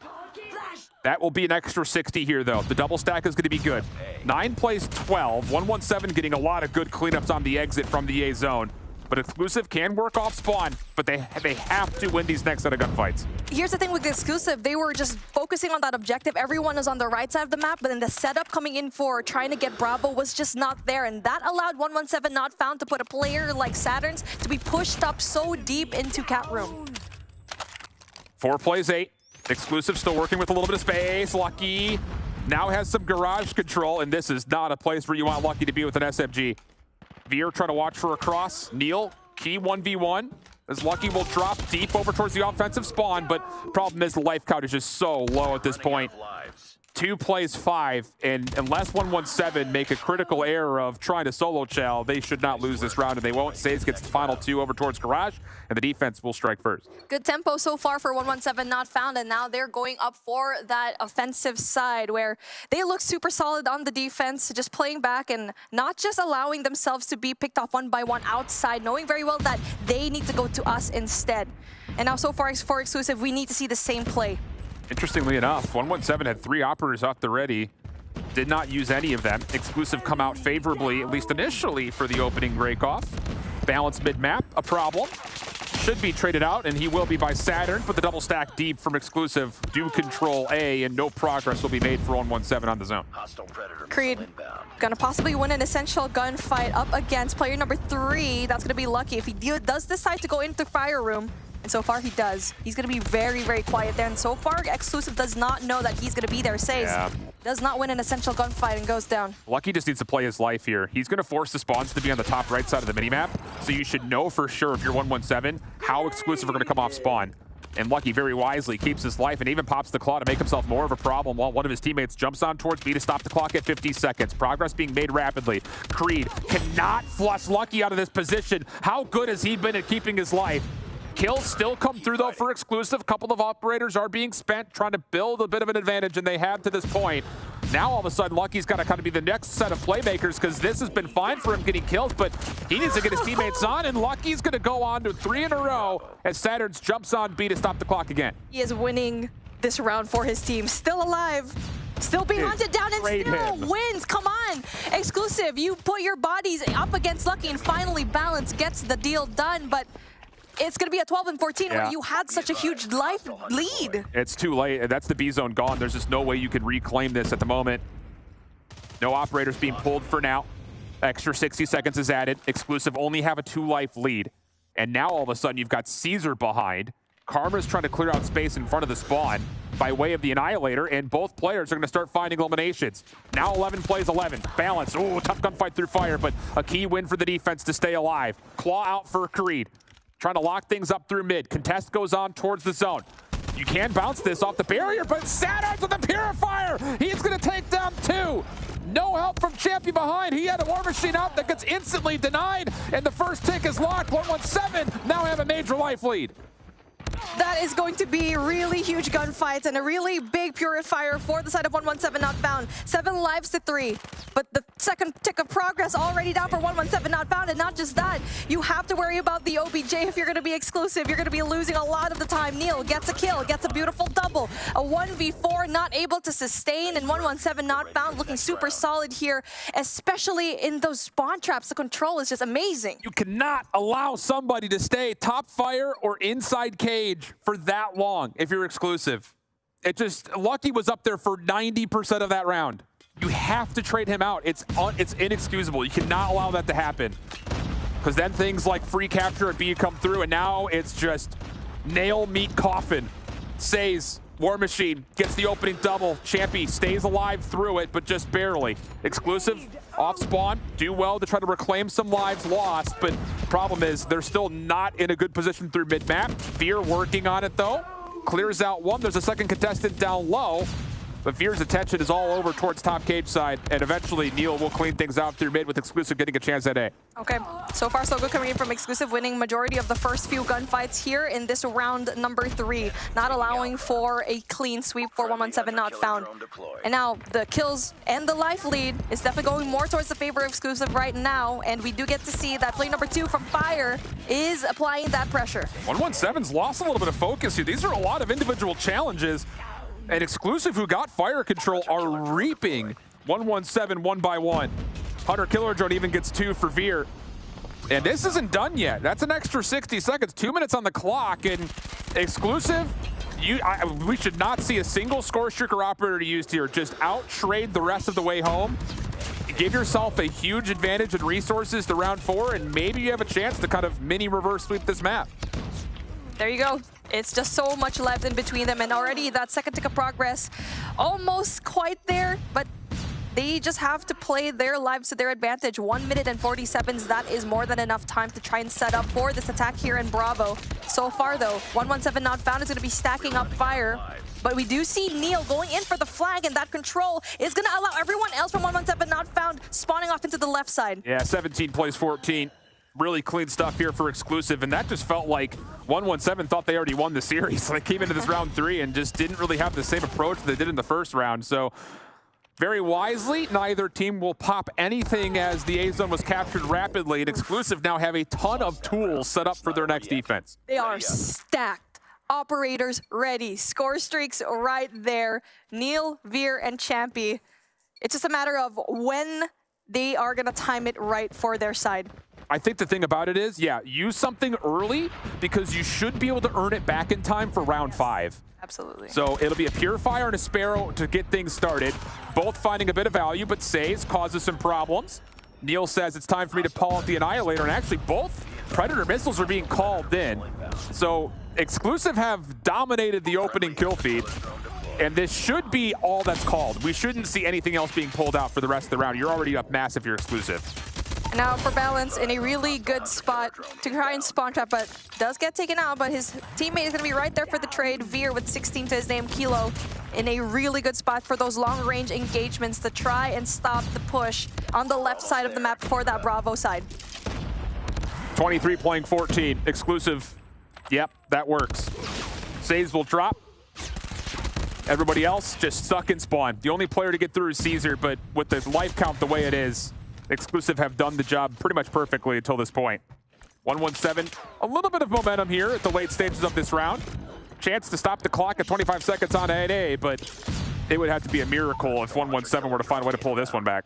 Exclusive just learned so rapidly in the past 2 rounds that they played, and 117 not found, just dropping the spaghetti. 6 and 15 is going to be your life count with 21 seconds on the life count. It's just looking so hard for 117 not found. Looking very lost in the past few rounds. It's just tough because Exclusive put together a very clean 3rd round, and then you just pop out a couple of operators to dominate the 4th. The 4th was really not in question, but the thing about it is that if we're being really nitpicky, Exclusive may have used too much. Because now you've got 5 operators at the ready for 117. I think Neil has a Predator missile, and then I think there's 2 operators available, yeah, for Exclusive. So efficiency has to be everything. That round was so quick that Balance, Veer, and Neil likely don't re-earn their operators until the late moments of this offense. They need to be careful then. They need to shred it out. Needs to get those opening picks in order to get those score streaks just in time for this round. And now we are finally at a round 5.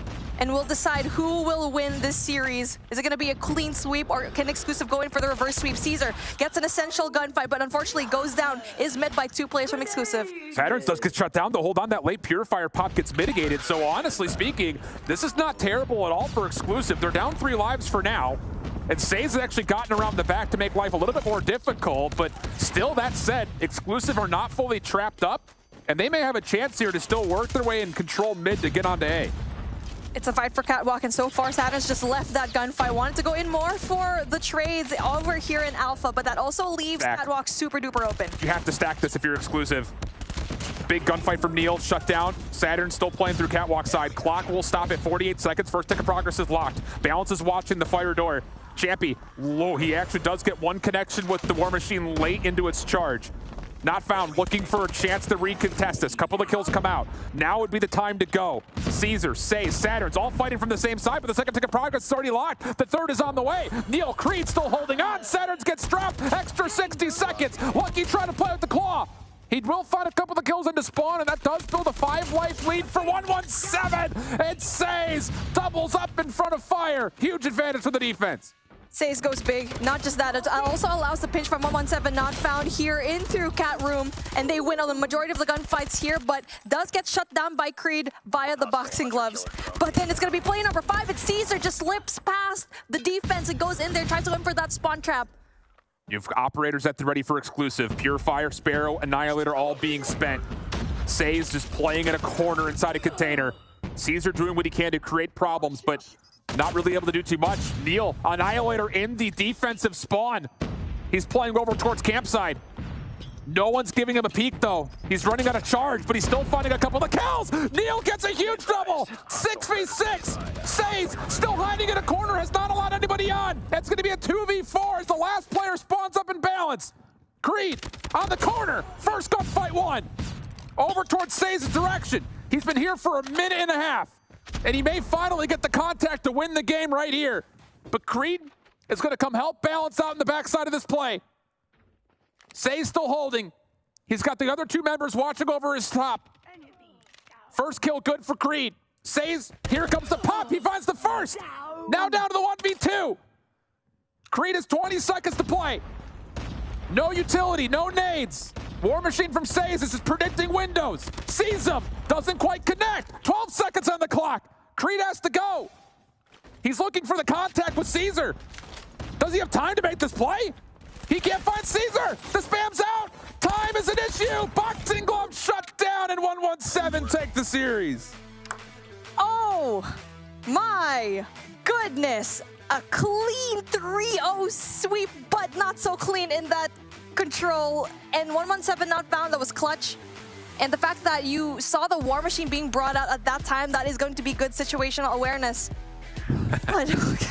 They tried so hard. Exclusive tried so hard. I think the biggest thing about it was 117 played perfectly in the first 2 rounds. They let off the gas, though, in the third. I think was the biggest thing. They think after they won the second round, they're like, oh, we got this. We won our offense, no problems. And Exclusive said, not so fast. But I think there's a little bit of nitpicking that we could do. Again, when you got tight maps like this, and when we start to get to playoffs, we're going to have this conversation more regularly. But when Exclusive gets a clean round 3, not having to pop anything, you don't have to spend everything in round 4, especially on the defensive side.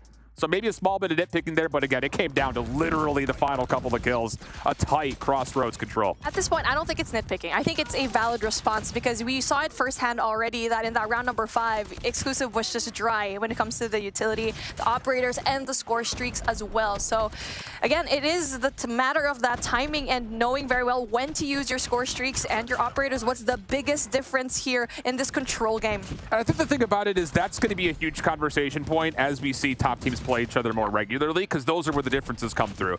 You're going to get great individual moments. You should expect that, and we got plenty of it in this series. I will say, though, Says is really stealing my attention. This guy is nasty, and he moves quick. The guy's literally all over the map, and when you already have a small map in front of you, you really feel like he's everywhere all at once all the time.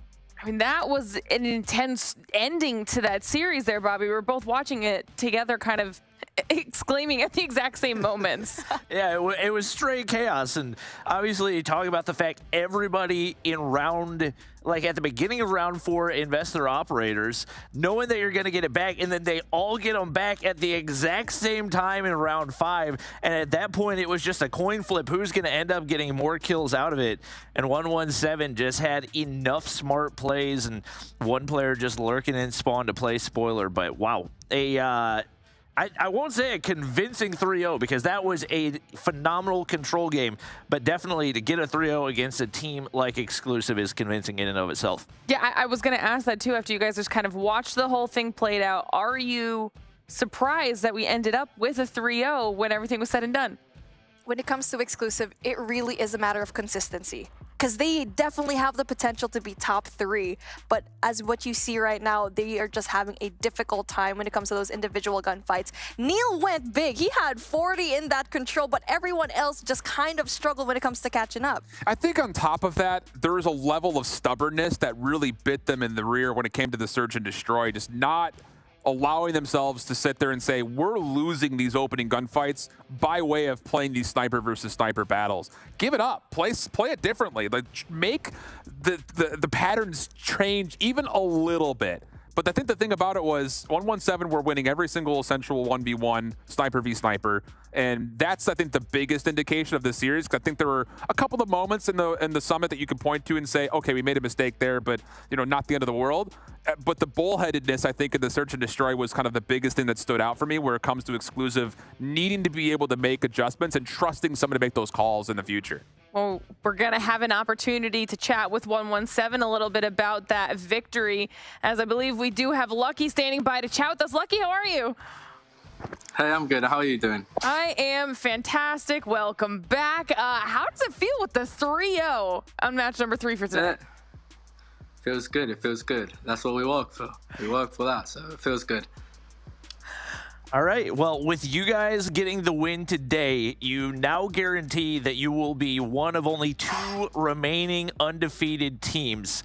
You got to feel like going into the rest of the season, that's got to be a big confidence booster. How confident do you feel that you can secure one of those top 2 spots for EU? Yeah, I'm really confident. I'm really confident we can win. And I think it's sideways, you know. At the end of the day, all of the teams have little issues, so just push the little issues they have, and you just win. That's why I hope so. All right. I love that. I love the positivity over here. And one thing that I'm not quite sure if what your stance is, now that you've just toppled down exclusive, and you've also tried to go up against Animus into the first day of stage 3. Now you're just basically getting rid of so much giants into the competition. How are you and your team preparing for that fight up against Kings eventually in this competition? Yeah, right now they're the main team. What we are really trying to focus, because you can see in their level they are just melting everybody. So we have to keep grinding because they are now a really good level. So I hope we can win them. You are also frying at this point. Like, you guys, like, you gotta give yourself some more credit. But yeah, good luck to your matchup later on. Lucky, I want to ask you about this grind, because you guys are unique in a way that all of your 3 series so far have included a pretty wide variety of maps. Are you guys dictatively going through and trying to build a wider map fluency so that way you can pull anything out and feel comfortable on it? Or what's your headspace at when it comes to the veto process? Thing is, if you play always the same maps, they're just going to ban the same maps, and you're going to play maps you're not comfortable with. So we try to play new maps, grind them a lot, and just try to make the rival just say, why have they chose this map? And they don't know what we're going to do, so it's perfect. Sweet. Well done, man. Well done. It's all about the mental game for sure, Lucky. Well, obviously, thanks for coming on and chatting again. Before I let you go, do you have any shout-outs you want to do? Well, same shout-outs. Shout out to my team because they're putting in the work, and it's grateful playing with them. Shout out to them. Well, phenomenal performance yet again. So thank you for jumping back on here and chatting. We'll have to see what happens tomorrow. Same. Thanks for your time. All right. I mean, confident as ever, but once again, giving some respect to Kings. I'm excited to see what happens when we get to see them face off.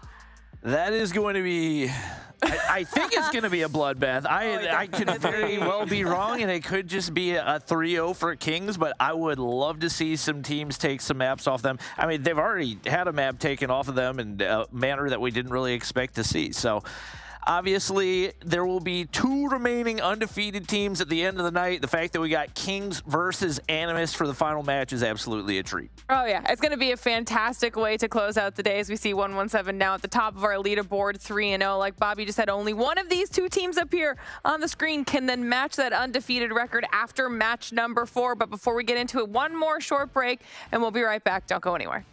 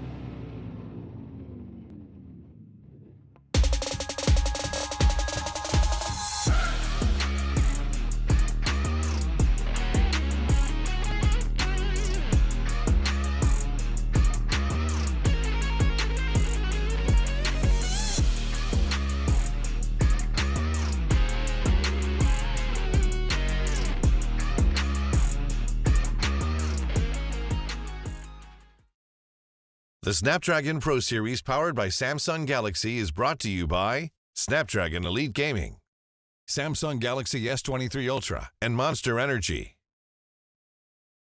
All right, everybody, welcome back to the Snapdragon Pro Series. We are headed into our final matchup of day one of week 2 of the challenge season here for COD Mobile. In a matchup, it is going to be our last 2 remaining undefeated teams that can't both stay undefeated. Animus versus Kings. Mommy, talk to me about what we can potentially expect out of this one. It's just fitting to end the series with the Kings and Animus game. I mean, everyone in this studio, not just that, the players as well in our interviews has been saying that the Kings, the #1, and also kind of the standard for these EU teams. So Animus has a really big task to go and uphold because obviously it's not going to be easy up against the Kings. And even if Animus doesn't win, the whatever happens is going to kind of set the playing field for the rest of these teams. We even heard our players talking about being excited to watch this match after they were done with theirs. This is something everyone is paying attention to see how it goes as we take a look at some final numbers for this match. Let's talk about Animus first here, Bobby. Obviously, coming into this one, Animus have looked phenomenal so far, but have a definite weak point when it comes to the search and destroy, something that Kings have not shown. On the flip side, you got Kings, who surprisingly did drop a control, but it was against a very hot exclusive team, but it was a 3-0. So there are definitely holes in the armor of the Kings, and I don't think they're unbeatable by any means, but it is going to be a tough matchup for Animus. What are your thoughts on this one, Shift? It's exciting. I think the thing about it is, for Animus, you have to win the 1-3-4. I just think that their search and destroy, like Bobby said, is just a little bit too hot and cold. Can't have it. And the thing about it was, their search and destroy, we saw one moment where they were great on Slums and then absolutely terrible on Slums. You can't have that for a map. And again, I think Slums is probably the biggest wildcard map we have in the search pool, but still, to go from great to bad quickly, you can't afford to have that. I still think as far as the win condition for Animus is, you have to start off with a great map 1, win the opening hardpoint, show that the Kings can bleed a little bit, and then carry that through to what has seemingly been a very vulnerable control for Kings, and then find a way to beat them in 4. I just don't see a way that you beat this Kings team going the distance to 5. All right, well, we'll talk about this Kings team here for just a minute, Mommy. How do you feel about this matchup? Okay, everyone already pegged this team to be really good, but like what our casters already mentioned is that they do have holes when it comes to their armor, and exclusive actually show that in that control. And so like what Shift already mentioned, that 1-3 is definitely going to be big for Animus to win, and I think essentially that control round. But taking a look at what we have here, the Rookie of the Year, Raid has been so phenomenal in this team, and he's providing high impact kills as well. And it's something that we've seen in other teams like Zidium, that Afer is going in for majority of the kills, but for Raid, he has the patience. He actually kind of has the... I feel like he seems like not a rookie at all. He seems very much well matched when it comes to his teammates. That's huge, too. We've seen how many times teams can rally around one player, and it can really just be a massive morale and skill boost for these squads. But I've got to ask, how do you think it's going to play out? What's the scoreline on this? This is a difficult one. I think it's a 3-1. 3-1. A possibility, because I feel like for Kings might win that hard point, because for Animus they're a little bit, 50-50 when it comes to it. Yes, they do have an 83% win rate, but speaking of Hacienda, okay. I mean, when it comes to control though, I think Animus could take the win, but they always bring it close to 3 and 2 up against Panic and 31ers, so there you go. Sofa. What's going on the sofa? I mean, looking at the hardpoint maps, I don't feel like either of those, I feel like are going to give any specific type of advantage over to Animus. I feel like if there's one mode, we heard Zim talk about the fact that Kings realistically feel like Raid is their best control map, so maybe there's a scenario where Animus find a way to take the control, but realistically, I don't think there's any way they take a search and destroy. We saw the Slum search and destroy on there, and even though they did end up winning one of those maps, they got pretty much steamrolled on the second time around, and that's not something I see changing anytime soon. So I'm thinking 3-1 for Kings.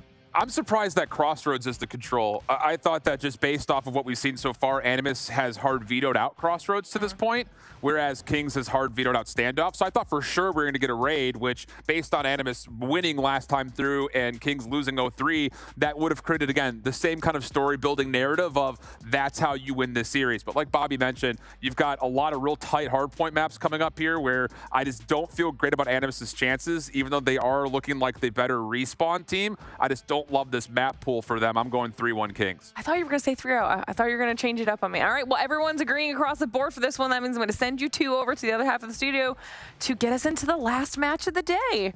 Yes, I'm looking at you, chat. I'm looking at you, Bobby. Not really. I'm actually ahead of you. Not. You're clearly lying. I'm looking at the back of your head. This is like, I think the overarching standpoint is Kings have shown that they can be beaten, but like kind of. Yeah. Like this would have to be like the first time we sit there and say like, okay, maybe there is somebody who has a chance at beating these guys in this matchup. I think even back to one of the smaller tournaments I was watching these two teams in I think it was a few months ago, is before all the roster changes happened and everything, and it was still Kings coming out on top in a matchup that it should have been just not even close, Animus winning. So I do feel like to a certain degree there's also a mental advantage coming into this one that's going to additionally elevate this Kings roster. And you got super solid ARs that are going to make life miserable for Animus as well. So yep. I think Gothillia definitely has to pop off, but two players that we've talked about have kind of continuously been below what we expect out of them. Boot and Narks have definitely got to have a big performance. Other thing, I think people who have been avidly watching this region so far will remember Kings absolutely wiping the floor with Zidium on this map. It was just straight domination. So Animus will have to start strong here, and well, the opening not all that great. Kings will control all of the open hallway, and Grizz is just hanging out, soaking up some free hardpoint time while Rasbo tries to make the sniper work out. Finds one in the top side, but it's all Kings in the feed. And I mean, Grizz has just been uncontested the entire time that he's been here. Makes the read on this mid push as well. Doesn't take down Narks though. Big kill for Gothillia to save his teammate. And he's going to be able to slide on through, but that is just not the spot that you want your LMGs to be. Narks going to get absolutely obliterated by Marvel right there as well. Animus dead set on locking in this scrap time when you need to be on rotation over to P2 as Kings looking in to lock in the money hill. This should block spawns for now, though, until this hard point opens up. You can already see Marvel making a very heads-up play, knowing there's a threat through lobby. He gets all the way deep at driveway. That should lock in spawns, but there is a threat through mid that could potentially, again, keep them a little bit at bay. Wins on the hard point are decent, but at least the spawns are locked in for Kings. Animus will have to hold this from the front, and they should fully know where exactly this hit's coming from. And Boot, being the OBJ guy, locking things down right here. Shark peeks from the inside. He's been phenomenal, but Boot's there for the trade. Spy off to a slow start, and that may be a big reason that Kings are struggling off the start right here. Definitely need to get him back into the action if you want to have a chance, and trying to break 4-man back into P2, not going to be an easy task right now. An unfortunate start for Kings. Yeah, he's been idle for the last 60 seconds plus or so. Spawns will be split here for Kings, who just have not been able to work this 4v5, like you mentioned, back over to the hard point. Inferno also shut down topside Rock, so now a chance for Animus to start to rotate back.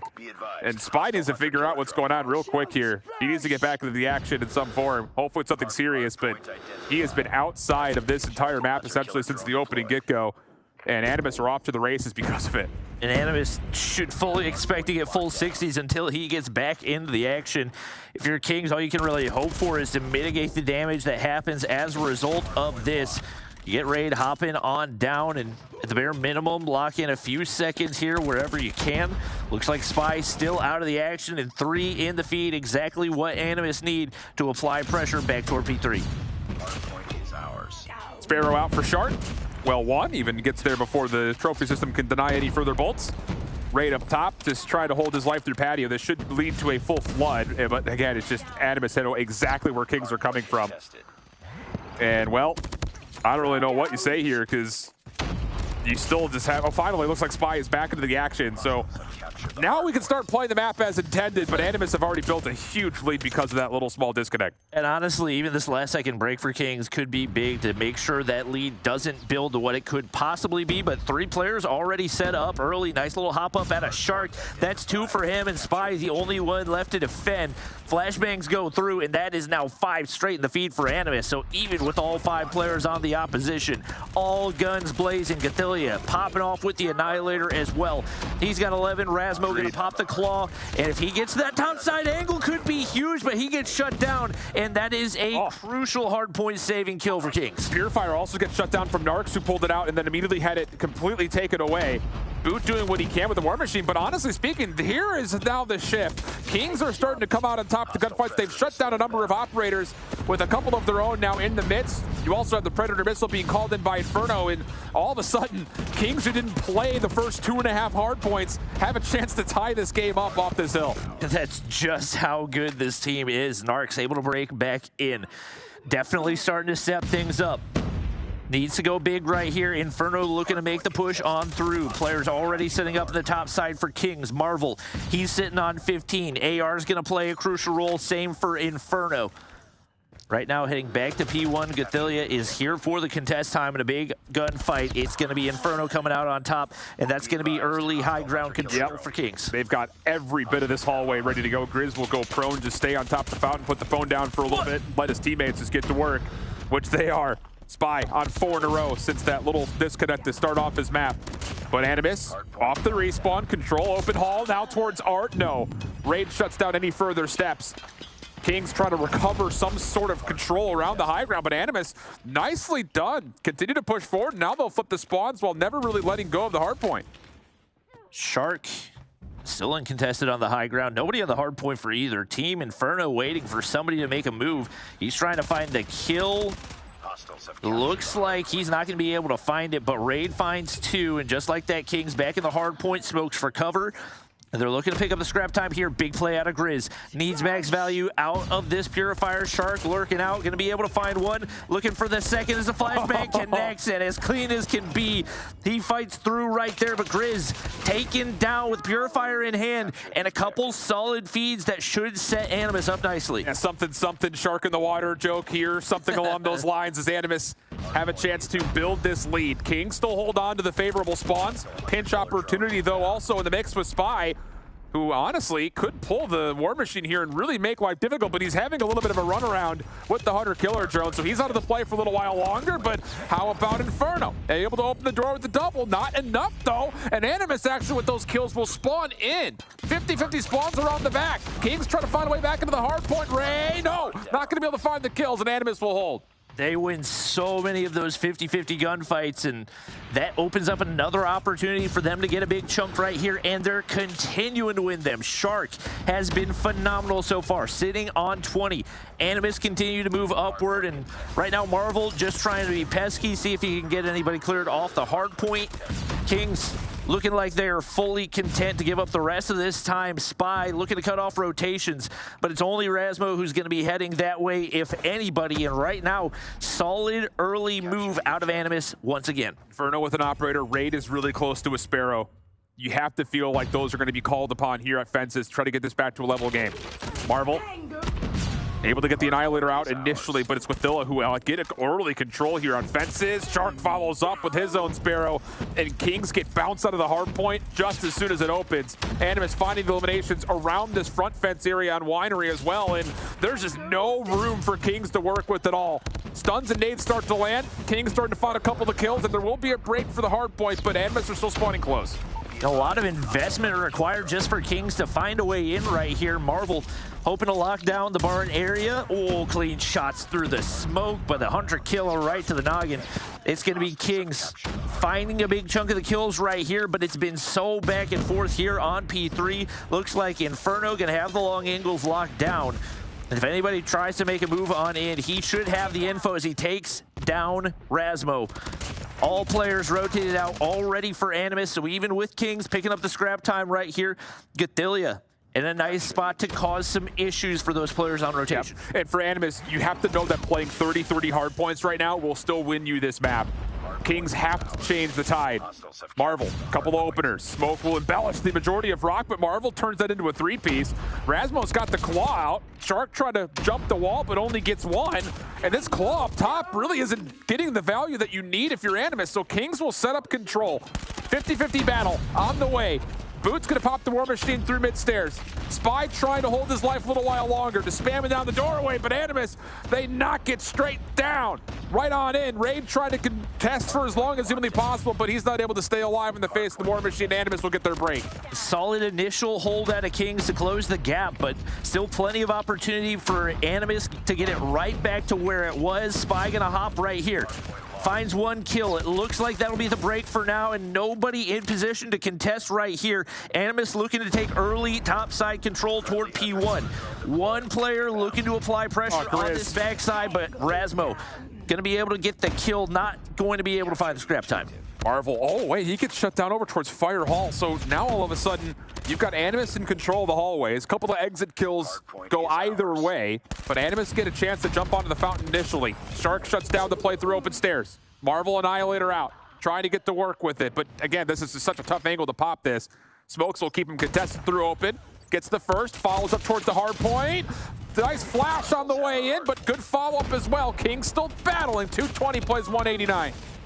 Inferno has just been an absolute nightmare for Animus to deal with, but somehow they've been able to stay in this one. Couple of crucial kills once again as the players on the objective doing the dirty work. Narcs trying to play his life right here. No smokes to work with and no high ground control, but Gathilia able to clear off at least one. You got Rasmo on the opposite side, but Grizz a nightmare to deal with on the inside. Rasmo still keeping things locked in. Nice shots onto Spy, and he should be weak and ready for the taking as Shark takes him down. Animus once again clear the hard point, and they got to get back on. There's not that much more time that you need, but they opt to rotate early once again. Yeah, you can't win there, so now it's all about the focus over towards Lambo. Boot shut down over through Trophy. Kings will have spawns and they'll have the hard point. And you got early operators pulled out. Spy with the War Machine first and foremost. Grizz pushes into the smoke with the Purifier and gets shut down. Animus now a chance to break from the front. Pinch from Inferno. Doesn't quite see the hit. The rest of Kings still staying safe over the top of Lambo. Play from Shark over through Trophy. Shut down. Animus still spawning in though, but Kings are holding. Wow, crucial gunfight wins. Raid still has a Sparrow to work with. Players rotating from P4. The reinforcements will arrive for Kings right here, and you got players entering from both sides. Got to find at least one. No kills to be found with the Sparrow quite yet, but they're holding on for the time being, and just like that, they take the lead. Sparrow still is alive. Oh my goodness, Raid gets two. Grizz from Trophy Door. He finds another double. Rasmo, he's been good so far, but he has to be miraculous here, and he gets shut down. The Pred Missile takes down another two. Animus are scrambling to get in. Kings are gonna find a way to steal away map number one, where Spy barely played in the first three hills. Oh, if you get a 45 for that long, you got to capitalize. Yes. You have to take that map at all costs. If you're going to have a chance to take one off the Kings, it's right there. You got to think heading into the rest of the hard points, your hopes can't be too terribly high. And then the search and destroy has been your weakest spot all along. Right now, Animus have got to find a way to regain off of that. Inferno was the only reason that Kings were even in that game for as long as they were. How many times did we see, at least in the kill feed, the LK popping for 3-4 kills a life? It looked like Razna was about to put together a similar response there at the end. He goes on a huge streak from the top open window, but it just doesn't make much of a difference when Kings win rotation over the Lambo, and then when you ask them to play perfect hardpoint, they say, bet. Sounds like a good idea to us. And it was actually Raid who came through and really locked things up. I mean, the Sparrow is just a small part of it. He got the job done initially with the SMG, cracking the code, and as soon as they got the read, the Animus was spawning driveway side. Those operators sang a different type of tune. I mean, you get gifted a 50-point lead early on. You just got to make the most of it. And unfortunately, once again, one of the big storylines for this Animus squad, Boot feeling like the weak link. Obviously, you do have an OBJ player who you expect to have slightly lower KDs, but when you're going double negative, that just can't happen. You've got to get better at playing your life and finding those kills on the inside of the hard point. That's the biggest thing about it, and I think there's still a learning curve when it comes to COD Mobile comparatively to the OBJ players that play multiplayers. Like, you don't always have to be in the action.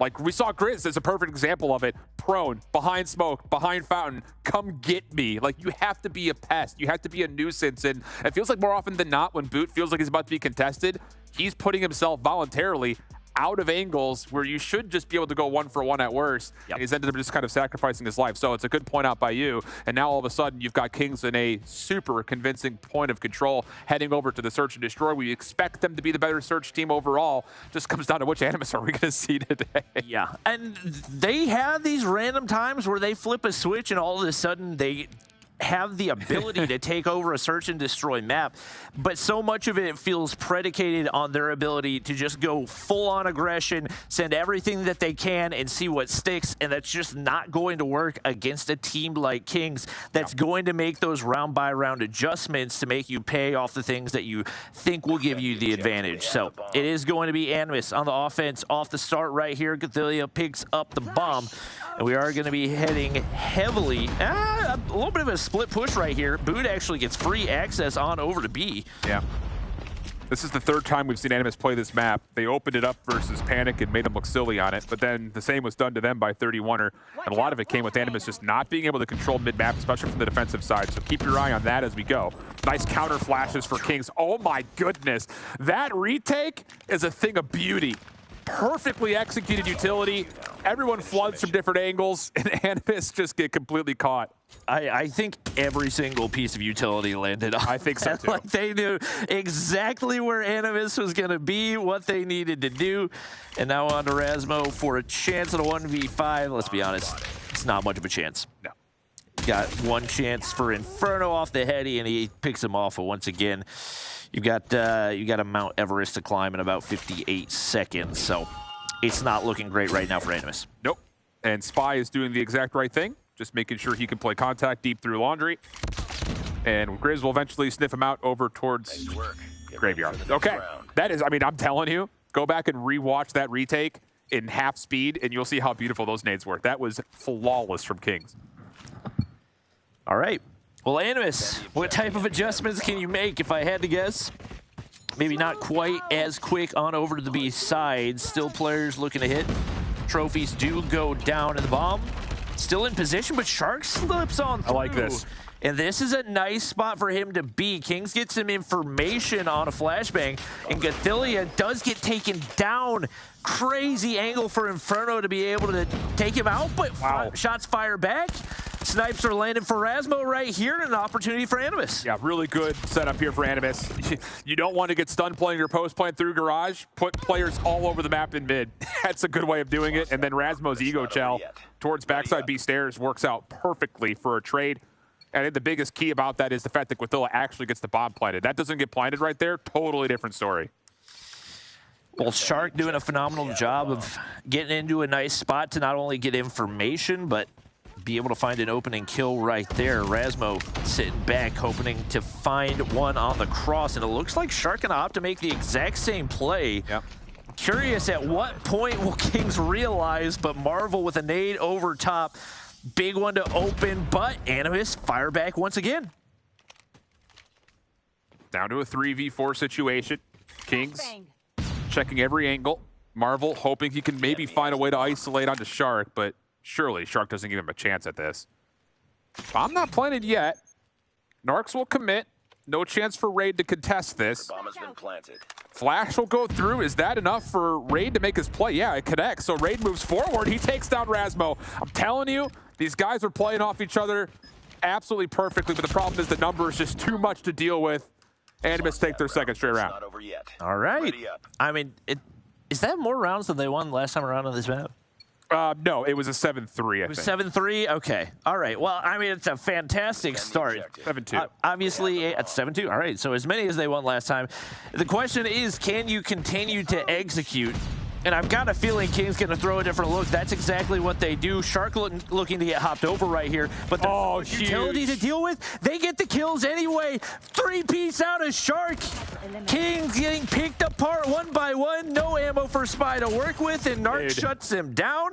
Just like that. More rounds than the entire last game they played here. Brother, that is just such a good set of brains on Shark. All the stuns, all the flashes that come through, They all land, but Shark makes the hop up that time instead of playing straight through electronics and ends up coming behind the play for 3 for free. Another quick bit of action over towards A. This time it's Animus trying to force it in forward, though, but Inferno here finds one, wisely steps away. Oh, how does he get the second? Set nades also land. Bomb now down, and Kings cooking with some gas. You just watch your teammate get his head ripped off. You know a sniper's backed up to a head glitch and you want to shell him. Ballsy move. It does not pay off, and Inferno is there for his 3rd kill of the round as Kings bounce back, looking to even things up heading into the halfway point. Definitely some solid adjustments out of both teams, and honestly, this is the best search and destroy that I feel like we've seen out of Animus so far. The question, once again, can they continue to make those adjustments? And seems like they've been putting in the work, at least for the slum search and destroy. Yeah, Shark once again on the hop up. This time he double checks to make sure no one's pushing through A, and then turns his attention towards statue side. Little slide out over the top of the dumpster. Shark, my goodness. He's gonna get another 3-piece, but Kings do stave off the push. And Inferno, he's going to take over half this map, and that's enough for Spy to try to work with him. They've got an angle to watch this cross towards B. Nade will come through. It doesn't quite land, and with that, Quathilla will plant. And right now, he's been doing his job flawlessly. They don't need him to get the kills. They need him up on the bomb site, planting down ASAP. Makes it happen once again. And now Inferno looking for a pick to open things up. If I had to guess, Quathilla doesn't peek, but Spy sniffs him out. Now a 2v2. Narc's looking for some information. Spy on the backside, not typically a sniper, but might be able to find a pick on the Rasmo. Nearly had a chance, and I don't think they're in position to watch the bomb right here. Risky play. Rasmo's got to go big. He takes down Inferno, but he doesn't take down Spy. Narc's not in position, and Animus give away the round. What a stretch defuse from Spy. That is massive brain. And at the same rate, there's also a little bit of, get down, Mr. President. Like, just hop on, hit the defuse, I'll watch over you. And as soon as the first shot hits, I think Narcs thinks he's got a little bit more time to make that recovery play happen. But no, Spy doesn't fake it, just hops on. And now we have a 3-3 half swap to sides. Raid first blood, boot to drop. But the defense does control some space here at mid-map. Looking at Shirk, number 5 in Yale, to see what he can do from this position. Looked like they were going to aim to bank a nade there. And there it is. The nade connects onto Narcs. Shot does not connect through the entryway, but Kings get the better of the trades. Quathilla trying to force them back single-handedly, but Holger in hand, there's only so much you can do. In a position like this, finds one, gets traded out, and now all down to Rasmo. They read him on the flank right there. And Kings, just like that, retake the lead. Great isolation. You hit it perfectly, by the way. As soon as Shark got into position, he did get the half HP, so something tagged him. Kings knew exactly where he was positioned, and the isolation around the middle of the map, perfect for Kings. So a huge opening offense to set the tone. One of the things about Animus, when we watched them play their second iteration of this map, they had a tough time defensively getting into mid-map, and this time they're going to voluntarily give up space and trust that Narcs and Rasmo can get the job done with the sniper rifles. Neither team taking any mid-map control right now. Boot playing the backside of that B side. Raid looking for info, and they're going to at least force their way up initially. Boat's going to be able to take down one, does get traded out, but I don't think they realize another is pushed up onto B. Should be positioned for a flank, and that's exactly what it is, as Quathilla takes down one. Grizz on the flip side does the same, but Quathilla so cheeky with that LMG in hand, and as Rasmo takes down another, it's Raid with a 1v3 on his hands. It's a good look at Narcs. He knows that Quathilla's behind him. Oh, the turn and burn! Oh, but Rasmo, he gets through hole in the wall just in the nick of time. Oh my goodness, I almost lost my mind. That was, I don't know, he must have 8 fingers to pull that off, bro. That is nuts. Oh my gosh, the accuracy too in that moment to be able to perfectly flick.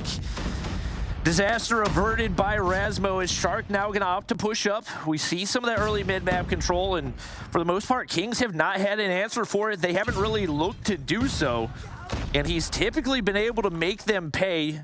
One player watching that cross over toward A, and right now, nothing fully established for Kings. Kings have to know that there's going to be potential for players to play in mid. If they don't have nades already preset to check these corners, I'd be surprised.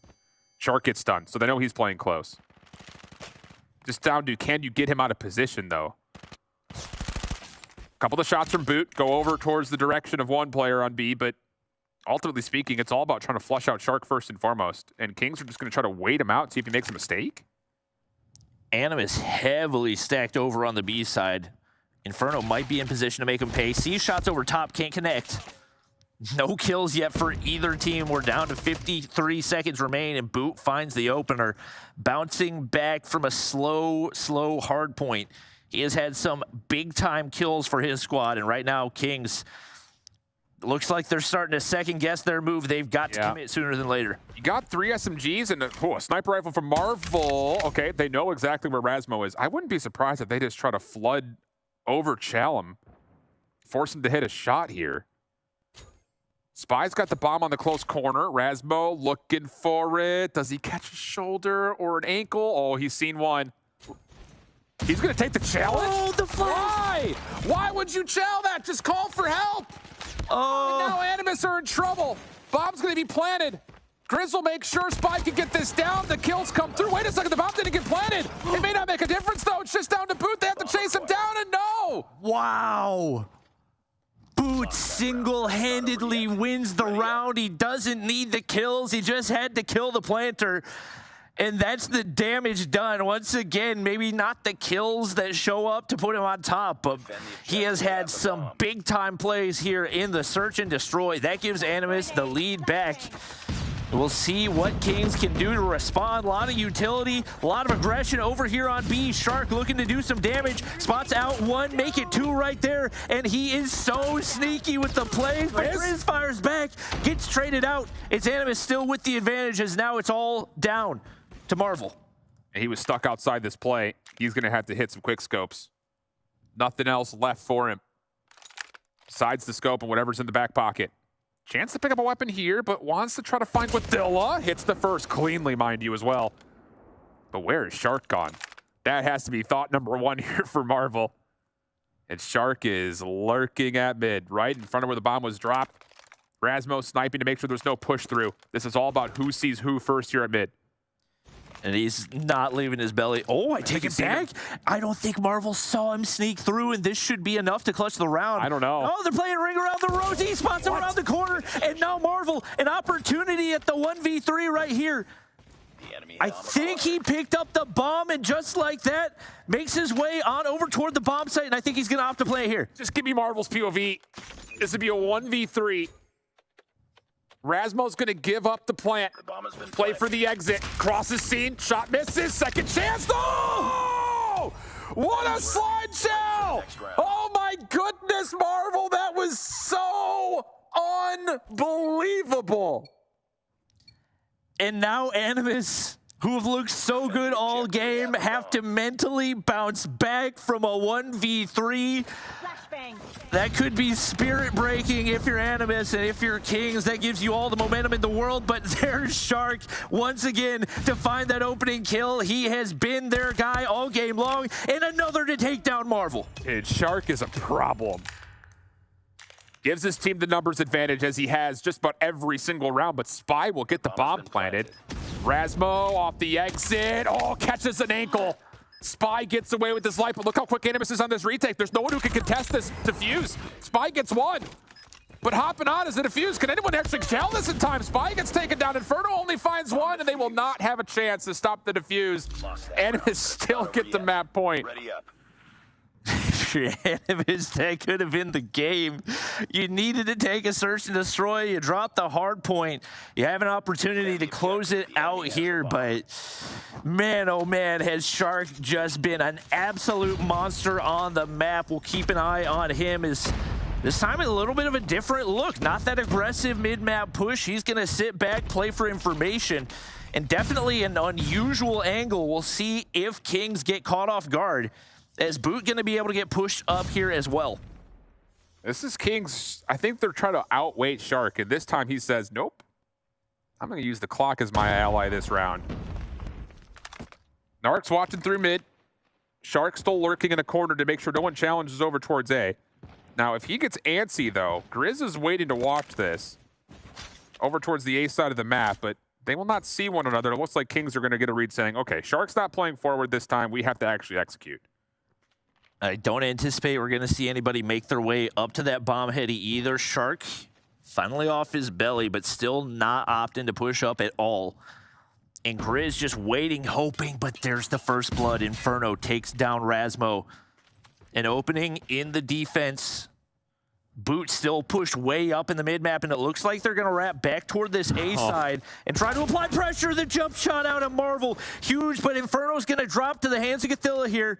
Still only a one-man advantage, and that's a big wrap for Gothilla here. They're still committing to Shark's direction, though. He gets the first in the corner. Oh, my goodness, Shark. And then the pistol for 3. But it's Marvel on the other side. Trying to get chased down by Gothilla, who will put it out of reach. And Animus will take map 2, 7-5. Kings are a phenomenal team, but the more that I watch Shark, the more I think he's the best player in Europe. This guy does it all on every single map. He is so difficult to deal with, and he's done it game in and game out, even when his teammates haven't been at their best. Man, oh man, what a performance out of him on that map. It's just the thing about a map like Slums, if you get someone who's uber confident with his SFG, let me just get into a sneaky spot, force them to triple chow me essentially, because he's good for 1 every single time at least when there's chows that come through. 15 kills for Shark, 11 for Gothilla, who actually was a big reason why a lot of those post plants were successful. And outside of Marvel's electric 1v3, Kings just could not put together a response for Shark in any form. It felt like small advantages leading to a map win overall. And what a barn burner this series has been so far. We're definitely getting what we asked for.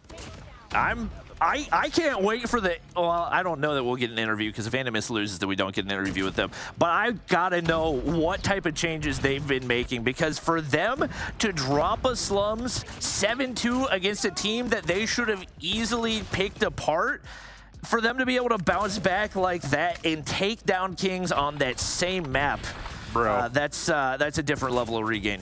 That shot was unbelievable. I don't know whose perspective you were watching, but from Marvel's perspective, he slides out. His scope is like way off and up, and then still snaps down to find the final shot. That is stupid. Stupid stuff. But we're here for stupid stuff. We love stupid stuff. Especially these two boys. You kidding me? We live in the stupidity. We got Crossroads coming up for map number 3. Oh, man, just, you know, what do you want to say about this one? I'm just waiting to see what Shark does, I think, on a map where he can absolutely fly. Yeah, I would imagine he's going to be a nightmare in those catwalk mid-map areas, and we'll see what he can do. Obviously, dropping the hard point, but this is one where we've seen a chink in King's armor. They've dropped a control before, and they find a couple opening kills, especially with Boot getting pushed up. Same for Narcs. This is some early map control for Animus. Lots of control, topside fire. Kings fighting it back. Spy gets 2. Shark still alive. Dude, it's a force free. It's literally like a heat check. Just let Shark fly and see what he can provide. That all told, though, we still stay even in the life count, and no significant progress made onto either zone. So as heroic as the opener was, not much gained onto the OBJ as of yet. You've got one member in Shark just trying to run around the boxes over towards B, but he will get pulled off. Shark still finding kills, though, my goodness, and that will lead to now Animus getting some success here today. And I believe that's a 6 pre to start. Maybe he got taken down once, because I don't see any streaks for him. Animus still hold the life lead.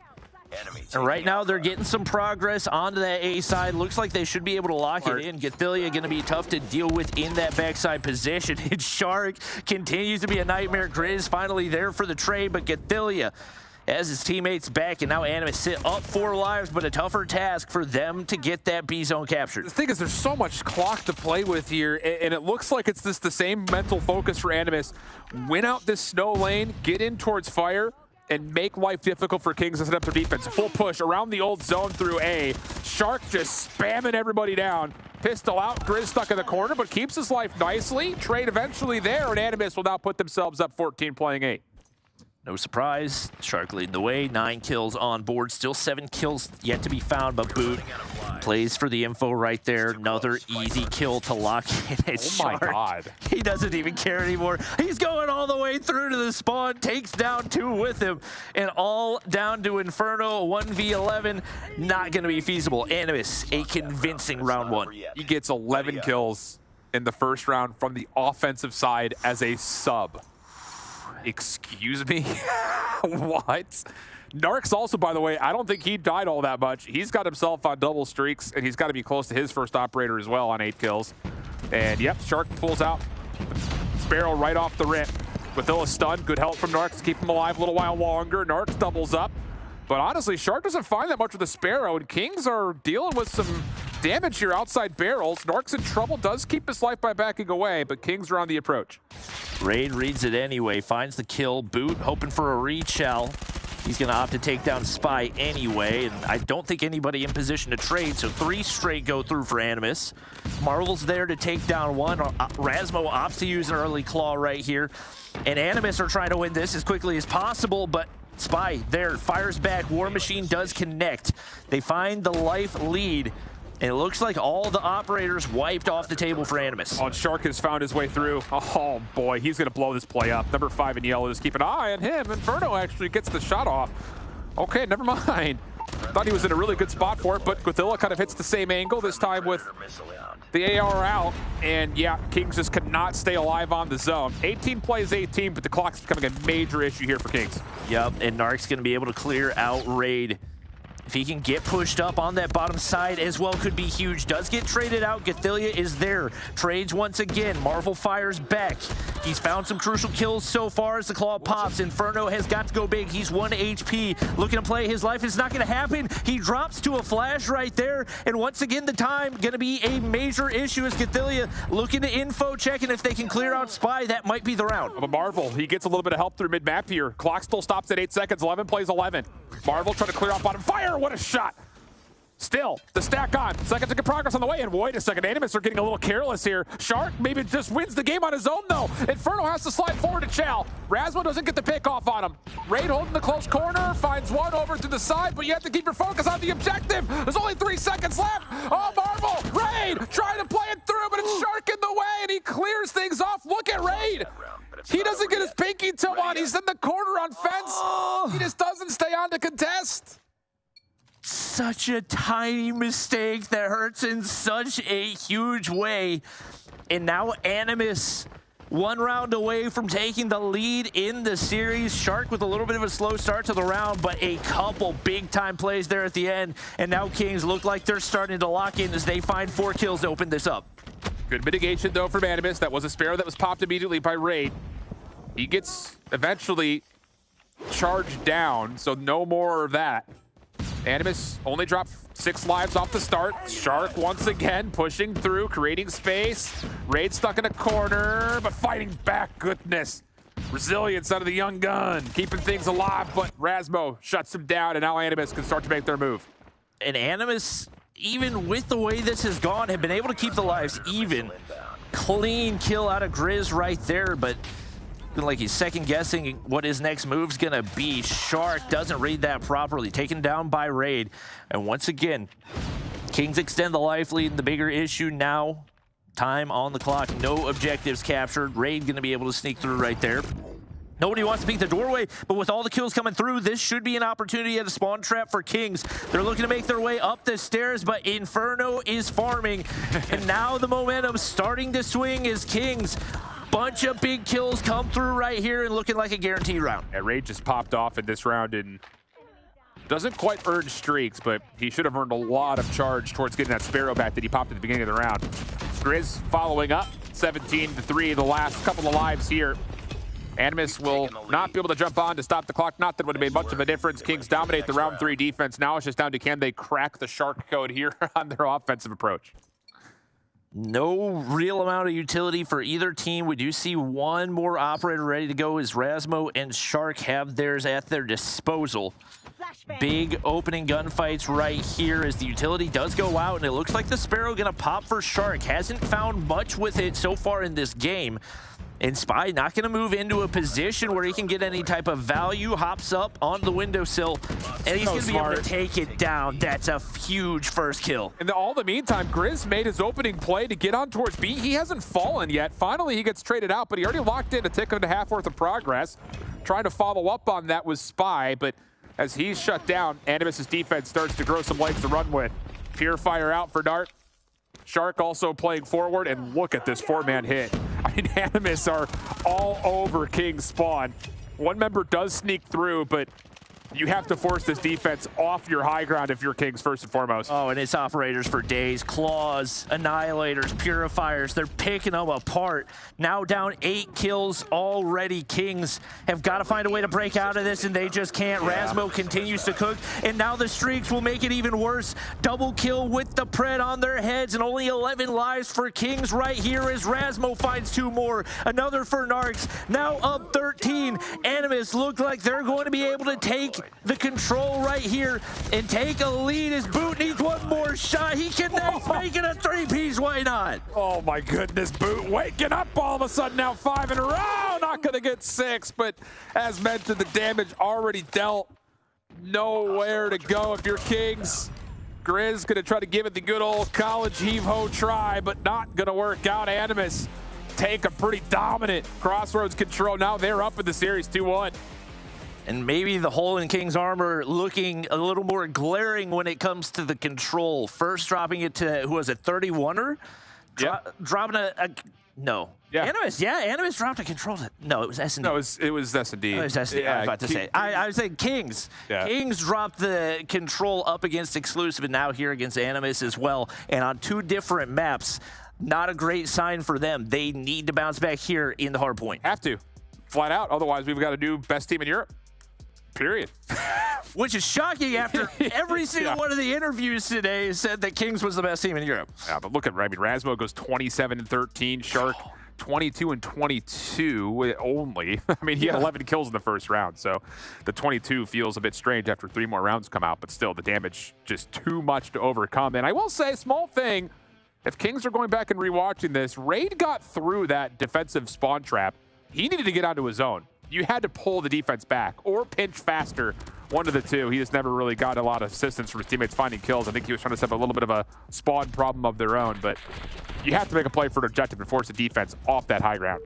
Yeah, no question about it. I think even with the round that they dropped, Animus bounced back perfectly, and you get that mid-map control, you set up the spawn trap, and after that, the game was chalked as soon as that went into play.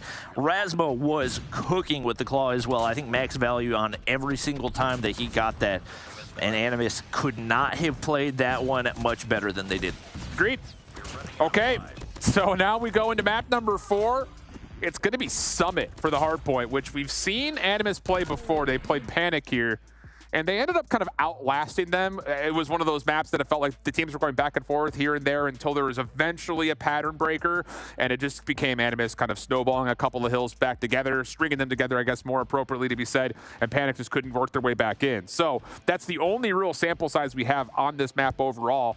But again, I'm seeing a map come up that Shark can run wild on. And I think that's got to be goal number 1. Always know where Shark is if you're Kings and try to shut him down wherever possible. Yeah, absolutely. I think if you're Kings, Grizz has got to be more of a factor. He was keeping up in kills, but he was giving away a lot of deaths on the opposite side in that control. Summit should be a place that he can go absolutely wild because he's known as one of the better shotgunners in COD Mobile, and this is one of the few maps where we anticipate shotguns to play a big role. So he's going to be pulling out the KRM off the start right here. But he's got to feel confident heading into this one because if you're not feeling confident with a shotgun, things can go wrong very quickly. Well, Marvel will take his Holger out, watch over towards the open staircase, only finding one. Boot tries to work his way in. Animus favorably make their way on top of the kill feed, and they will control the early time here at 1. Kings working for some high ground control, back through windows. Grizz only getting 1, and Narcs actually pops off for a double. Animus still hold control.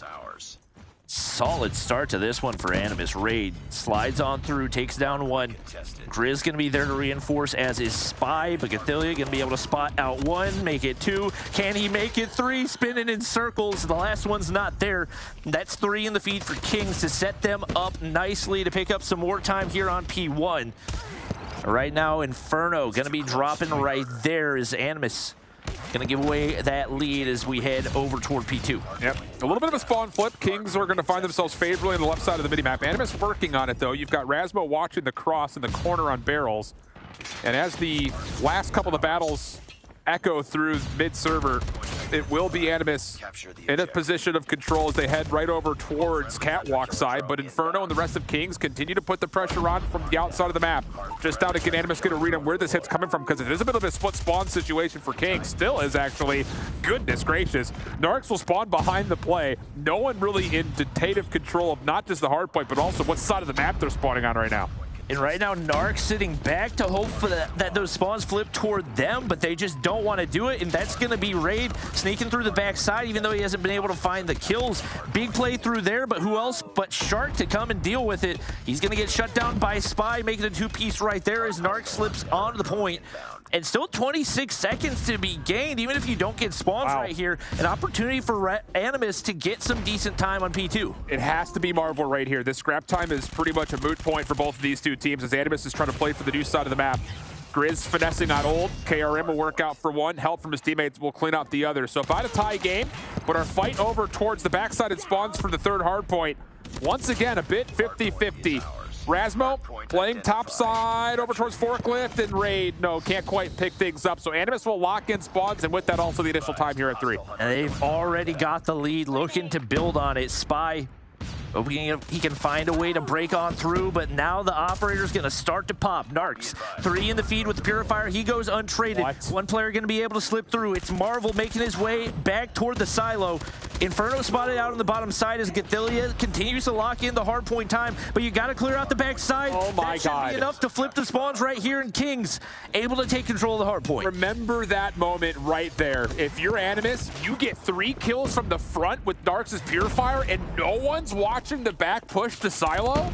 Kings get a free flip thanks to Marvel winning 2 gunfights around the back. They essentially completely turned this hard point around to their name, even in the face of Narcs, who essentially should have gotten the first 40 seconds for free with that play. Critical error for Animus. Kings now in a chance to get themselves in the lead, and they've got numbers trying to make a play through rotation, though Shark is making life difficult because of course he is.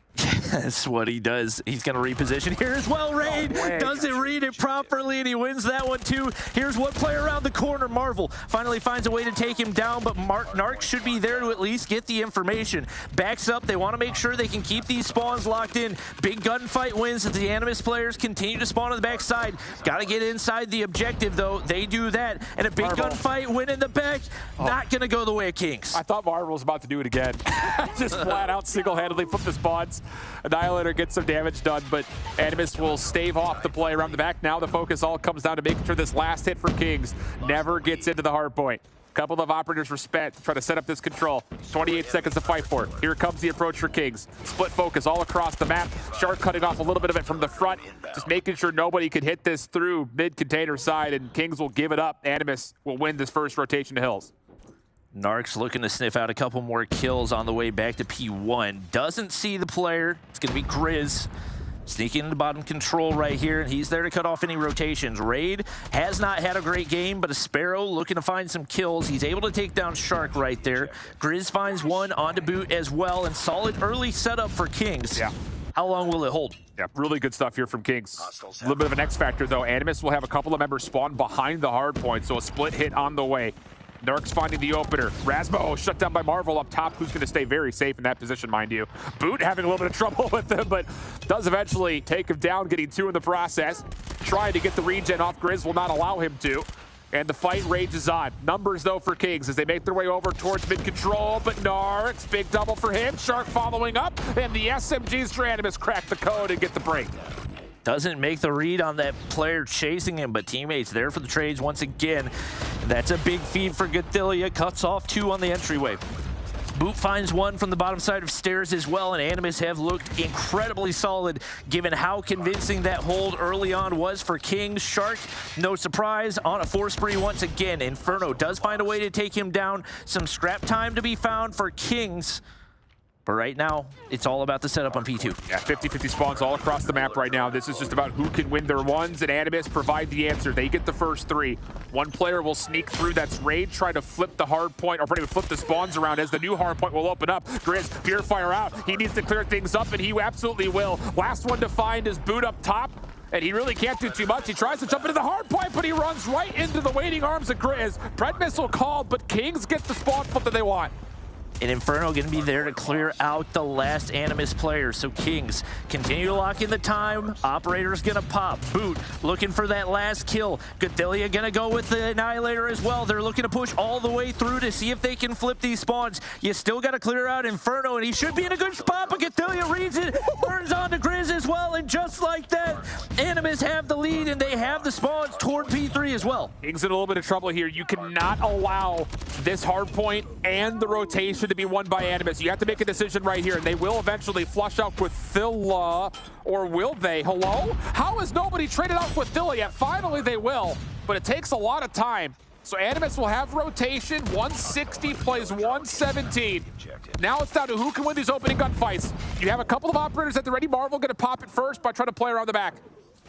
Animus did this last time around. The one thing is you can't let Marvel sneak through, and it was almost back to the silo, but he gets shut down right there, and that's a huge kill to open up. Kings break through the front side right here, and they can potentially spawn trap from the opposite side. Big kills right here. They can't find a way out right now. Narcs needs to find a kill, and you've still got to deal with Inferno finally shut down. Animus break back in, but the spawns might be flipping out. 2 players in the back side for Kings, but they're both shut down. Animus now in a point of possession where this is do or die time for Kings from the front of the hard point. Flashes will land. Quithilla just avoiding the gunfights for as long as humanly possible. Good help from his teammates around the back, and Animus will hold off the final break attempt for Kings. Huge moment of control here for Animus. They will be right at the 200-point threshold, and they're already threatening Kings at new. Wow, what a performance we're seeing out of Animus right here. Only 50 points away from dethroning the Kings. Raid doing his best to hold off the push from Animus. The Sparrow does pop. Still got it ready to go. He's able to find 2 right there. Once again, just having a nightmare of a game. Boot trying to clear out 1 player on the inside of the ski lift. Inferno finally getting it taken down, but there's another in the back locking down spawns. It is going to be Marvel, and his spy is cleared out. He's the last man standing. 1 player will spawn out here for Kings. Every kill is a big kill, and Narcs almost clears out everything with the Purifier. He does get a couple, but Animus will actually spawn in here. Kings need to come their way back in quickly. 201 plays 142. Boot shut down from the front. Claw out for Animus, but it gets immediately shut down. Last player in is Quithilla. Raid in a little bit of trouble with the frag out, but still finds the kill. Boot trying to follow up, but Kings stay alive. Spawns for Animus, not quite fully in, and they may have to give this last 20 up. Right now, Quithilla single-handedly breaks back in. Inferno's there for the trade. He's taken down as well. Grizz controlling the bomb control. He's going crazy with the KRM 3 in a row. Not going to be able to hit that one, though. Narcs takes him down. And as the last seconds of P4 go through, Rasmo picks up the scrap time. Boxing gloves connect as well. It's Animus, only 41 points away from a win. Animus is challenging everything. They do not want to allow Kings any breathing room, but Spy has created the oxygen needed. Purifier out for Grizz. Make sure nobody can hit through the cut. Kings very much still in this, but they have spent everything that they had left. Kills for Animus, allow them a chance to try to flood this hard point. They've got numbers for this.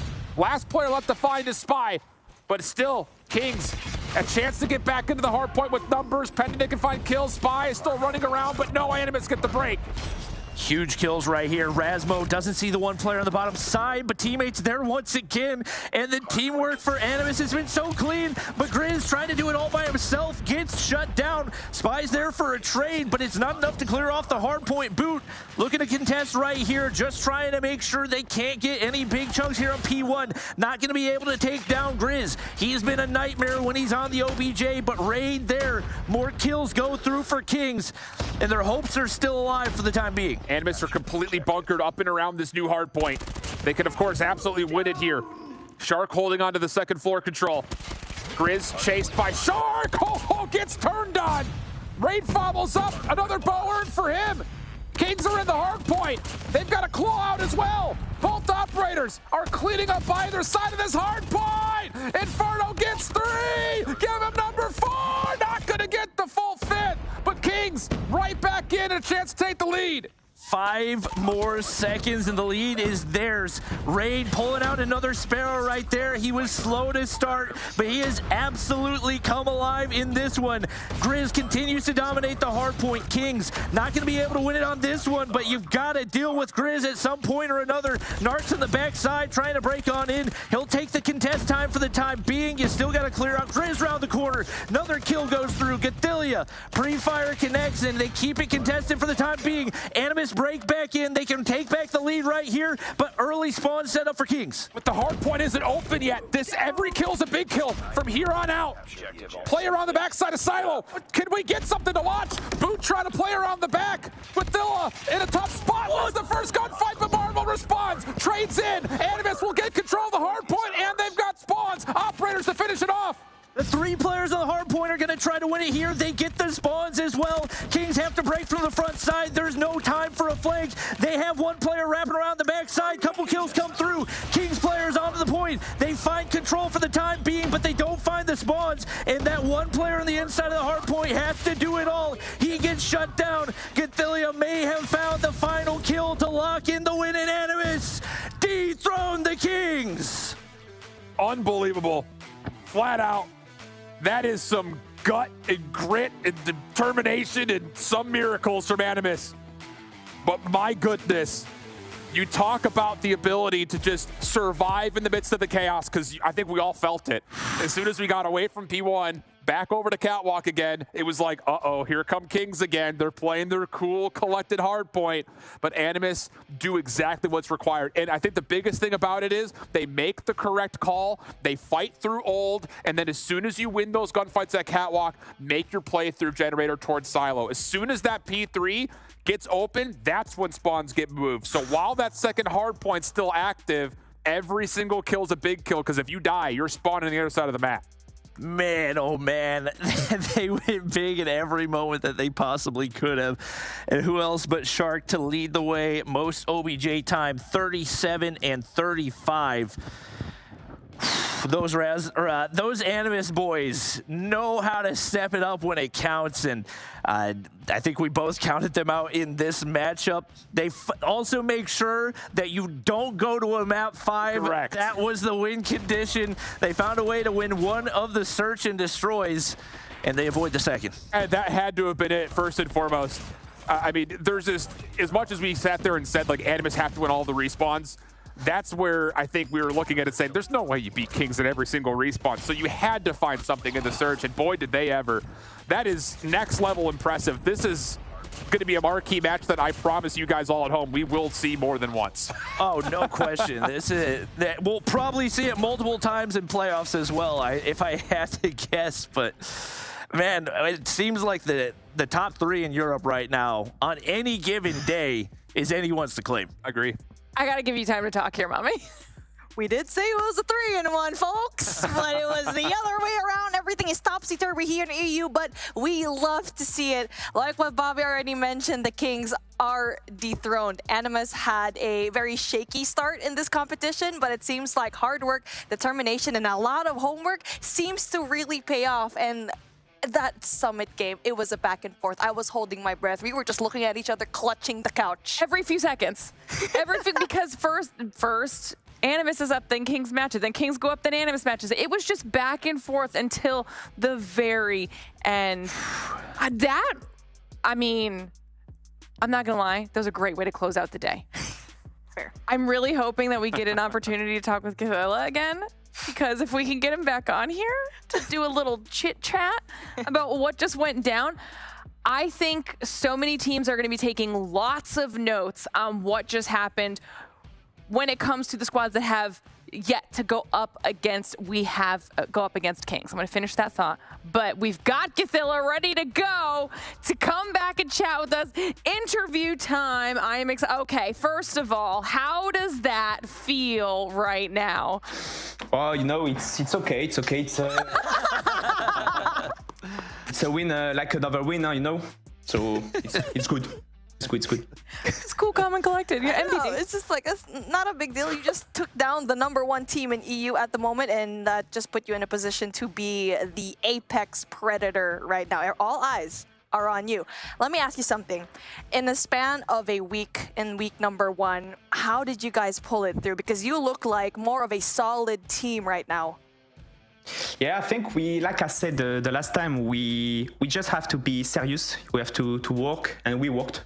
Like this week in Scream, it was good. We did good things. We changed something in S&D. You saw the slumps. It was better than the last week. So I'm proud of the team, and it's good. It's good. Yeah, you guys put on an absolute show, and I think every map was just a treat to watch. I think especially bouncing back from a hardpoint map that looked like it was in you guys' control, to be able to take the search and destroy, and pointing out that was the same map that you guys lost to 31 or 7-2. What do you feel like was the biggest difference in the search and destroy for Slums? I think it's we take the time. We take the time. Like on P1, they use nade, they use flash, but we at the beginning of the round we didn't go directly on the point on the P1. We wait, and after we go with the flash. And they did the same. Huh? They stay like on connector and bar. They use the flash, and after they push. So we change, and we just play. We were more patient. That's all. I don't really have a question necessarily for you, Philip, but I want you to take a moment to talk about what it was like playing with Shark today, because he was everything in map 2, 3, and 4. Maybe the only question I have is like, what did he have for lunch? Because that's the only thing I can really think to ask. I think the last year he couldn't play, like he didn't have the right to play stage 5. So just I think for me, Shark is maybe one of the best player of Europe. Actually, so it's normal for me. I swear, for me, it's normal. This performance from Shark. It's just a classical game for him. That's all. I mean, if this is the improvements that you guys have week over week, you're going to be almost impossible for any of these other teams to topple. Do you feel like there's going to be some added pressure on your shoulders now that you've shown people that you can take out Kings? Yeah, I think like we're not gonna take the confidence. Huh? We're gonna still to work on the strat, on the team play, everything, and we just play match after match. We take the time. Okay, tomorrow we're gonna play Mont. We're gonna play like if we play Kings. Huh? Tomorrow it's the same for us. Every team is the same. We play 100% in the game. So and I hope we're gonna do it. Well, I love that. That was phenomenal gameplay and very entertaining for all of us to watch. So thank you for putting on a show. Congratulations. Thank you. And hopefully we get to chat again. Thank you, guys. Just big up to Jerry. Jerry can play because he's working, but he's in the team and maybe he's going to come back in few time. I don't know when, but he's going to come back, guys. All right. I love it. Bro. Imagine. We'll talk to you later. That's a big addition. Imagine. Thank you, guys. Bye-bye. All right. Oh, man. That was great. I am very happy with how today went. I don't know about all of you guys.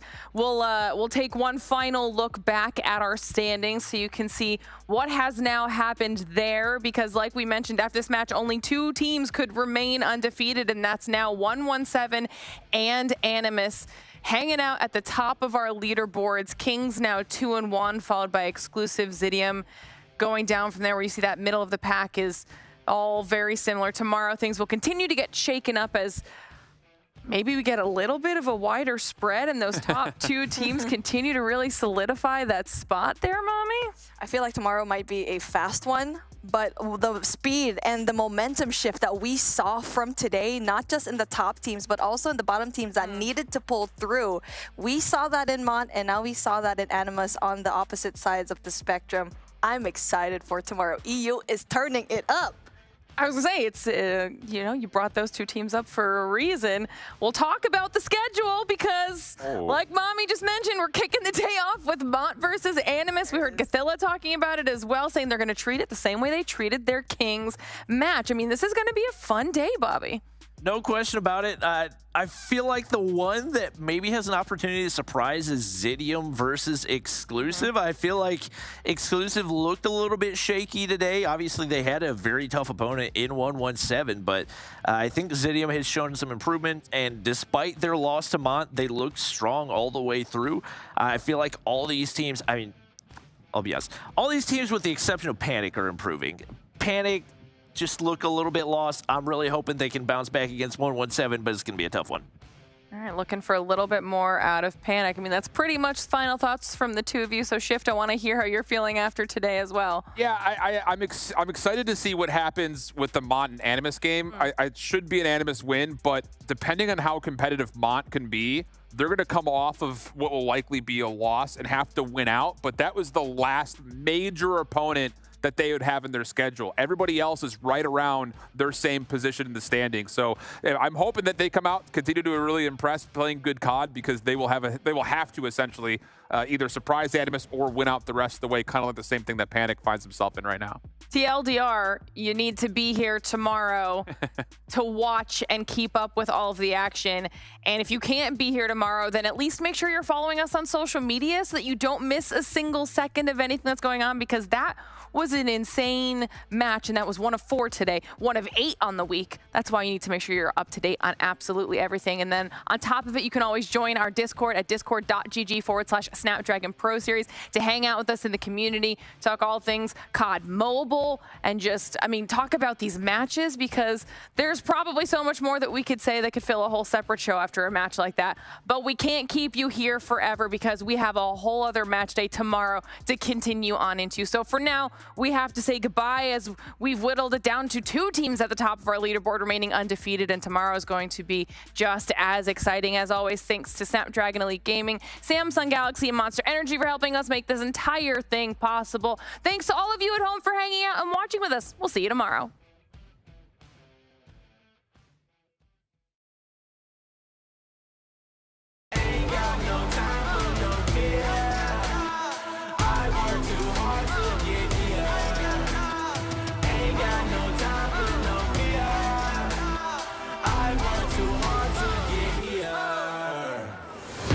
Got the time, put me in, coach. I've been going hard, time to let it show. Everything raw, give it to me now. Let me have the spot, man, it's going down. Gotta get it here, I don't wanna wait. Take what I want, then I go train. Gotta get a win, I won't lose the game. This is my year, I ain't gonna break. Strap in, cause it's gonna be a long ride. Working on me every single day and night. There comes a time when your worlds will collide.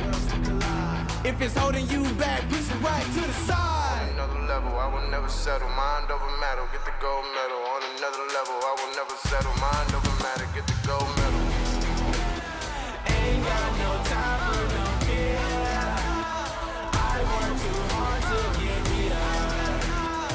Ain't got no time for no fear. I work too hard to get here. On another level, I will never settle. Mind over matter, get the gold medal. On another level, I will never settle. Mind over matter, get the gold medal. On another level, I will never settle. Mind over matter, get the gold medal. On another level, I will never settle. Mind over matter, get the gold medal.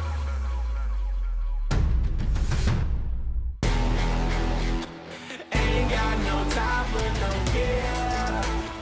I work too hard to get here. Ain't got no time for no fear. I work too hard to get here. Ain't got no time for no fear. I work too hard to get here. Ain't got no time for no fear. I work too hard to get here. Ain't got no time for no fear.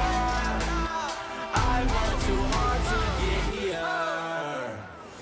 Snapdragon Pro Series powered by Samsung Galaxy is brought to you by Snapdragon Elite Gaming, Samsung Galaxy S23 Ultra, and Monster Energy.